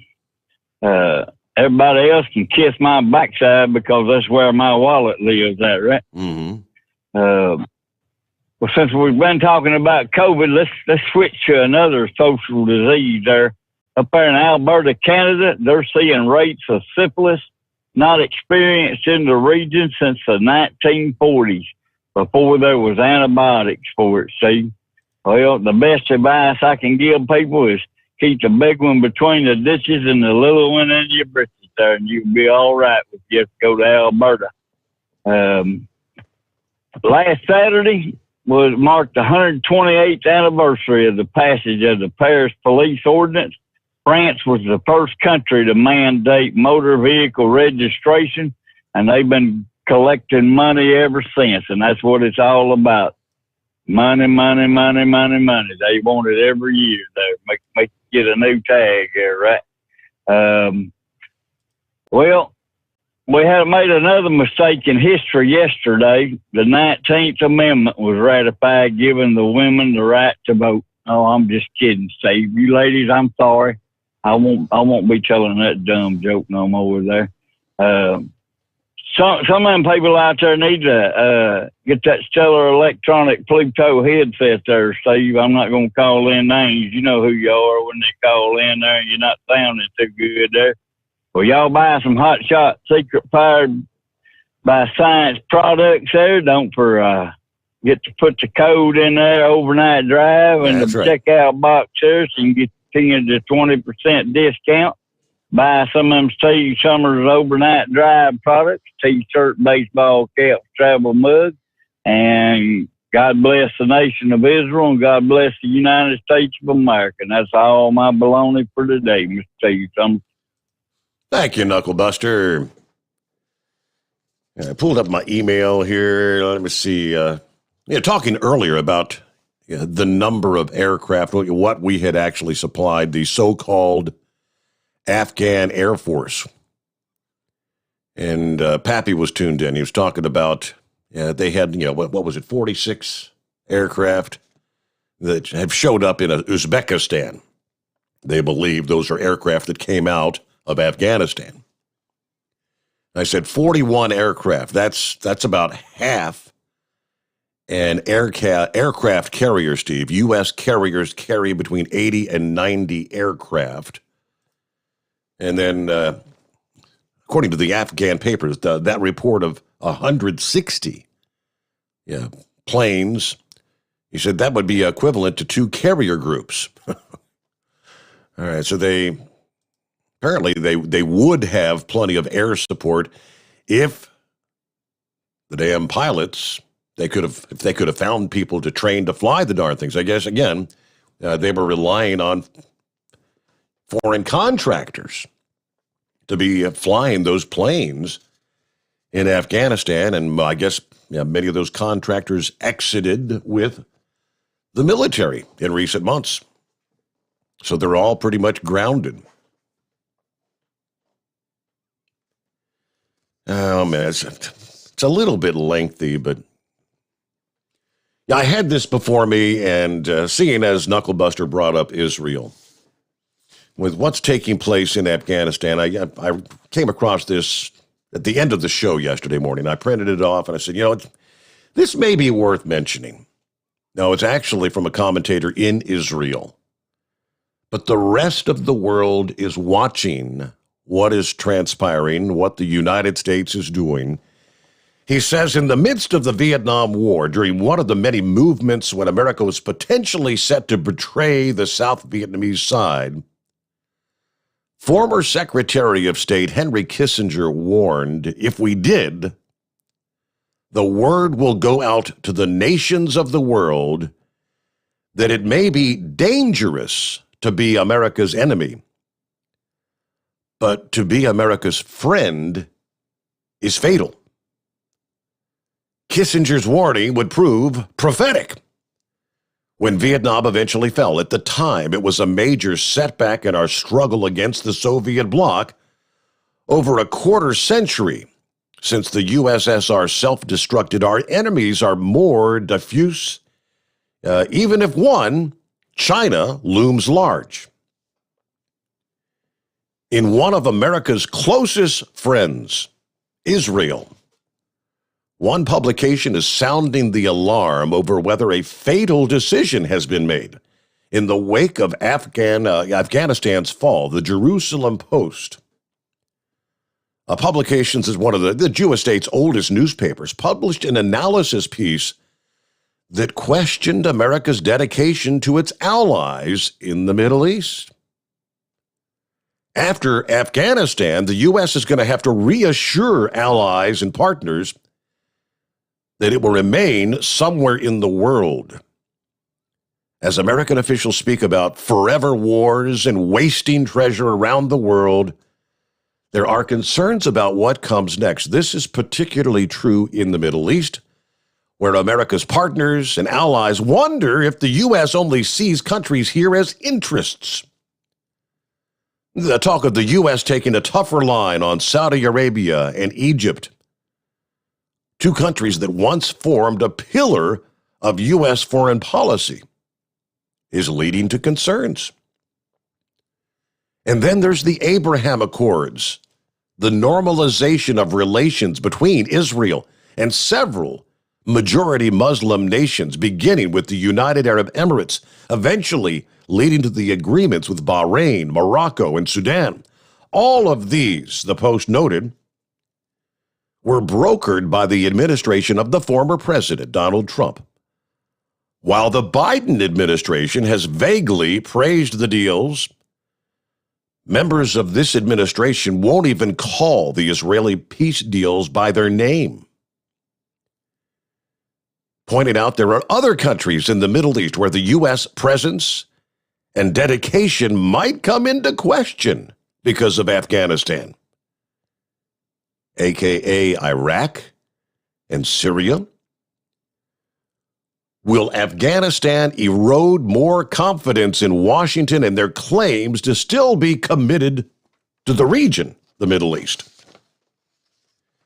He went on to note the Afghan collapse called into question President Joe Biden's estimation of the strength of the Afghan forces.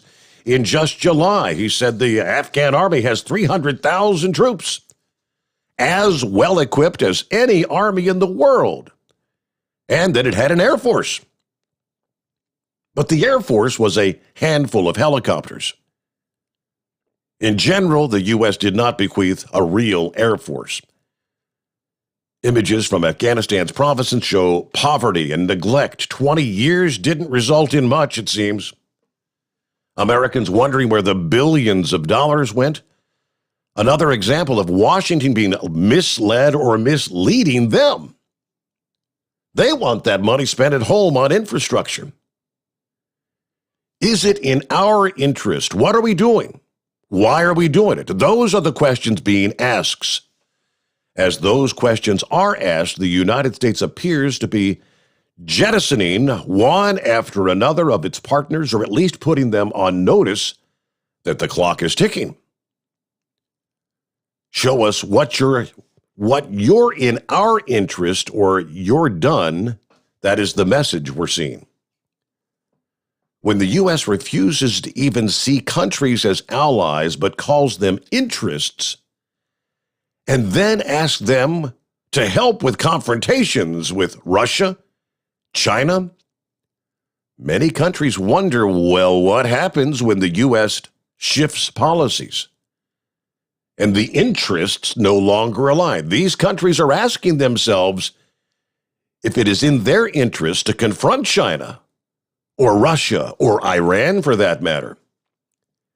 This has ramifications for Israel because Israel views itself as a close ally of the U.S., noting the fact that Israel's sovereignty is not just an American interest. A stronger Israel is now not just U.S. interest. It plays a greater role in the region because so much of the region is made of weak, failing states or places occupied by Iranian proxies. Israel sits in the doorstep of Lebanon, which is as good as bankrupt, and on the border with Syria, where the conflict continues. And then there's whether the U.S. will show that it's really committed to stability and security, whether that is off the coast of Taiwan or the coast of Oman, where a ship was recently attacked by a drone. Countries are testing U.S. resolve. The U.S. looks to be in a bind after the debacle in Kabul. How did 300,000 Afghan soldiers disappear? Was it a ghost army? If it does, what does it say about U.S. training of Iraqi forces and of the Palestinian security forces? If the Palestinian Authority faces challenges, will the Palestinian security forces be up to the task? What becomes of Eastern Syria and the SDF, another key force to U.S.-helped support? This all matters because enemies like Iran want to move into any power vacuum in the region and set up shop. They also noted while experts are divided over what impact this botched withdrawal from Afghanistan and the Taliban takeover is going to have, our allies would not take comfort in it. Anyone with their eyes open could see this outcome coming from a mile away. But the political leadership wanted their withdrawal. This is a sign of poor interagency coordination, to put it mildly.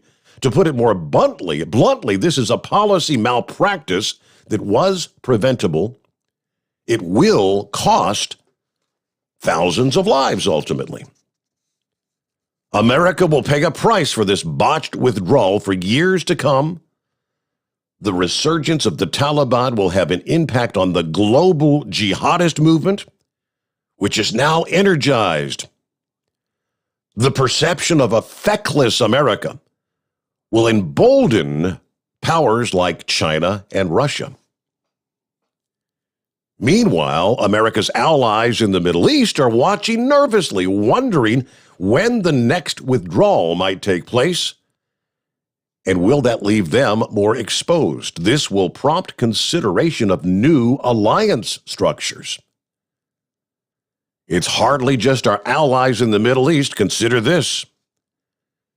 An editorial from China's Global Times, the Communist Party's main English language propaganda mouthpiece, with a message to Taiwan, which says, from what happened in Afghanistan, you should perceive that once a war breaks out in the Straits, the island's defense will collapse in hours and the U.S. military will not come to help. Taiwan's political authorities then need to change course of bonding themselves to the anti-Chinese mainland chariot of the U.S. They should keep cross-straits peace with political means rather than acting as strategic pawns of the United States and bear the bitter fruits of war. No, Taiwan is not in the business of taking its advice from Beijing's propaganda mills. They are taking a long look at what happened in Kabul last weekend, as is Israel and Americans' other allies in dangerous parts of the world. They're all asking themselves this question: do they really want a fatal friendship with Joe Biden's America? Now, again, coming from the Jerusalem Post, the Israeli publication, the rest of the world is watching. I mean, we may not even be aware of the potential ramifications, fallout from what transpired over a 10-day period. The fall of Afghanistan, it may be years of repercussions, or even more. 22 past the hour. I found it rather interesting and somewhat frightening. The Steve Sommers Overnight Drive live from the Hot Shot Secret Studios. You're listening to the Overnight Drive with Steve Sommers. Pure Flow Air Dog, your leader in fuel air separation system technology. Our systems filter out water, particulates down to 2 micron, and remove all of the air out of your diesel fuel. This allows for nothing but pure, clean diesel fuel to reach the expensive injection system equipped in your vehicle. Not only do our fuel systems protect, they also come in a variety of flow rates to meet your performance needs. Our systems are compact and use OEM-style fittings for easy installation. Learn more about our product at www.pureflowairdog.com and be sure to follow us on Facebook and Instagram. Protect your investment with Pure Flow Air Dog. Drivers, you demand that your equipment's reliable and dependable, and that also applies to your headset for communication. Well, our friends at Stellar Electronic have you covered. The Pluto Duo headset bundle is the best communication headset you can find in the industry. No matter the challenging environment you're driving in, the Pluto headset will make you sound crystal clear all the time thanks to their 99% noise cancellation. And the Duo's not only a stereo converter for the headset, but also a power bank so you can charge as you go. Learn more at StellarElectronic.com or visit them on Facebook. Some say their truck reflects who they are, dependable and reliable. That's why you trust Blue Def. Now the best just got better. Introducing Blue Def Platinum, a revolutionary innovation with advanced system shield technology to significantly reduce harmful deposits. To maintain fuel economy, save money on costly repairs, and sustain the life of your SCR system, there's only one DEF to choose. Blue Def Platinum. The best just got better. Because Channel 19's a little congested. Call Steve now at 844-844-3388. The Overnight Drive.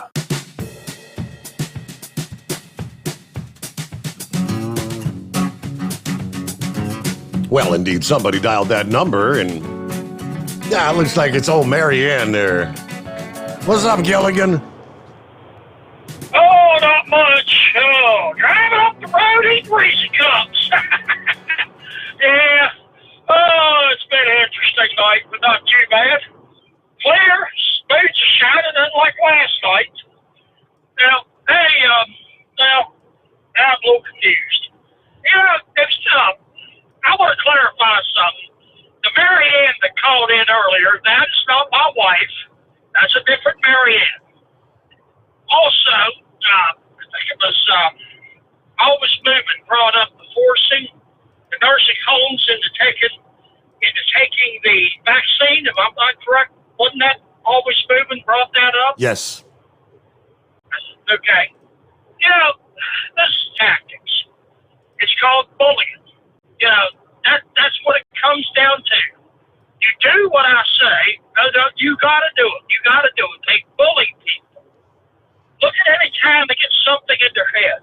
It's like the whole deal with the assault weapons ban. Nobody needs. You're going to force you to give them up. You're going to, that's typical Democrat tactics.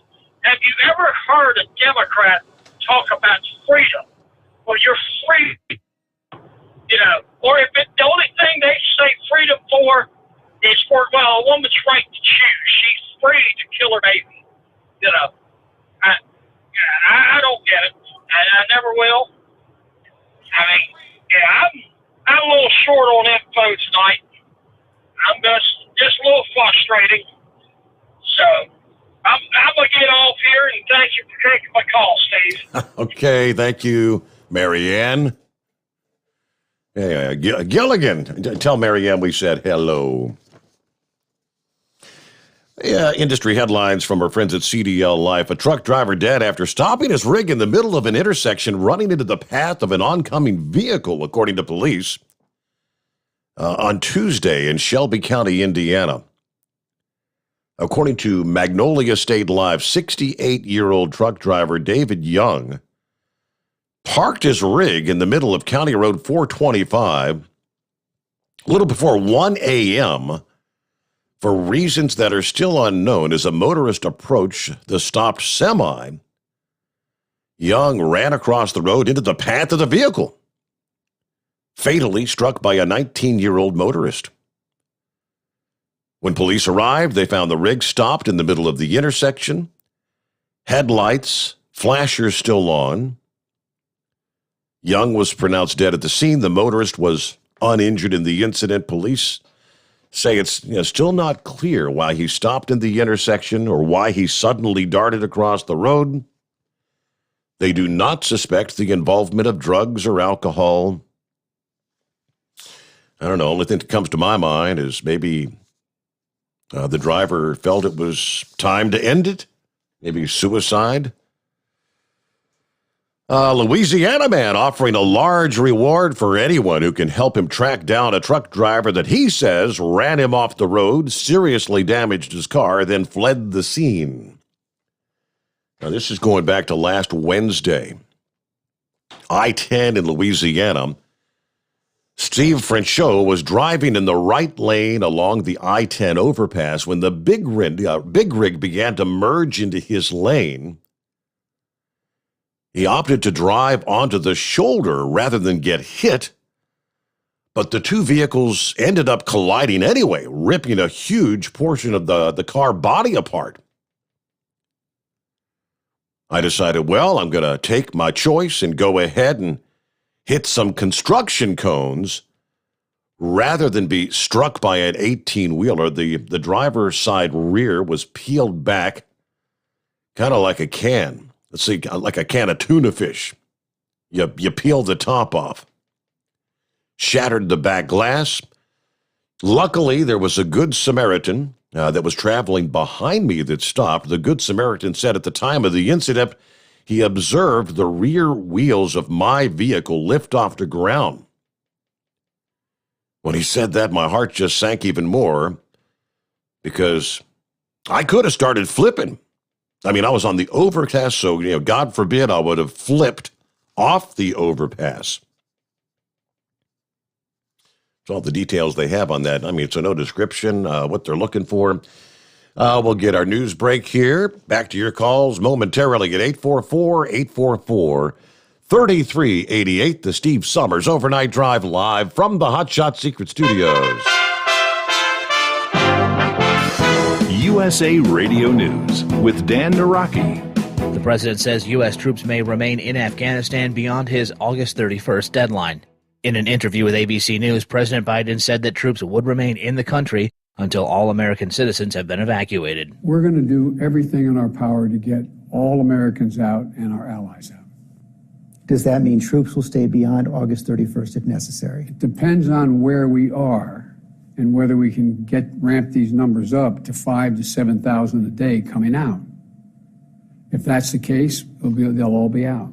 Officials believe between 10 and 15,000 Americans are in Afghanistan, with another 50 to 65,000 Afghans that the administration wants to evacuate. Biden says the goal is to begin to airlift 5,000 to 7,000 people out a day. The State Department says that about 2,000 people have been evacuated in the last 24 hours. This is USA Radio News.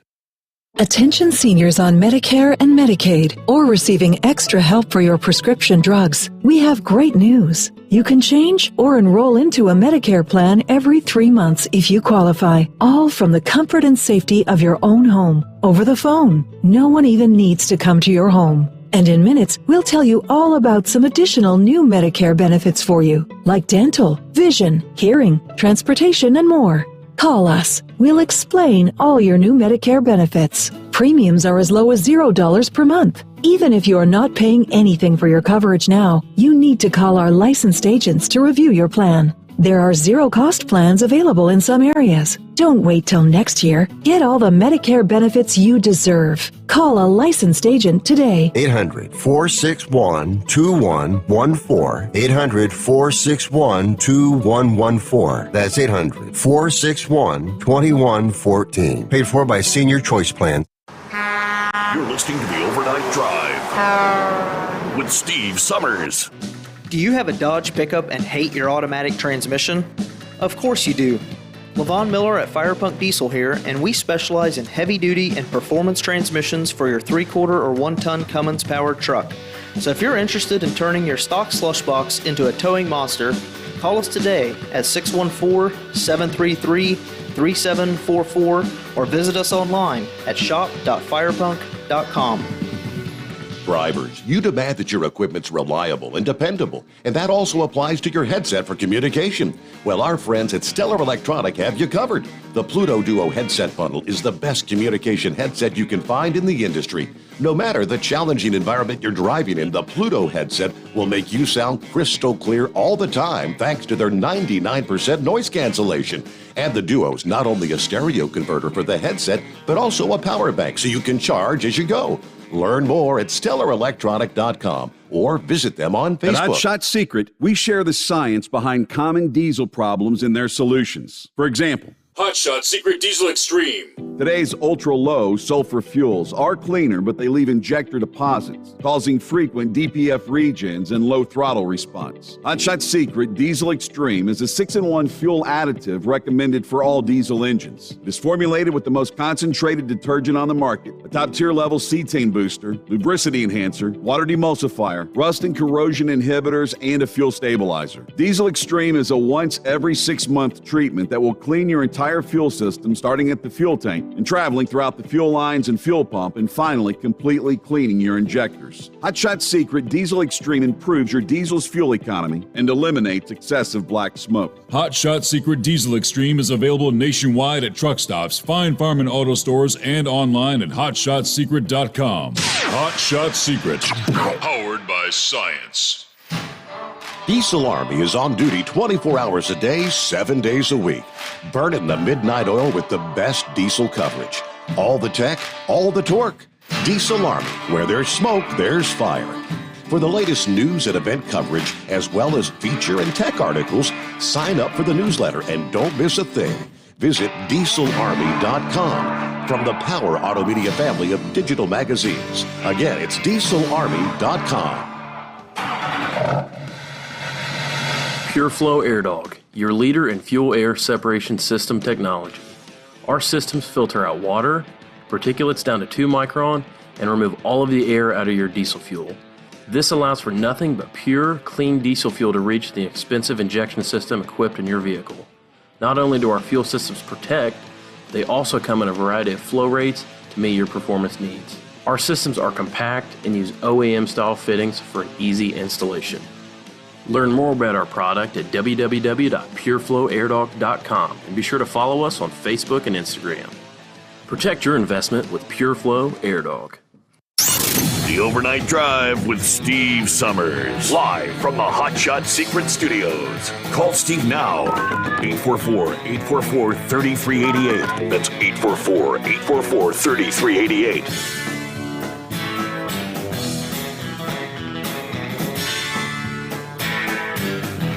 All right, back at it here in our final hour. Hey, yesterday, Travel Centers of America announced the opening of a new franchise location in Kansas City and between Kansas City and Wichita, Kansas.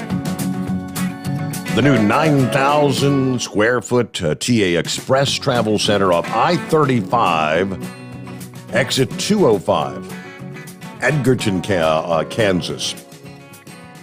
90 truck parking spaces, not bad. Much needed parking, right? Amenities at the store, Dunkin' Express, on-site deli, 6 diesel lanes, 4 showers, driver lounge, laundry facilities. TA said the new Edgerton store brings the company's nationwide network of travel centers to 275, including 42 franchises. Yeah, then it was all caught on video. I saw that earlier. A motorist sharing a tense video, a train versus truck collision that happened here in the Buckeye Monday. About 7 o'clock in the evening at the CSX crossing in Columbus Grove, Ohio. In the video, capturing the crossing arm lowered after the truck was already on the tracks. The crossing arm actually getting lodged between the truck and the trailer.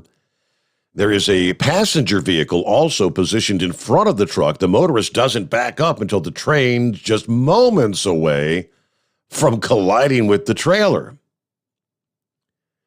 It indeed struck the trailer, drug it hundreds of feet before the train came to a stop. The truck was able to maneuver around the crossbucks, but it became stuck at the railroad crossing. It was a scary scene. The truck driver miraculously was not injured, but I mean, that cab of that truck was just a few feet ahead of the tracks. So it took out the trailer, and what a mess. Big boom. All right, back to the phones we go. Let's see what's going on with Eagle this morning. A little later in the show. Morning, Eagle. Yeah, I had to do some driving tonight. I couldn't talk on the phone. They had a lot of police out on the road. I didn't want the police to see me on the phone. I don't blame you. When I was talking to you, I'm rolling into Texas now. I'm on my way home try to be home for the weekend. But you know something, Steve? Got some interesting news, and and this, I'm gonna talk about Donald Trump, and then I'm gonna end on Joe Biden. But I want to tell all the truck drivers out there, and they can do what they want to do. But I'm telling you what I'm doing, and I've been doing it. Do you realize, Steve? This is how much disrespect. Let me say this right quick before I get started. I want people to go to try to find a Donald Trump interview with Sean Hannity, and this is what a real president sounds like. If you listen to Donald Trump, he went on the Sean Hannity show on Tuesday night and was talking about Afghanistan. If you want to hear what a real president sounds like in handling the Afghanistan situation, listen to Donald Trump and you'll see what a real president sounds like. Now, let me say this, Steve. Do you realize that the Taliban has an open account with Twitter, but Donald Trump doesn't? These are some of the most ruthless killers in the world. These are some of the most worthless people in the world, the Taliban, yet they have a Twitter account and Donald Trump doesn't. And this is a former president of the United States. You're going to tell me that Donald Trump is more dangerous than the Taliban is. But that's what they want you to believe. But see, Twitter, they don't have to worry about me nor Facebook because I don't have neither one of those on my cell phone because I don't deal with trash like that. And like I said, I told you a couple of months ago, they know what they can do with their Facebook and Twitter because I don't need it. And I'll be glad when Donald Trump comes up with his own internet connection for real people so you can really speak your mind and say what you have to say. Nobody's going to put me on probation or suspend my account because of what I say. So if anybody wants to be treated like that by Facebook and Twitter, you get what you deserve when they put you on suspension because you don't have to be treated like that. Now, let me say this right quick, Steve, about Trump. Donald Trump said that, yes, in an interview with Hannity, he said that the same that Joe Biden is the most complete embarrassment in the history of the United States, the way he handled the Afghan situation, and that Donald Trump, he didn't play games with these people. He put it on the table that if you tried to attack or harm any American, he said that he would wipe you off the face of the map. That's the way a real president talks to these people, the Taliban. They talking about yesterday the United States is saying that they wrote a real strong letter to the Taliban telling them that they better let the Americans and the Afghans aboard these airplanes leaving the country. Those people are not even listening to that, Steve. They already have roadblocks posted on the street leading to the airport where checkpoints where they're checking people. And the only people they're letting through is Americans. The Afghan people that work for the United States, they're not allowing them through. Those people are dead men, Steve. Once the United States leave that country, the Taliban has already beaten women. They killed a woman just the other day because she didn't have a head covering, a burqa. This Taliban, they talking about this is the new improved Taliban. This ain't no new improved Taliban. These are the same individuals that's been around for millions of years, and they're going to continue their barbaric ways just as soon as the United States pulls the last troop out of this country. And like Trump said, Joe Biden, he shouldn't have to be forced out of the White House. He should resign in disgrace because Donald Trump set it up for him to have this was supposed to be a peaceful and supposed to be a well-rounded exit out of Afghanistan, and Joe Biden turned it into a clown show. And I thank you for taking my call tonight, Steve. All right. Thank you much, Jess. And he's correct about the whole Twitter account thing. Trump lashed out at Twitter, blocking him from the social media platform, but they're leaving dictators, stone cold killers. They took me off Twitter because I'm right. He said they really took me off for a very innocent statement. I mean, it was like incredible. Yet they leave dictators, stone cold killers. I mean, we're dealing with a sick group of people. But you know what? We're going to win, he says. Now, Twitter told Newsweek that any posts made by the Taliban will be reviewed for anything that may violate their rules, specifically against glorification of violence, platform manipulation, and spam. When asked about Trump's remarks, Twitter told Newsweek that the situation in Afghanistan is rapidly evolving. We are witnessing people in the country using Twitter to seek help and assistance. Our top priority is keeping people safe. We'll continue to proactively enforce our rules and review content that may violate the rules, specifically policies against glorification of violence, as I said, platform manipulation, and spam. Of course, Trump's Twitter ban started on January the 8th. 2 days after the violence at the Capitol, right? Gotta love it. Well, hey there, Steve. Hey, good morning, Steve. I got to agree with a lot of what Eagle just said, man. Steve, to me, Donald Trump was the best president we've ever had since Ronald Reagan. And I think a lot of people agree with that. Ronald Reagan was one tough SOB. That article you just read about from the Jerusalem Post, man, what a great article. We've been talking about this for, a couple of nights now. Mm-hmm. What the world thinks of us, what the world's going to see in this administration, how they cannot trust it. I mean, Steve, look what's going on in Taiwan right now, on the southern coast of Taiwan. What's happening right now? China's flexing its muscles again. They're performing assaults on the different islands down there. Yep. Practicing. Sylvester brought that up, at least a month ago, I think. He was talking about it. So it's coming, Steve.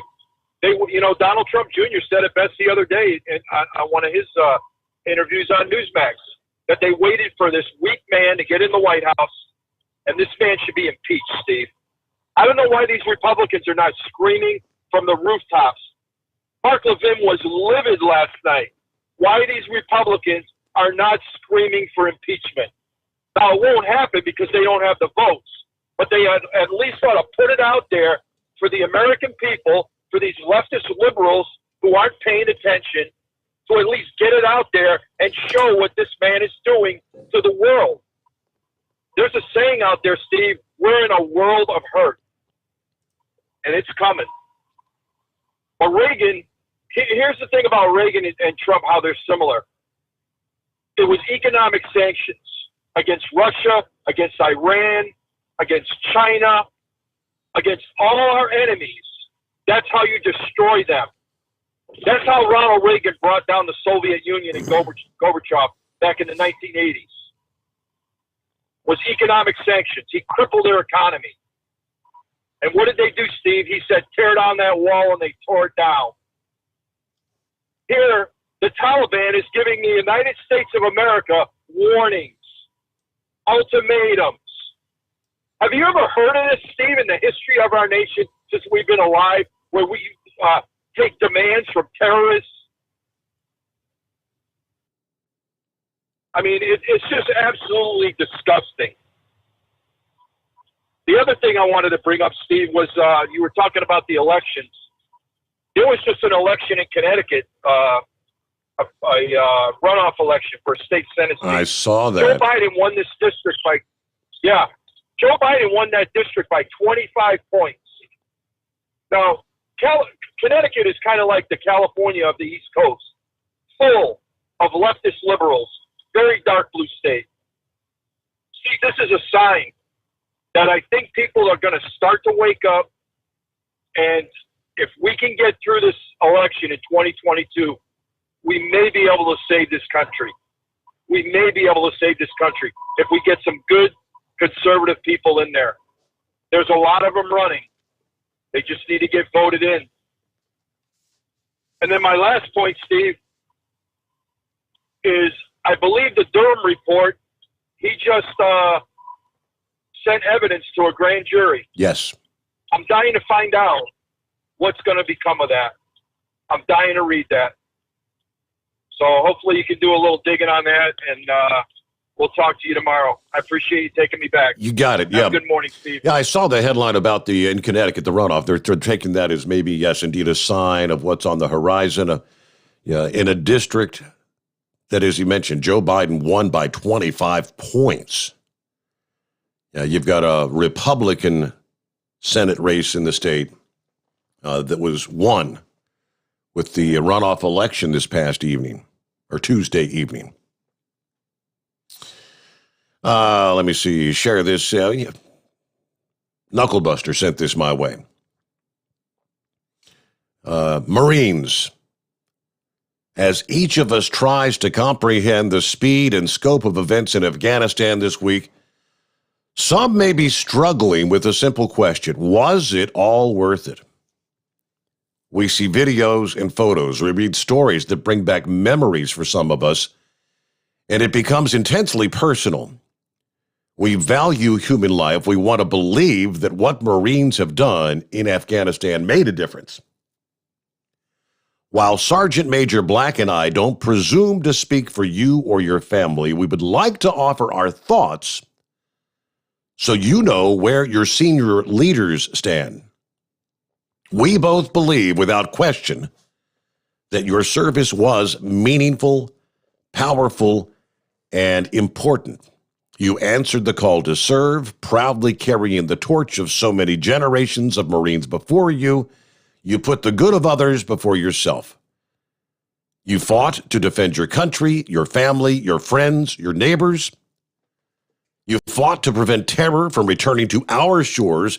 You fought for the liberty of young Afghan girls, women, boys, and men who want the same individual freedoms we enjoy as Americans. You fought for the Marine to your left and the Marine to your right. You never let them down. You never, ever gave up. You lived with purpose, with intention. Whether you realize it or not, you set an example for subsequent generations of Marines and Americans by living our core values of honor, courage, and commitment. Was it worth it? Yes. Does it still hurt? Yes. Since 2001, Marines have served honorably and courageously to bring peace to the people of Afghanistan. You should take pride in your service. It gives meaning to the sacrifice of all Marines who served, including those whose sacrifice was ultimate. Over the coming days and weeks, we encourage you to connect with your fellow Marines and their families, particularly those you served with overseas. This is a time to come together and give further meaning to our motto, Semper Fi, Semper Fidelis. Let us remain faithful to our fellow Marines, faithful to our Marine families, and faithful to the memories of all who have sacrificed. We are intensely proud to serve alongside you as your Commandant and Sergeant Major. That's signed off by David H. Berger, General U.S. Marine Corps, Commandant of the Marine Corps, Troy E. Black, Sergeant Major, U.S. Marine Corps. All right, thanks for sharing. Now about 9 before the hour. We'll come back, wind things down. Just ahead, the Steve Sommers Overnight Drive live from the Hot Shot Secret Studios. You're listening to the Overnight Drive with Steve Sommers. Pure Flow Air Dog, your leader in fuel air separation system technology. Our systems filter out water, particulates down to 2 micron, and remove all of the air out of your diesel fuel. This allows for nothing but pure, clean diesel fuel to reach the expensive injection system equipped in your vehicle. Not only do our fuel systems protect, they also come in a variety of flow rates to meet your performance needs. Our systems are compact and use OEM-style fittings for an easy installation. Learn more about our product at www.pureflowairdog.com and be sure to follow us on Facebook and Instagram. Protect your investment with Pure Flow Air Dog. Drivers, you demand that your equipment's reliable and dependable, and that also applies to your headset for communication. Well, our friends at Stellar Electronic have you covered. The Pluto Duo headset bundle is the best communication headset you can find in the industry. No matter the challenging environment you're driving in, the Pluto headset will make you sound crystal clear all the time thanks to their 99% noise cancellation. And the Duo's not only a stereo converter for the headset, but also a power bank so you can charge as you go. Learn more at StellarElectronic.com or visit them on Facebook. Some say their truck reflects who they are, dependable and reliable. That's why you trust Blue Def. Now the best just got better. Introducing Blue Def Platinum, a revolutionary innovation with advanced system shield technology to significantly reduce harmful deposits. To maintain fuel economy, save money on costly repairs, and sustain the life of your SCR system, there's only one DEF to choose. Blue Def Platinum. The best just got better. Because Channel 19's a little congested. Call Steve now at 844-844-3388. The Overnight Drive.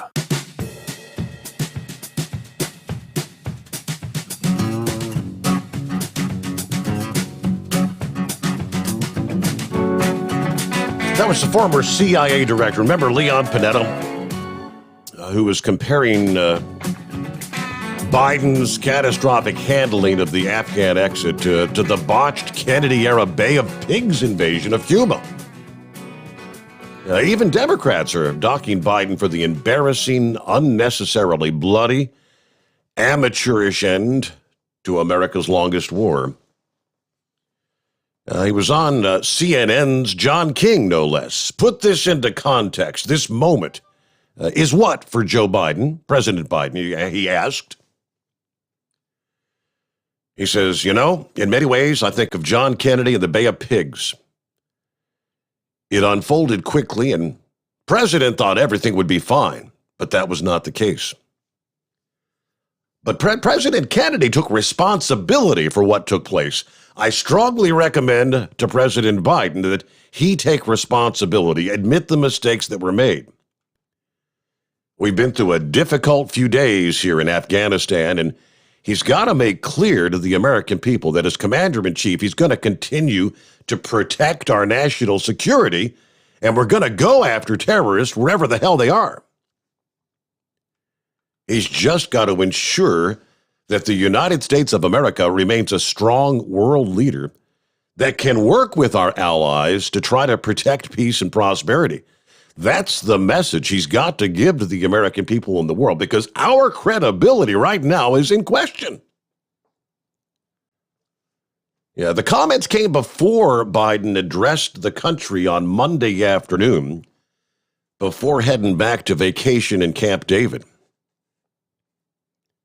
During those remarks, the president noted, quote, "The buck stops with me." But he also used the speech to blame Donald Trump for his decision to leave thousands of civilians in harm's way in Kabul without military support. They're trying to say, I inherited the deal that Trump negotiated. Okay. Yeah, forces had already drawn down from roughly 15,500 to about 2,500. And the Taliban was at its strongest militarily since we first got there, 2001. So after blaming Trump, Biden said, I am president of the United States and the buck stops with me.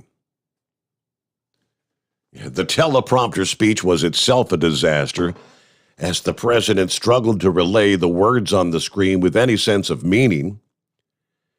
He then left White House reporters in the dust like they were Afghan translators and went back to doing nothing in Maryland. Panetta's comparison to the botched Bay of Pigs invasion that was seeking to topple Fidel Castro was pretty spot on. I mean, we're talking two different unique situations, but it makes little sense to argue nuance when people are killed by a president's decisions. Kennedy never blamed Eisenhower for the Bay of Pigs. Truthfully, what occurred over the weekend across Afghanistan, especially Kabul, was worse than the Bay of Pigs. The U.S. hadn't committed anywhere near the time or resources in Cuba that we had in Afghanistan. I mean, this Afghanistan thing is in a league of its own as far as blunders go. It's Big Sexy. What's going on? I didn't think I was going to make it on tonight. But I heard myself talking. Well, I got you in here. Yeah, go ahead. I agree with Eagle and Steve on what they had to say. Biden's going to have to take responsibility for this, and it's all his. Trump had stipulations in place. If the Taliban didn't meet them, then he wasn't going to pull everybody out. That's why he didn't pull everybody out earlier, because they kept breaking their agreements. And I don't blame Israel one bit for being worried. And like I said the other night, if I was Taiwan, I'd be shaking in my boots. And if you remember, I told you last night about Twitter having the Taliban having a Twitter account. Yep. I guess that's about all my bloody. I guess Knucklebuster's talking about me earlier. I'm working on fixing the headset problem. Well, it sounds pretty good tonight there, Big Sexy. I mean, it's not like it's been in the past. Well, I turned the volume down a little bit where you're not as loud in the car right now as I normally have. I normally had it turned all the way up. That may have something to do with it. All right. That's working well. That may be the key. Okay. Well, thank you, Big Sexy. We'll talk to you in the after show, maybe, if you dial them up. And we got to wrap it up right there. Hey, tonight we'll have maybe some updates. I don't know what time. It'll be a Friday morning. We may get to hear from John Dunlap with the NTPA, because action gets underway today. He would actually have maybe some updates for us. Hopefully he'll be able to get a chance to call us up tonight as we roll into a Friday. See you back at the midnight hour, the Steve Sommers Overnight Drive live from the Hot Shot Secret Studios.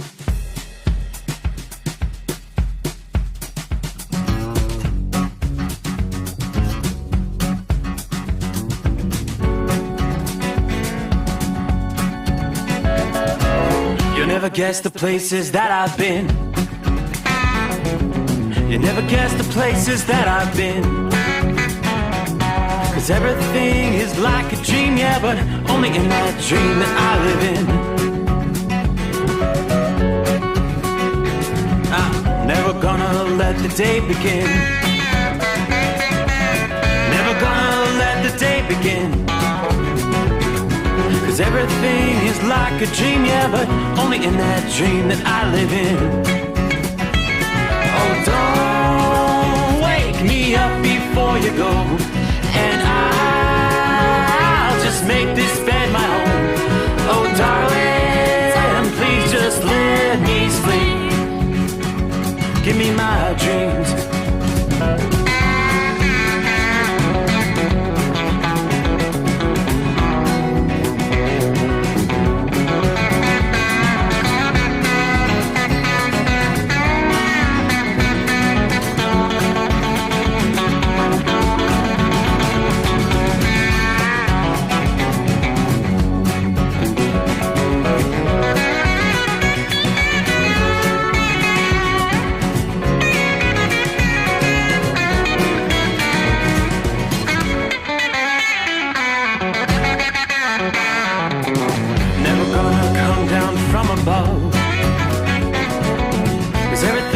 Better from above. Nothing's ever as it seems, yeah, except in that world that I dream of. Never gonna lose the ones I love. Never gonna lose the ones I love. 'Cause everything is like a dream, yeah, but only in that world that I dream of.